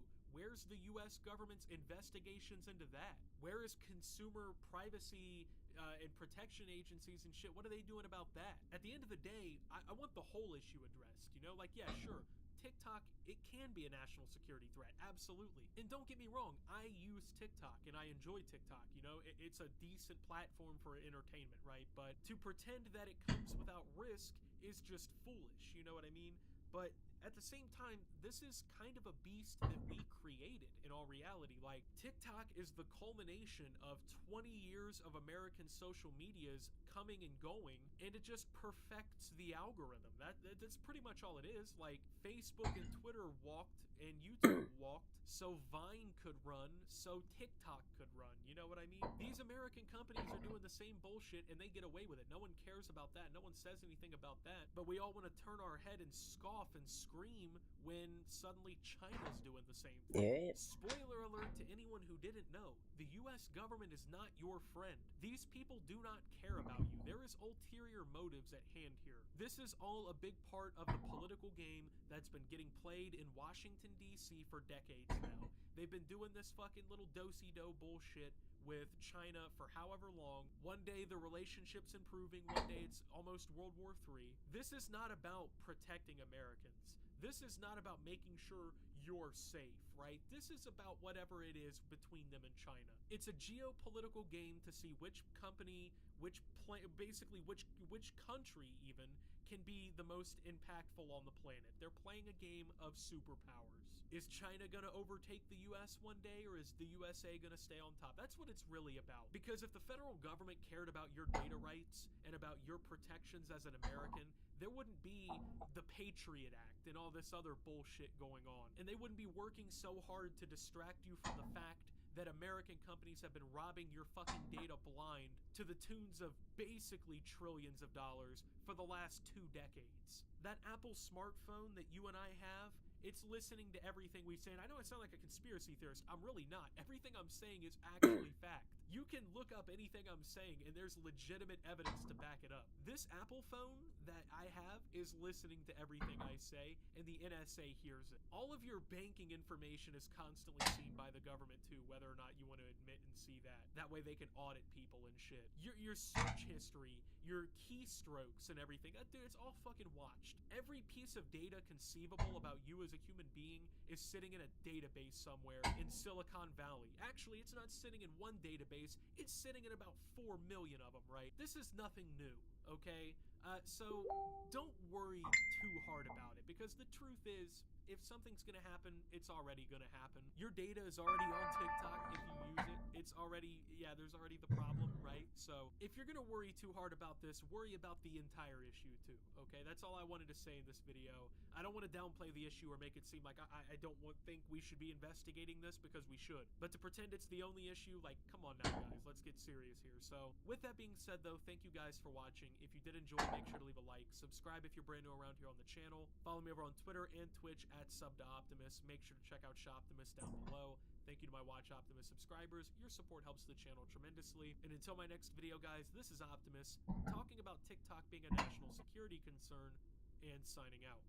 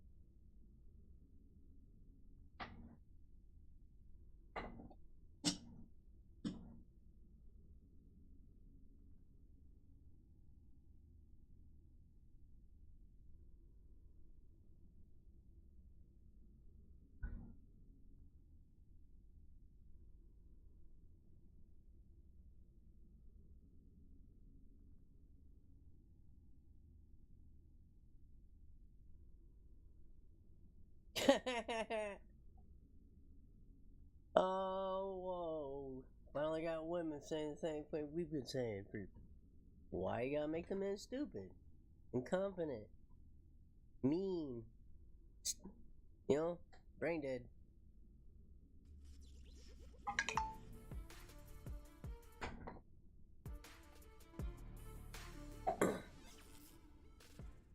Done a couple of videos talking about Wakanda Forever, notably the box office, which I do think it's doing well. I don't think it's doing bad at the box office. It's probably going to make a lot of money. I also think of course there's something going on with Rotten Tomatoes. That's what this audience whole score. entire... I really do think that there are some questions that wave can be raised about what's up with the audience score on Rotten Tomatoes, but that's Marvel. not the topic of today's video. It's Today all we're going about to talk about replacing TikTok everybody with and whales. YouTuber Courtney Michelle. Now, Except for don't know Hulk. He's going to be replaced by who she Asian. is. I'm not familiar with her, but I think she had some pretty fair criticism of Wakanda Forever. She calls it Wakanda Where the Men At. And she points out in this video here, which is really tame, by the way, like it's very light criticism. And I say that by meaning she's not calling it woke or anything. She's just pointing out a pretty fair thing that in the movie, all of the men are dumb and weak. And that it's pretty much all women throwing dudes around, 100-pound woman throwing dudes around. Yep. And, you know, I get it. It's a superhero movie. All I'm saying is that I think she has some fair criticism. And she put this video up on TikTok. Oh, wait for teeny and tiny they apparently little took it scrawny down Ironheart to come out. Oh, people are gonna Let's love go through that. a little bit of this. Michelle shared her thoughts on Black Panther Wakanda Forever on TikTok and to YouTube back on November 11th. She stated, "So I was just left seeing Wakanda Forever and I am pissed. I'm mad because if pushing an agenda was a movie, this would be in the forefront of that. This was Woman King on steroids. If you think I'm going to believe that a 100-pound woman soaking wet is just an almighty warrior that can just body dudes like it's no tomorrow, come on." She then suggested the land of Wakanda should be renamed, like instead of Wakanda, it should have been called Where Are the Men, because they was not there. They were not present, and the ones that were there were weak. But all the women that was in the movie were just built like strong like Hercules. She then questioned, what is this saying to us, perpetuating the idea of a strong black woman and a subservient, effeminate man. I just think it's wrong. I'm completely upset by this movie. So this is women should be men, and men should be women. She said, and if you disagree, you're a bigot. So that movie or that video got taken down for hate speech. She said, "This is not African culture. It doesn't represent what our culture needs to be. So now I'm good on Wakanda. Where are the men?" And she posted this saying that she got censored. It's an interesting clip. Let's take a look at it. So yesterday I made a post about Wakanda Forever and how I thought that it perpetuated the idea of the strong, independent black woman and the feminization and the emasculation of black men.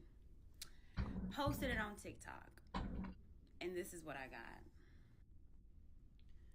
I got a violation. Okay, they removed my video. And she's not wrong. So she got a violation for this. Her video was taken down for criticizing the fact that there are no strong men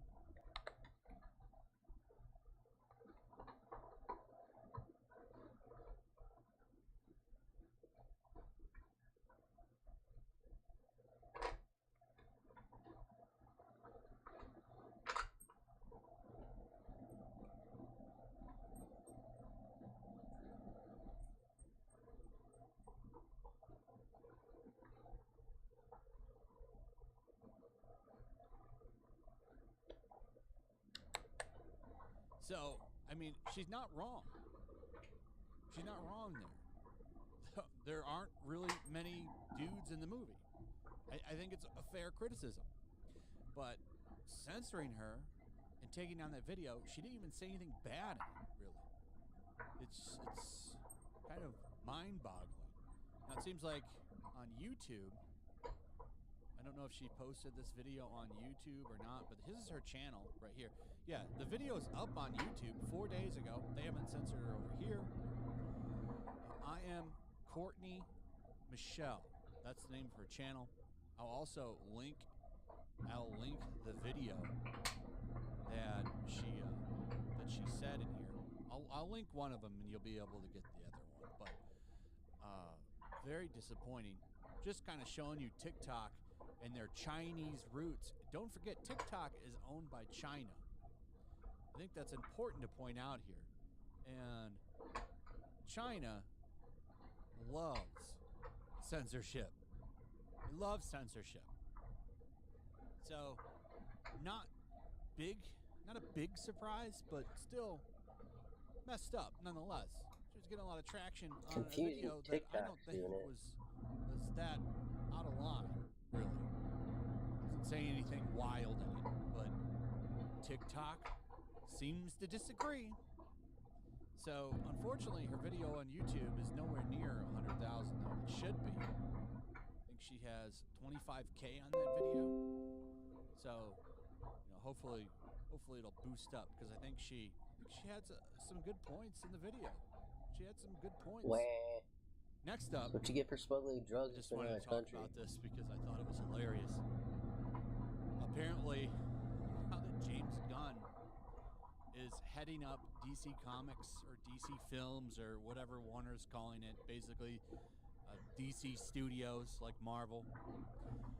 Apparently, some fans are having some fun with James Gunn, and they've started a petition to have King Shark from Aquaman, or King Shark from the Suicide Squad movie, replace Amber Heard in Aquaman 2. Well, at least people are talking about it. They want to start one. It started here with this petition to replace Amber Heard with King Shark in Aquaman 2, and you can see right here they photoshopped the outfit onto King Shark. I don't know. Kind of funny.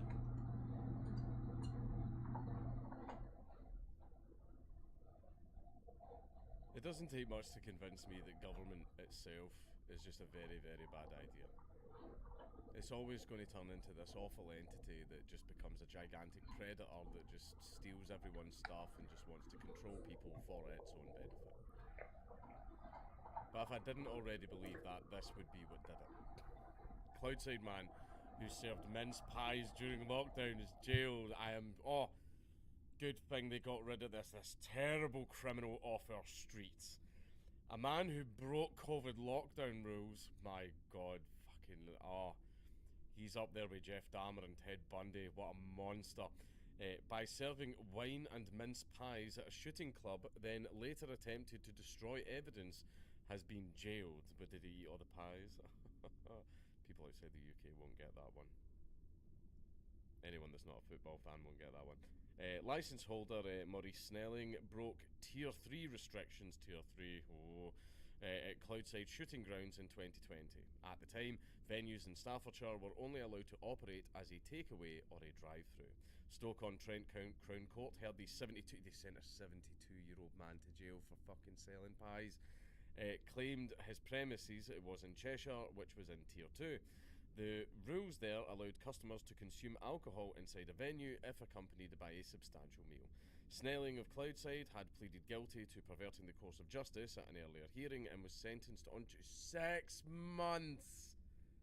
Jeez. 6 fucking months. Jesus Christ. He had claimed that because the grounds had a CW12 postal code, he had not breached regulations, the local democracy reporting service said. But Circuit Judge David Fletcher rejected this as the defendant had lived in the area for 30 years and had his bins emptied by Staffordshire Moorlands District Council. That is terrible. He said, I find it hard to believe that Mr. Snelling didn't know which lockdown tier he was in. The allegations came to light after residents reported concerns about gatherings at the club. Remember how it says that the government will engineer people to snitch on their neighbours? You know, see how like anyone that used to say anything bad about Saddam Hussein, there was actually a cash prize if you ratted on them, and then those people got taken off and killed. And if you think there's people in this country that wouldn't go along with that, you are sorely fucking mistaken. I mean, these people that fucking snitched just got a 72-year-old man 6 months in prison, and I guarantee you they actually feel proud about it. Well, he shouldn't have been breaking lockdown rules. Right? I'm just saying. The government wants neighbours all hating. They want to separate all of us. They don't want communities. They want everyone mistrusting each other. That was a common thing used by communists, Saddam Hussein, many other different types of dictators. You don't let communities form, because when people come together, that's a little bit of a risk to you and your power. Between Congleton and Rushton Spencer in December 2020 and January 2021. The court heard Snelling did not respond to requests by Staffordshire Police to review CCTV footage, and he later contacted CCTV contractor Well Services to ask for the hard drive to be removed from the system. Well, good. Fucking get rid of it. I don't care that you did that. Prosecutor Ben Lawrence said Mr. Snelling was angry and demanding. The company felt uncomfortable and instead gave a copy to the police, informing them Snelling might claim a leak had damaged the footage. Oh, did he say his plan on the fucking phone? You never do that. You never do that. See whenever you're doing shit like that, don't tell people what your plans are. Like, see how you get the people that turn around and go like that, yeah, I'm going to fucking beat you up at this time and place. You don't tell them. You just turn up and fucking do it, man. Like, was it Sun Tzu? Never let your enemy know what you're doing. Jesus. So silly. You'd think at 70 odd years old you'd have learned that. Thomas Sherrington, mitigating, said his client genuinely believed the premises fell into Cheshire, and since proceedings had started, he had suffered multiple heart attacks and the prognosis was grim.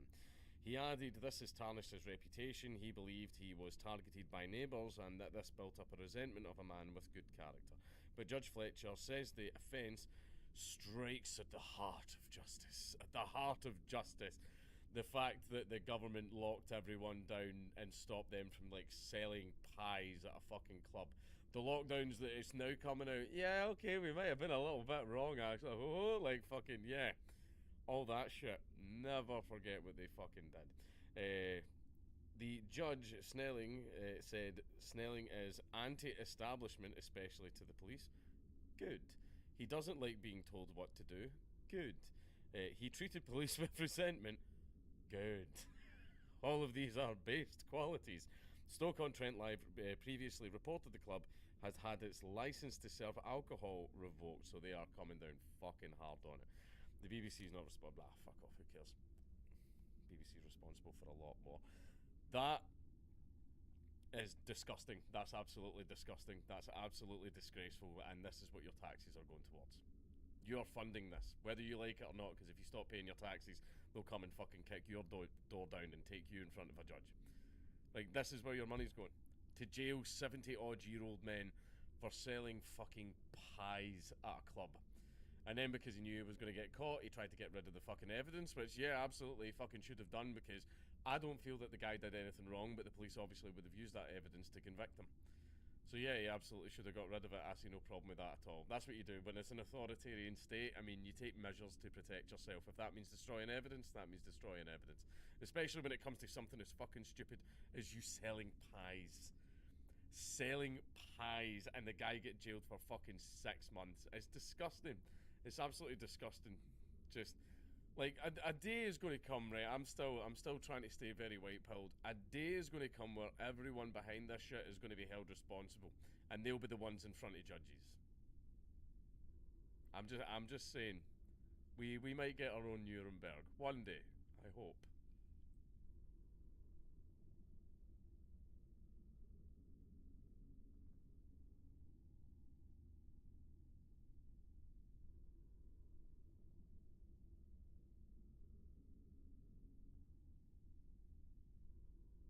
This is a story I've been following a little bit because it's just mental.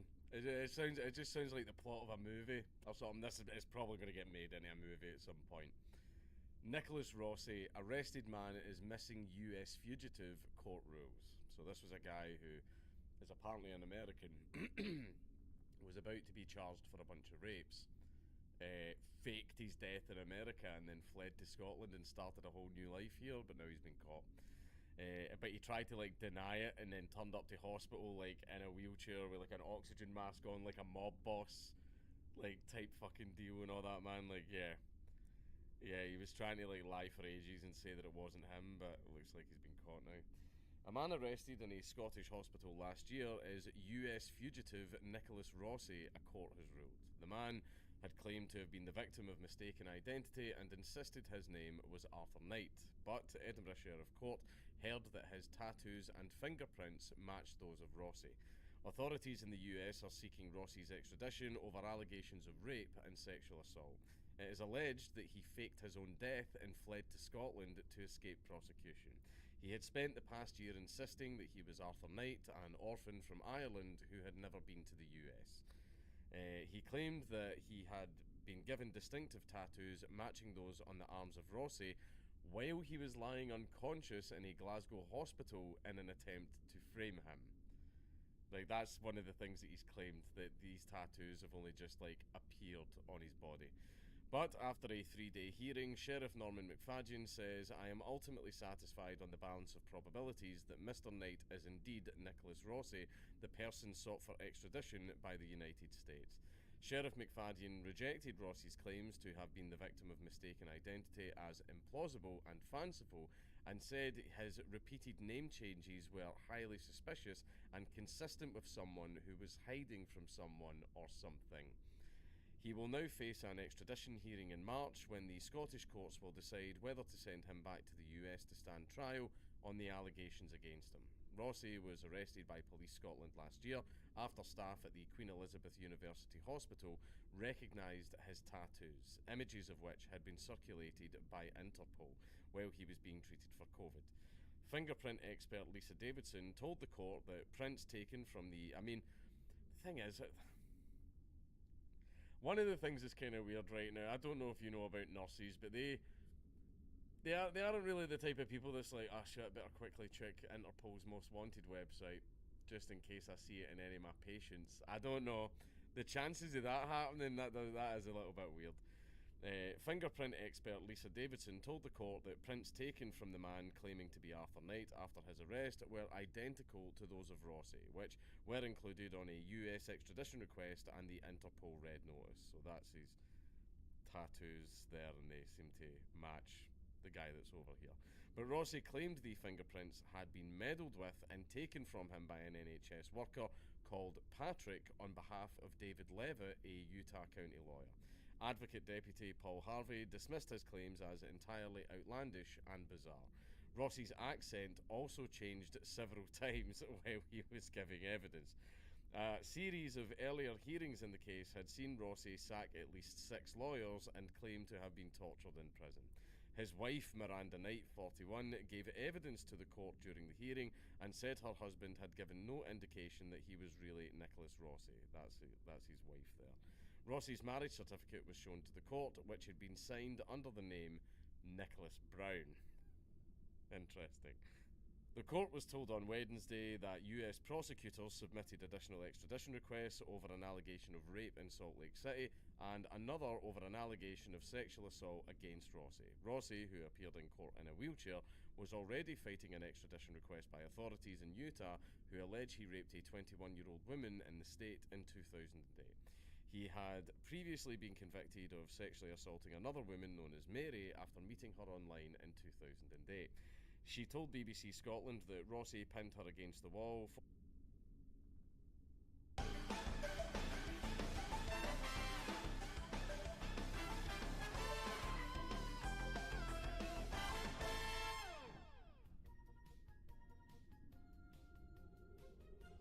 So then, you strike this pose. Very important. Watch the elbow.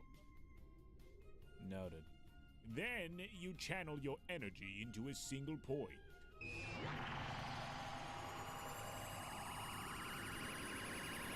And finally, you do the chant, very important, Kamehameha Blammy the Dead. You follow? I guess. Perfect! Let's practice on Rex. Fight me! Won't that, kill him? All right, don't get my hopes up. Right. Here goes nothing, I guess.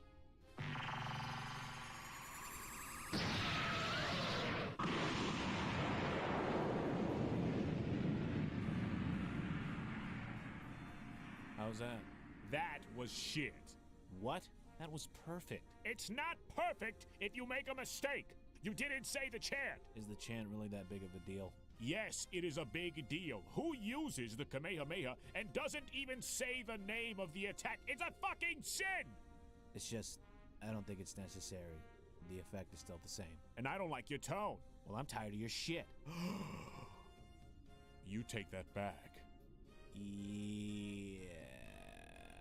No. Am I proud of him? Why the fuck am I proud of him?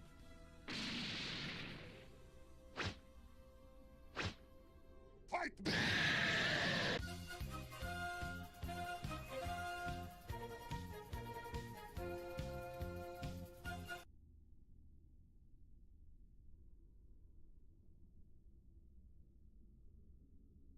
So if you were to ask a Dragon Ball fan, which I'm sure we all are if you click this video, there isn't really much out there that can compare to someone like Goku, especially outside of the world of Dragon Ball. But have you guys ever heard of the famous parable about a monkey and a hedgehog? I mean, I just kind of made that up, so me neither, but Goku versus Sonic is one of the most funny and honestly interesting interactions that I've heard talked about in the anime community, so I kind of wanted to take a swing at it myself. So here's the deal, here's what we're gonna do today. Both Goku and Sonic are at the freshest they've ever been, no nerfing for either one of them whatsoever. First, we'll go over the contrast between personalities and mentalities, as there isn't really much of a disconnect there. At his very core, Sonic is just the guy who loves adventures, while Goku's interests shift between food and fighting. You can never make him give up on either one of those. Sonic's appetite for adventure is synonymous with Goku's appetite for food. Both of them are free-spirited by default and always live in line with their own whims, even if at certain times it may seem obnoxious or downright offensive to someone else. These two have a lot more in common than you might think. So I feel like if these two were to ever come across each other, much like Luffy or Naruto, I feel like they would definitely be good friends. But what would be an ideal scenario and contest for them to go up against one another? We know the current Goku dominates Sonic when it comes to basic combat, but I doubt Goku would be able to maintain perfected Ultra Instinct state forever, and it's not like we have much to go off on with his new true Ultra Instinct state either. I'd say as a sparring match, it would be a close one even for Goku. Well, to be fair, all of Goku's matches, regardless of the level of animosity coming from the opponent, always start off as sparring matches. Super Saiyan Goku versus Super Sonic would be an absolute wild one though. At that stage, it's worth debating even if you think Sonic would lose. However, while Sonic also has more transformations than just Super Sonic, and believe me, those get absolutely insane, Goku's transformations place too much of a gap between them. It is theoretically unfair if we're being honest. Then, what about a contest of speed? Having gained a firm grasp over Ultra Instinct, I'd say Goku knows his acceleration all too well, but Sonic is built different when it comes to acceleration. Take out Ultra Instinct and Flight, and Goku would never be able to match, I don't think. So how about this? Goku with his natural knack for good food, and Sonic with his insane thirst for adventure. A fairly unorthodox contest that just happens by chance. And if you guys have been enjoying anime content like this on the channel and would like to see more, don't forget to hit that notification bell down below to never miss an upload as soon as they go live. And hit the subscribe button as well, because those two are usually a pretty good combo, you know what I'm saying? Subscribe. And also the first chapter of the Universe Zero Saga should be live at some point this weekend, so be sure you guys are prepared for that by having those notifications on. Let's try to get this video to 2,000 likes in anticipation for everything we have coming. But without further ado,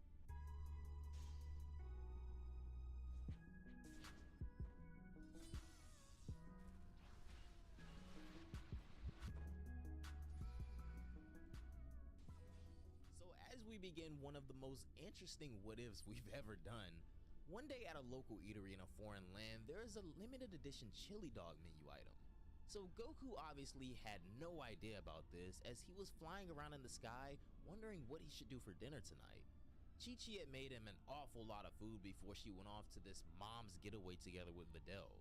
Gohan is off in some library somewhere, Piccolo is raising Pan, and Goten is off fashion shopping with Trunks. These are weird times, Goku said as he finished the last bowl of rice out of the 20-day supply Chi-Chi had exclusively prepared for him. Now he's out flying in the sky, wondering if he can catch a big animal or a bird somewhere. Then suddenly, a bright ray of light blitzed straight in front of his eyes. It was way too fast for them to follow though. Blink, and the light was gone. Any normal person would have discarded it as some random phantasm, but this is Goku we're talking about. I had no idea animals could run this fast. That's insane, Goku says as he dashes right in the same direction. He'd pinpoint the location of that light, but within mere seconds, it'd be gone again. It doesn't take Goku long to realize that he has no shot if he keeps watching from a safe distance. He has to follow it on the ground. And so, Goku lands on the ground and shakes his legs out a little bit, getting ready for a massive sprint, it seems like. Initially, he is unable to catch up or even chase. The guy was just way too fast, which is why instead of doing things ordinarily, Goku decides he has to bring out Ultra Instinct. This way, the chances of him catching that other guy would jump all the way to 100%. Sure enough, just like that, Goku catches up to him. Until now, Sonic wasn't paying any attention to what's around him. Goku's sudden chase definitely catches him off guard. "Hey, who are you?" Sonic asks. "I'm Goku." "Wait, you can talk?" he replies. Sonic would have loved to continue this conversation, but he'd rather go first than to eat some chili dogs. It was a matter of priority to him. That's why, just when Goku is easily following him, Sonic decides to kick things up a notch. He enters hyper mode and leaves Goku in the absolute dust. Only for a single moment though, Goku was right back. He was chasing him so effortlessly now. Now, it was no longer just about Chili Dog. Sonic's pride was on the line. He was no longer going to half-ass the sprint. Next up, there was the Atlantic Ocean. He was going to use water running, but this was also a chance to one-up Goku. And so he uses Supersonic and once again enters a whole new dimension of speed now. By this point, Goku was moving in tandem with Sonic, wondering what this guy's up to, but seeing the yellow transformation, he felt compared to answer to that challenge. Within 7 seconds, both of them had already ran across half of the Atlantic Ocean. This was the optimum speed they could maintain while not posing significant danger to the aquatic life beneath them. Sonic knew that. Goku didn't though. But, well, Goku was just playing the chasing game. Hey, who the heck are you? How did you manage the Super Saiyan transformation, Goku asks. What does that even mean, Sonic replies. Hearing this, Goku pauses instantaneously and uses the Super Saiyan form as well. Consider Sonic impressed. Ah, I see. So that's what's going on, Sonic exclaims. This must be something like an alternate reality paradox, isn't it? Alternate reality? What for, Goku asks. Nothing, just sightseeing. I wanted to try a chili dog, and apparently beyond this ocean, there's an eatery with surprisingly good chili dogs, or so I've heard from a friend, Sonic replies. The moment Goku heard the word chili dog, his stomach instantly started to growl. Wait, was that a shark? Where? Sonic gets confused as he had never heard a stomach rumble this preposterous. Okay, little guy, I kinda wanna go get some of those chili dogs too, so how about we pick up the pace, Goku says. No, stop it. That place is reservations only, Sonic states. Of course, this was a lie, as Sonic knew that the eatery had limited stock, so if he can't shake off this guy right here, it'll end up in a needless fight that'll ruin the mood for his perfect chili dog evening. Goku, on the other hand, is not giving up that easily. So you already have made the reservations, haven't you? Let's race all the way there. If I win, your reservation is mine. And just like that, he managed to irritate Sonic. Fine then, have it your way. Like I'd ever lose to someone in a contest of speed, Sonic declares. This is when they both take a minute to stop and establish where their starting line will be. Sonic displays his seriousness by going supersonic and then elevating that to hypersonic. He was feeling invincible. Goku liked that display. He also goes from Super Saiyan to Super Saiyan Blue, but realizes he has to turn them both off just to use Ultra Instinct, so there's that. Anyways, at the count of 3, it begins. Sonic was feeling a lot of pressure right at the start. This Goku guy is fast, he thinks. And just then, in that very moment, both use an incomprehensible level of speed, which would indicate that, due to this contest, they've kind of forgotten about the aquatic life around them, which, when it comes to food for Goku or challenging Sonic's speed, we know how that goes. 7 seconds in, and Goku has bypassed Sonic, but it barely takes him a moment to realize that he has no idea about where to go. He looks back to see where Sonic is at, and just like that, it's already too late. Sonic was waiting for that tiny interval, that fraction of a second, when Goku's momentum slows down, and so he has the perfect opportunity to leave Goku so far behind that he would never catch up. Finally, Sonic uses his highest speed yet. At 160,000 miles per second, his acceleration simply implodes. He's already gone full circles of the entire Earth by the time Goku faced forward again. Goku also hasn't used his maximum speed yet, as he just has no idea where to go in the first place. However, now that he's come into contact with Sonic, he can just use instant transmission to catch up. Although little did he know, Sonic was already in the eatery, chowing down on that last chili dog with this cocky smile on his face. That's right, when Sonic went light speed mode at full acceleration, he was able to create an after image after circling the entire globe. He would use this as a distraction and go straight to the eatery right away, thinking that they'd never meet again. Little did he know about Goku's instant transmission though. When Goku shows up, darn, you got me, he says. But, well, Goku still wasn't giving up. He orders everything else they have on the menu instead and chows down. Sonic has a bad feeling about all this food that he's just ordered, so he bids him a farewell and leaves mid-meal. Hopefully Goku has his wallet though, because Sonic kinda just did the dine and dash. That is gonna do it for our really short Goku meets Sonic what if, guys. I really hope you all enjoyed this one. This was actually pretty fun. Now when it comes to these two specifically, I didn't really know how to approach a combat dynamic. I understand there's a lot more to Sonic than just speed, and this is a really niche interaction, so it was kind of difficult to tackle. But if you guys did enjoy this, be sure to leave a like on the video, and also leave down below in the comments some characters maybe you would like a what if on if they were to meet Goku or Vegeta, or just generally in the world of Dragon Ball. I think these are pretty fun. But anyways, thank you all so much for watching until the end. If you made it this far, have a great day. Be sure to follow on Twitch and Twitter as well, and I will see you all in the next one.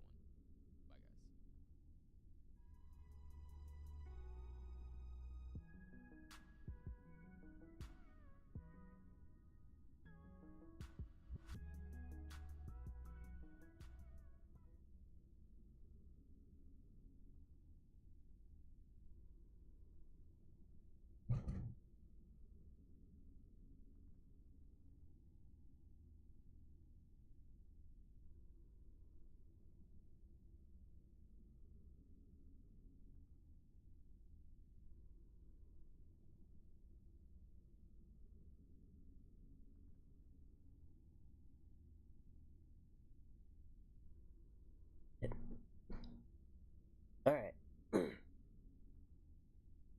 Well, if you're still tuned in, I'm going to be playing some demos tonight at 8 o'clock. I plan on getting on again before that, maybe playing some Rogue Legacy 2, I don't know. But definitely going to go through some new demos tonight at 8 o'clock, so hope you guys stay tuned. I've taken quite a bit of time off from it, so hopefully I still have some fans out there that want to watch it. Alright, this is King Rescue signing out. I'm gonna grab me something to eat. Peace.